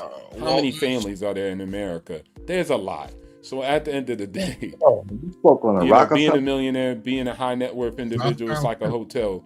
People are checking in and checking out all the time. Most of the people who became millionaires or billionaires, at least 58% of them have zero money inheritance. Even if you go to the next 29% or 28%, those percent only receive $25,000 and under. And then when you go, it's almost like 12% where they're getting crazy amount of money. And again, that fails third generation by a rate of 90%. Give or take, pluses and minuses in either direction, it's still by a large margin. Most people are one page rewriting. But you want to blame it on your family, you want to say this, say it. Do you? Wish you the best. Nah, but a lot of times too, but not for nothing, I'm not taking shots at you, O2O, but you sound like I'm living my best life and I ain't going back to fuck with you. Yep. He's right. And I am. And then Bro, but the that's what difference you about sound me, like, bro, on dogs. That's what you sound like right now, dog. Facts. And that's what it is. So shout outs to that. But I'm still here as a multi-millionaire talking to black people and providing information. I still got real black people in my life that I changed their life by giving them this information every day. And that's what I do. And then I quantify that by I'm living my best life. Because that's an actual example and the results of my hard work and determination. But I'm still here, not saying I live my best life and F y'all, and I'm not on this conversation, and I'm not going to be on the panel talking to y'all. But I'm actually talking to you guys. I'm putting down the keys to the Lamborghini or the Porsche 911 and having a conversation. Come on, bro. Cut it out. Because now you sound like you No, looking it's down. not cut it out. I'm just saying that's what it is. See what I'm saying? A black man can't even be winning. He can't even be congratulating he ain't himself. say that, I'm man. still giving He y'all the ain't say fundamentals. I'm just trying to articulate, that, bro. hey, He I'm ain't having say a good life, and I'm not just turning you off. I'm putting down the keys to the 911 because that's what we do in real life, and I'm having the conversation with you guys. Period. And anybody else. It's not you guys specifically, but you know, Charlie Chang, and I'm Bro, here. you sound like right now you were in reference to your own people as you people. They are you people. Yeah, they are you people. Because we're I a say bunch anybody. of individuals. I say That's mindset over everything. They're we individuals. are They do united. whatever they want. This is the problem. We're not united. So they are you people versus us people.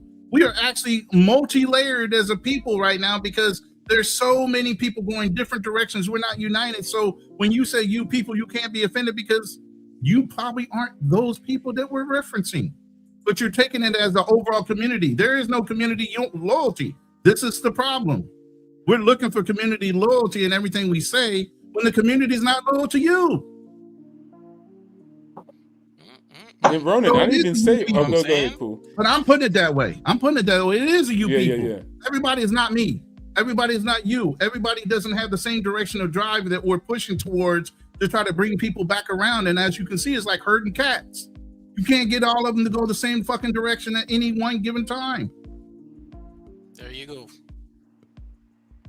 Me and O2O, we always come to head at this. It's not because we don't disagree. It's because it's just like I said before, it's like Magneto versus Professor X. You know, O2O being Magneto. He's saying, hey, I'm over here, I'm winning. I learned the game, I mastered the game. You can master the game too if you just do and listen to the game that I'm putting down. Just like he said, I've learned what I needed to do. I went to the military, I did everything. I'm investing in the right areas. You can do the same thing too. Instead of, trying to beat them, because that's really what it is when it comes to me. I'm over here and I see the fundamental racism that goes on in America. I see all of the colorism that goes on abroad. I see all of the things and I say, okay, I believe that my people or we can actually beat this system if we start to work together. That's what I generally believe. Like, when we've been on this channel, have I ever told you don't do that? Stop doing it? No, and that's why I like you being on the channel, because you're showing the opposite end of the spectrum. Because as I think we said it before, I said you saying, okay, do it this way, okay, and this is how I'm winning. And I'm saying, okay, I see that, because what you're really saying is bootstrapism. Pull yourself by your own bootstrap, you'll be able to do it. I agree with the whole pull yourself up by your bootstraps. So I will never, say he even takes it a step further, Black Cleaner, because he's trying to show people how to do it, and they fucking turn around and don't fucking want to listen. So not only is he saying pull yourself up, but here's the way to do it, and they still like fuck you. The reason that they're not agreeing with it is not the whole bootstrap part of it. It's the whole tone? Huh? No, it's not even the tone. Y'all offended? No, it's not the tone. No one's offended. It's not the tone. What he's saying is America's winning right now. You just need to get down with America. And we're over here like, we black folks, America is against us. Okay, well, you can keep believing that if you want to, but that's what's keeping you losing. So, to me, hold on, Black Leader. I didn't say. Listen. If America's against you, okay, cool. That's what you're saying. Okay, cool. Who's on you? Wakanda? Who's on you? Ghana? Who got your back? Nigeria? Who got your back? Now, if you say, hey, we got our own back. Okay, cool. All right, so you got your own back. Do you still need to? Are y'all not going to do capitalism? You're not going to invest? You're not going to do entrepreneurship? Because if you are, what I'm saying is still applicable. Some parts of it and components. You ain't got to be dripped in the red, white, and blue. But I love America. I didn't say you have to. So at the end of the day, I'm not against what you say. I wouldn't be one of them brothers mad at Martin Luther King and mad at Malcolm X. I would have said, hey, chill out. Both are necessary. I understand that you still have aspects of race. Bro, there was Indians out there in Texas doing good. They don't have no crime. They're not hurting anybody. But white people just jealous. So they just mad at him. Oliver was doing the reporting, and he was blaming Indians, and they were showing him the paperwork, showing him that they're not doing anything illegal. And he was like, you got a new microwave. You still bad. I'm like, what? You just blaming them off of anything. That's how people are. I know people are like that. Mm-hmm. So at the end of the day, I get those components you say, right? Yeah. But the game I'm still laying down on house hacking, the game I'm still laying down on buying stocks, it's still applicable. You could chew gum and walk at the same time. You don't have to be dripped in the red, white, and blue like I am. You get what I'm saying? But I'm not against you for being dripped in the red, green, and black. Mm-hmm. I'm not trying to stop you from doing that. Put down that damn shit, motherfucker. I ain't got no battle with that. I ain't got no qualms with that. Do that. I'm just saying these are these other components that you have not mastered. And if you say, I don't want that in my new element of the green, the green, red, and black, then that's you. You got your thing going on. I ain't going to hate on that neither. Go ahead, cool. Or whoever. Nah, I'm just listening, bro. But I never was against you, Black Cleaner. You admitted that too, right? But we agree on that. Yeah. So that's what people don't get. They think I'm going to be against them. I'm not. Everybody's going to think different. I would have been the brother trying to get Malcolm X and Martin Luther King together. That would have been me in that time. But I'm here in this time. And so the only thing I have to say is, okay, if that's what you believe, that's what you think, that's what you know. I love the energy. A lot of people just sitting on their hands. There's not a lot of us that want to take an active role. And it's nothing against the rest of the people. They got duties, they busy. They ain't got no damn 4 hours to be talking on no YouTube. They out there doing stuff and making things shake. So the ones that decide to actually spend the time, I'm not going to shoot you down because I don't agree with your idea. Nobody made me King Negro. I ain't got all the ideas for all black people to get us out. I just got one small component, and it's definitely in investing, and it's definitely in business and commerce. I know that for sure. And then we can edit it, gene crisp it, whatever y'all want to do, MRA it, but net, it could play a part or not. That's your decision. Yeah, those are the things we talk about on this thing. Those are the type of things we talk about up here. But I don't have to agree with I hate America in order for us to rock. I'm not going to stab you in the back. They not asking me to get the knife and, Julius Caesar, and I won't. That just is what it is. God damn, bro. How do we always get back to people hating America? Does anybody ever say, wake up in the mornings like, fuck, I hate America? Yes, I know plenty of people that do it. Yeah, they burn flags. You saying something? Especially now. Because of what America represents in the world. I mean, if you going and kidnapping presidents and assassinating, sheiks and shahs during Ramadan. Maybe they have a reason to hate America. All right. Yeah, but I think again, travel. We be around travel spaces. If you guys travel, y'all don't know shit for the most part. Like, people really hate China. People really hate Japan. They got real beefs, but y'all don't know nothing like that. All y'all know is America, America, America, America. Like, everybody got real beef. Half of them people would rather be with America than they would with China. You don't know the stories. You don't know what Japan did to these Chinese people. You don't know what these Chinese people did to actual Japanese people. You really don't ever know. No, I'm not you specifically, Cleaner. Yeah. But most people who have that, like, America does this. Like, bro, you just don't know. Like, there's atrocities really from the Middle East. Bad ones, my guy.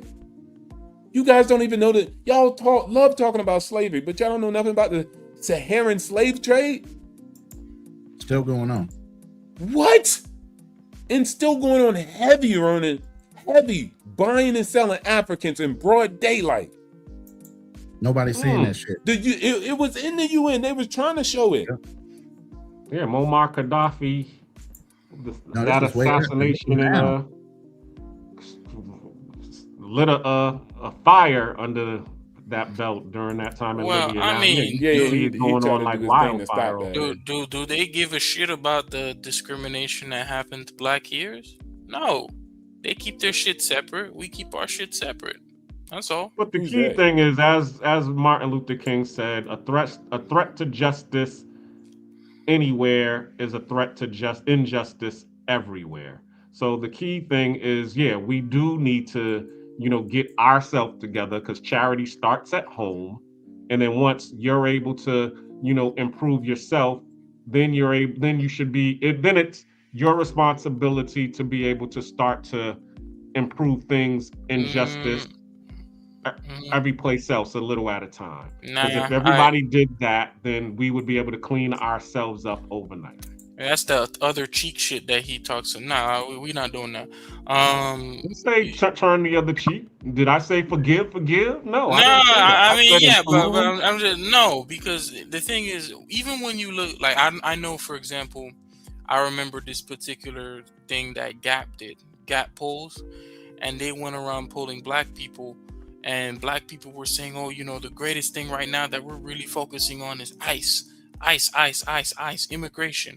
And then they went over and they asked the Hispanics, and they don't give a fuck. They said the number one thing that concerns them is the economy. Don't give a fuck more than these people, because the bottom line is they're not going to show up for your politics. Don't show up for their politics. They're not going to do that. But I just found it was interesting, even in that video that you showed earlier. Like, you guys up here, black guys, are talking, bro, you're good. First of all, it was the white woman who had that situation, right? That sparked the stuff off, right? Which situation? In the Tulsa Black video. Wall Street situation. Yeah, it was all about an elevator incident. Yeah. Correct me if I'm wrong. Isn't your women in lockstep mission with other women of different races and groups? So you still thinking in race? You think black women are only still thinking in race, or are they thinking in gender? I would say that. I mean, are we talking about after the feminism? No, I don't care about talking about feminism. I'm talking now. Talking now in reality. Where are black women? Are they Lockheed? Aren't they in a contract with white women specifically? It's not with white women specifically. It's with. I mean, it's all women. We were saying it's within the system. It's what they're dripped in the red, white, and blue system that you're talking about. Hey, this system is making me comfortable. No, they're dripped in that. I'm down with this system. This system is giving me job security. This system is giving me all of these economic safety nets. So I'm down with the system. Later for everything else is okay. So it's only you black men. You either meet the system or you beat the system. And if so it's only you black men then, right? So like, why? Okay. Hold up, OTO. Did you say once again, bro? You just referenced, and it's only you black men.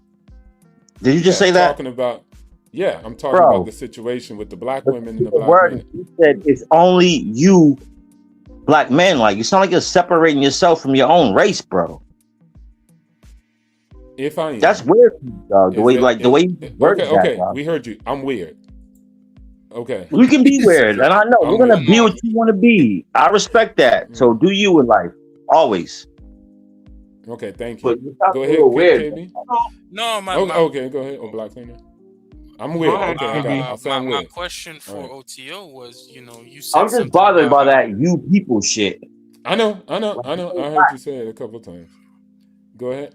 So my question is, But my for track OTO, record is there. So All right, your how track I record speak is money. and what That's I all do you. matters more. But go ahead. So Go my ahead, question KB. for OTO was, why, what makes you come to that conclusion? Like, what's the logic behind it? Because you said something like Which one? you don't.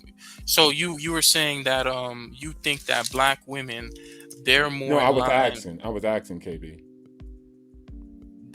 You just asked me which one, and I'm saying the Yeah, one. I don't think. I'm just asking because I'm trying to know what y'all think. Oh, Is okay, black my women in bad. your team, or are they not? Are they with white women? And this is what I'm asking. Are they with the women movement? We No, sisters, it's not the we women women. movement. It's with the system. So it's not a. There's no women movement. It's only just a system So, movement. say it again. You black men. The fuck was So that? there's no women movement. It's just a system movement.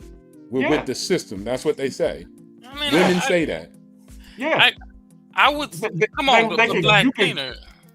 Go ahead. The black cleaner, like black women, they had to have their own separate things from. Because I could have sworn they said white they hate the feminists patriarch, anyways. and mostly men. But Man, most of them don't.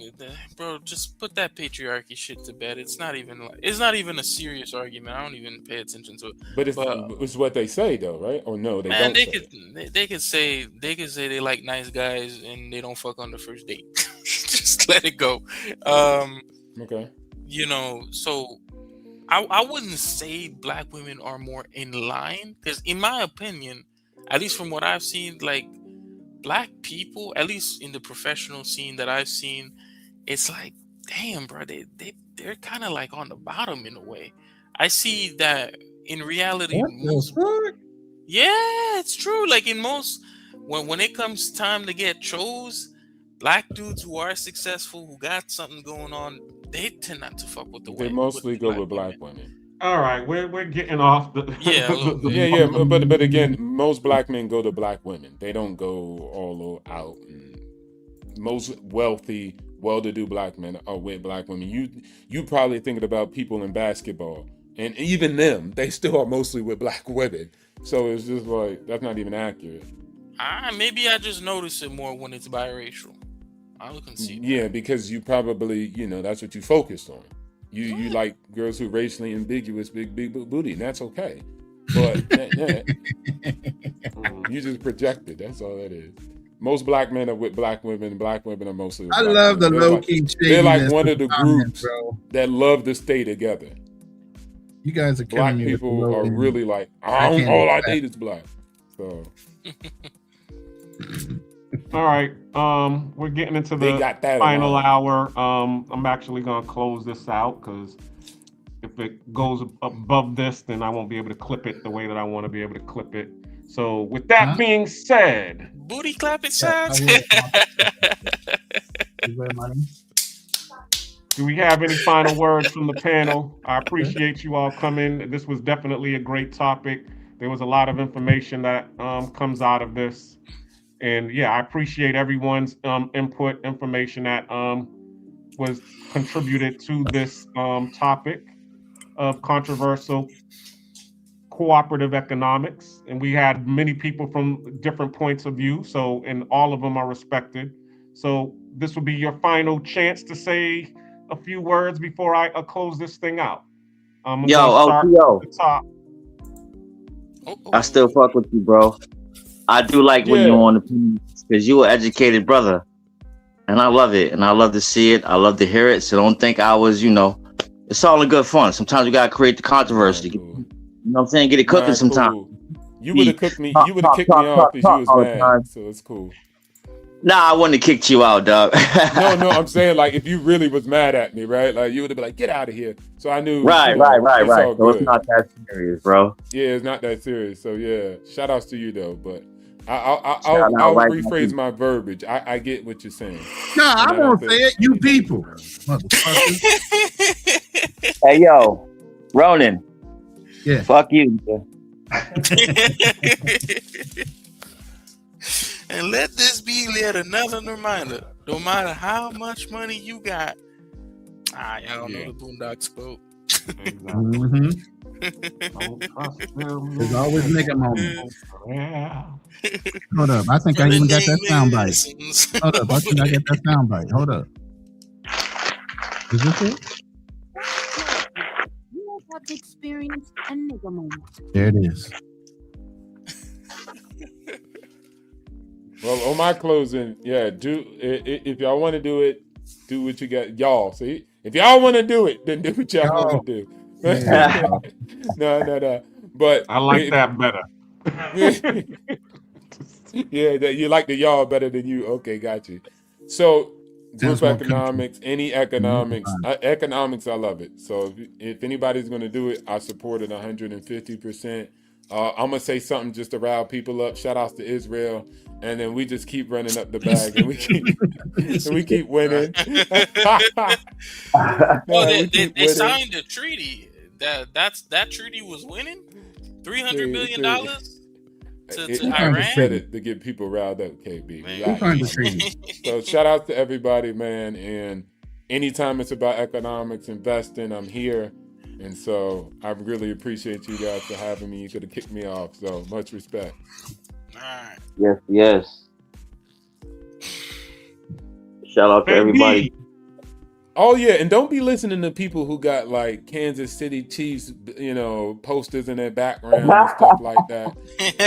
Because who the heck even like that team? Let's be real, bro. Man, how they next to a Filipino flag? Not only do I fly this flag, We're but the American flag. But I'm sitting all over in a whole nother fucking country while I'm doing it. What the fuck? But don't listen to me. That's bad. That's worse. That's Ronan the bandwagoner. Up on the fucking side of a mountain with that's when he got the flag. Listen to him too. He ain't give a fuck about I didn't see the flag before when you had the studio, so maybe you're right. When they won, that's because I was in America when I had the whole studio thing. When that was all set up with my rifle behind me, which I miss. I miss my bullet therapy. Man, I'm missing so much shit. I can't wait to get back to America. What the fuck? You got any final words, KB? Nah, that's it for me. All right. Yeah, have a good night. Yep, you have a good night too, fam. We'll see you the next time.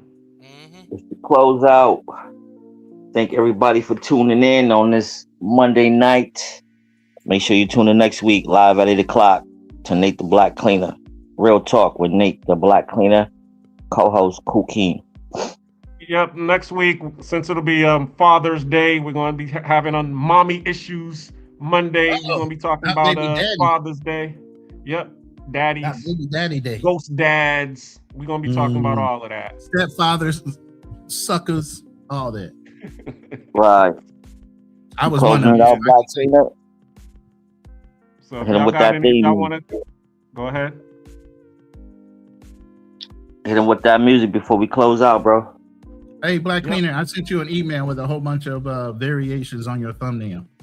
Okay, appreciate that. I'll see you later, brothers. All right, see y'all later. Play that theme music, bro. Yeah, my final words on this in terms of cooperative economics.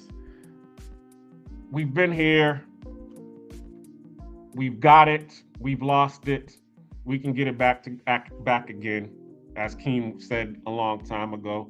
So the name of the game is to be able to just start doing that.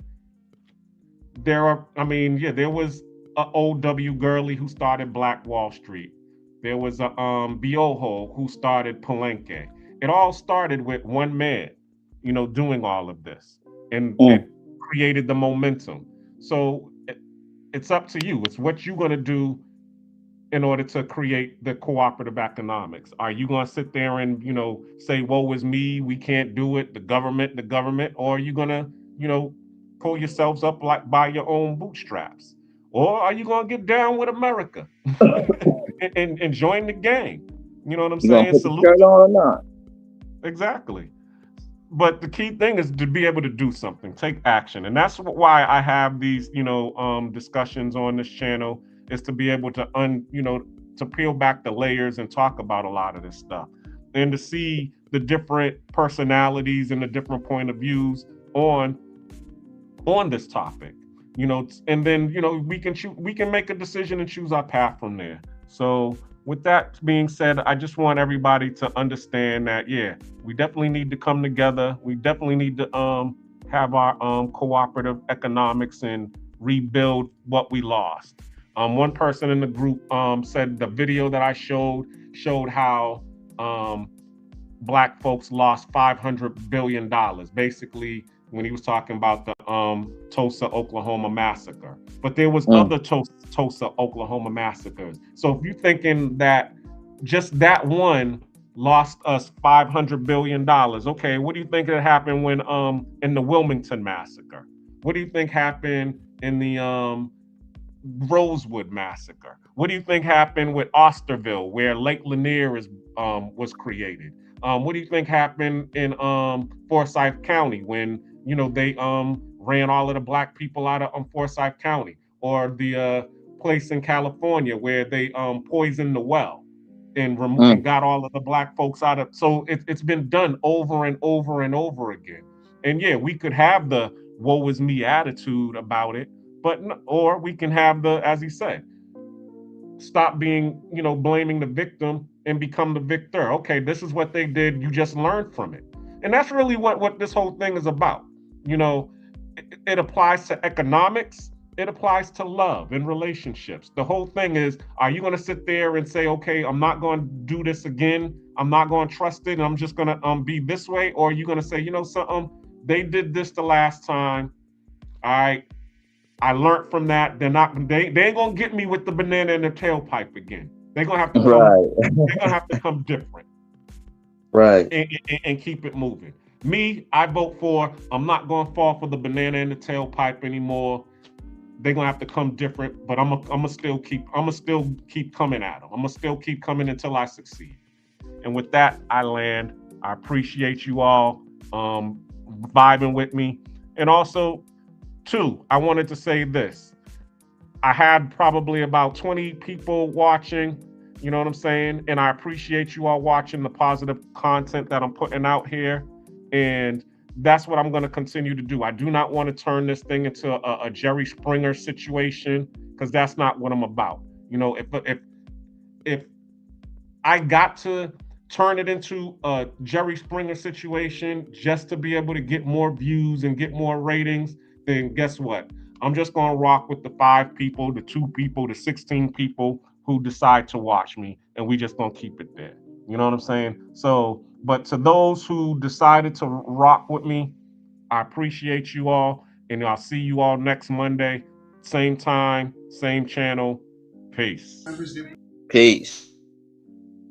Members that we loved and we've lost them, because I like to keep this tradition going. So this is a toast to family. To family. The Black Cleaner.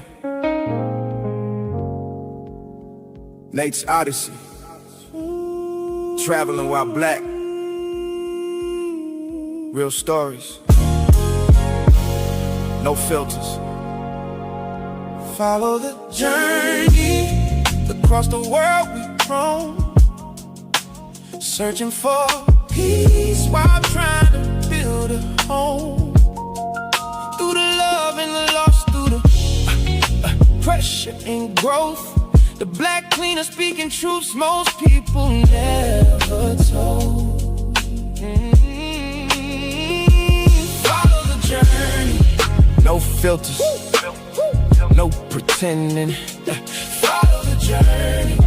Real stories, never ending. From Panama nights to Cartagena views. trying to understand life from a different point of view. Conversations get deep when the camera's cut on. Talking purpose, pain, and trying to stay strong. Traveling while black in a world full of judgment.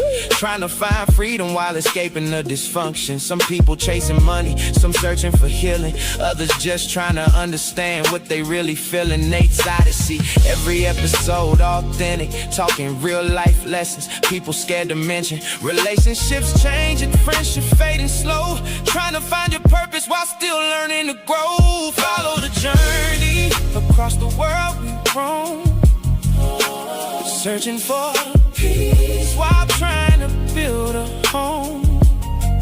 Through the love and the loss, through the pressure and growth. The black cleaner speaking truths most people never told. Follow the journey, no filters, no pretending. No, follow the journey, real stories, never ending. Messy love Mondays and them late night talks. Money mindset streams while we question our thoughts. Building abroad but discovering yourself. Learning real freedom ain't just wealth. Black fatigue conversations hit different at night. Trying to carry pressure while still chasing the light. Every live stream feel like therapy sessions. Helping people navigate pain and direction. No fake flexing, just honest reflections. Travel stories mixed with life confessions. The beauty and struggle of the global economy. Trying to elevate beyond survival mentally. If you ever felt lost, if you ever needed change, if you ever question life, this journey might feel the same. Follow the journey, across the world we roam. Searching for peace while trying to build a home. Trying to build through the love and the loss, through the pressure and growth. The black cleaner speaking truths most people never told. Follow the journey, no filters, no pretending. Follow the journey, real stories, never ending. Travel, culture, relationships, reinvention. The black cleaner. Follow the journey.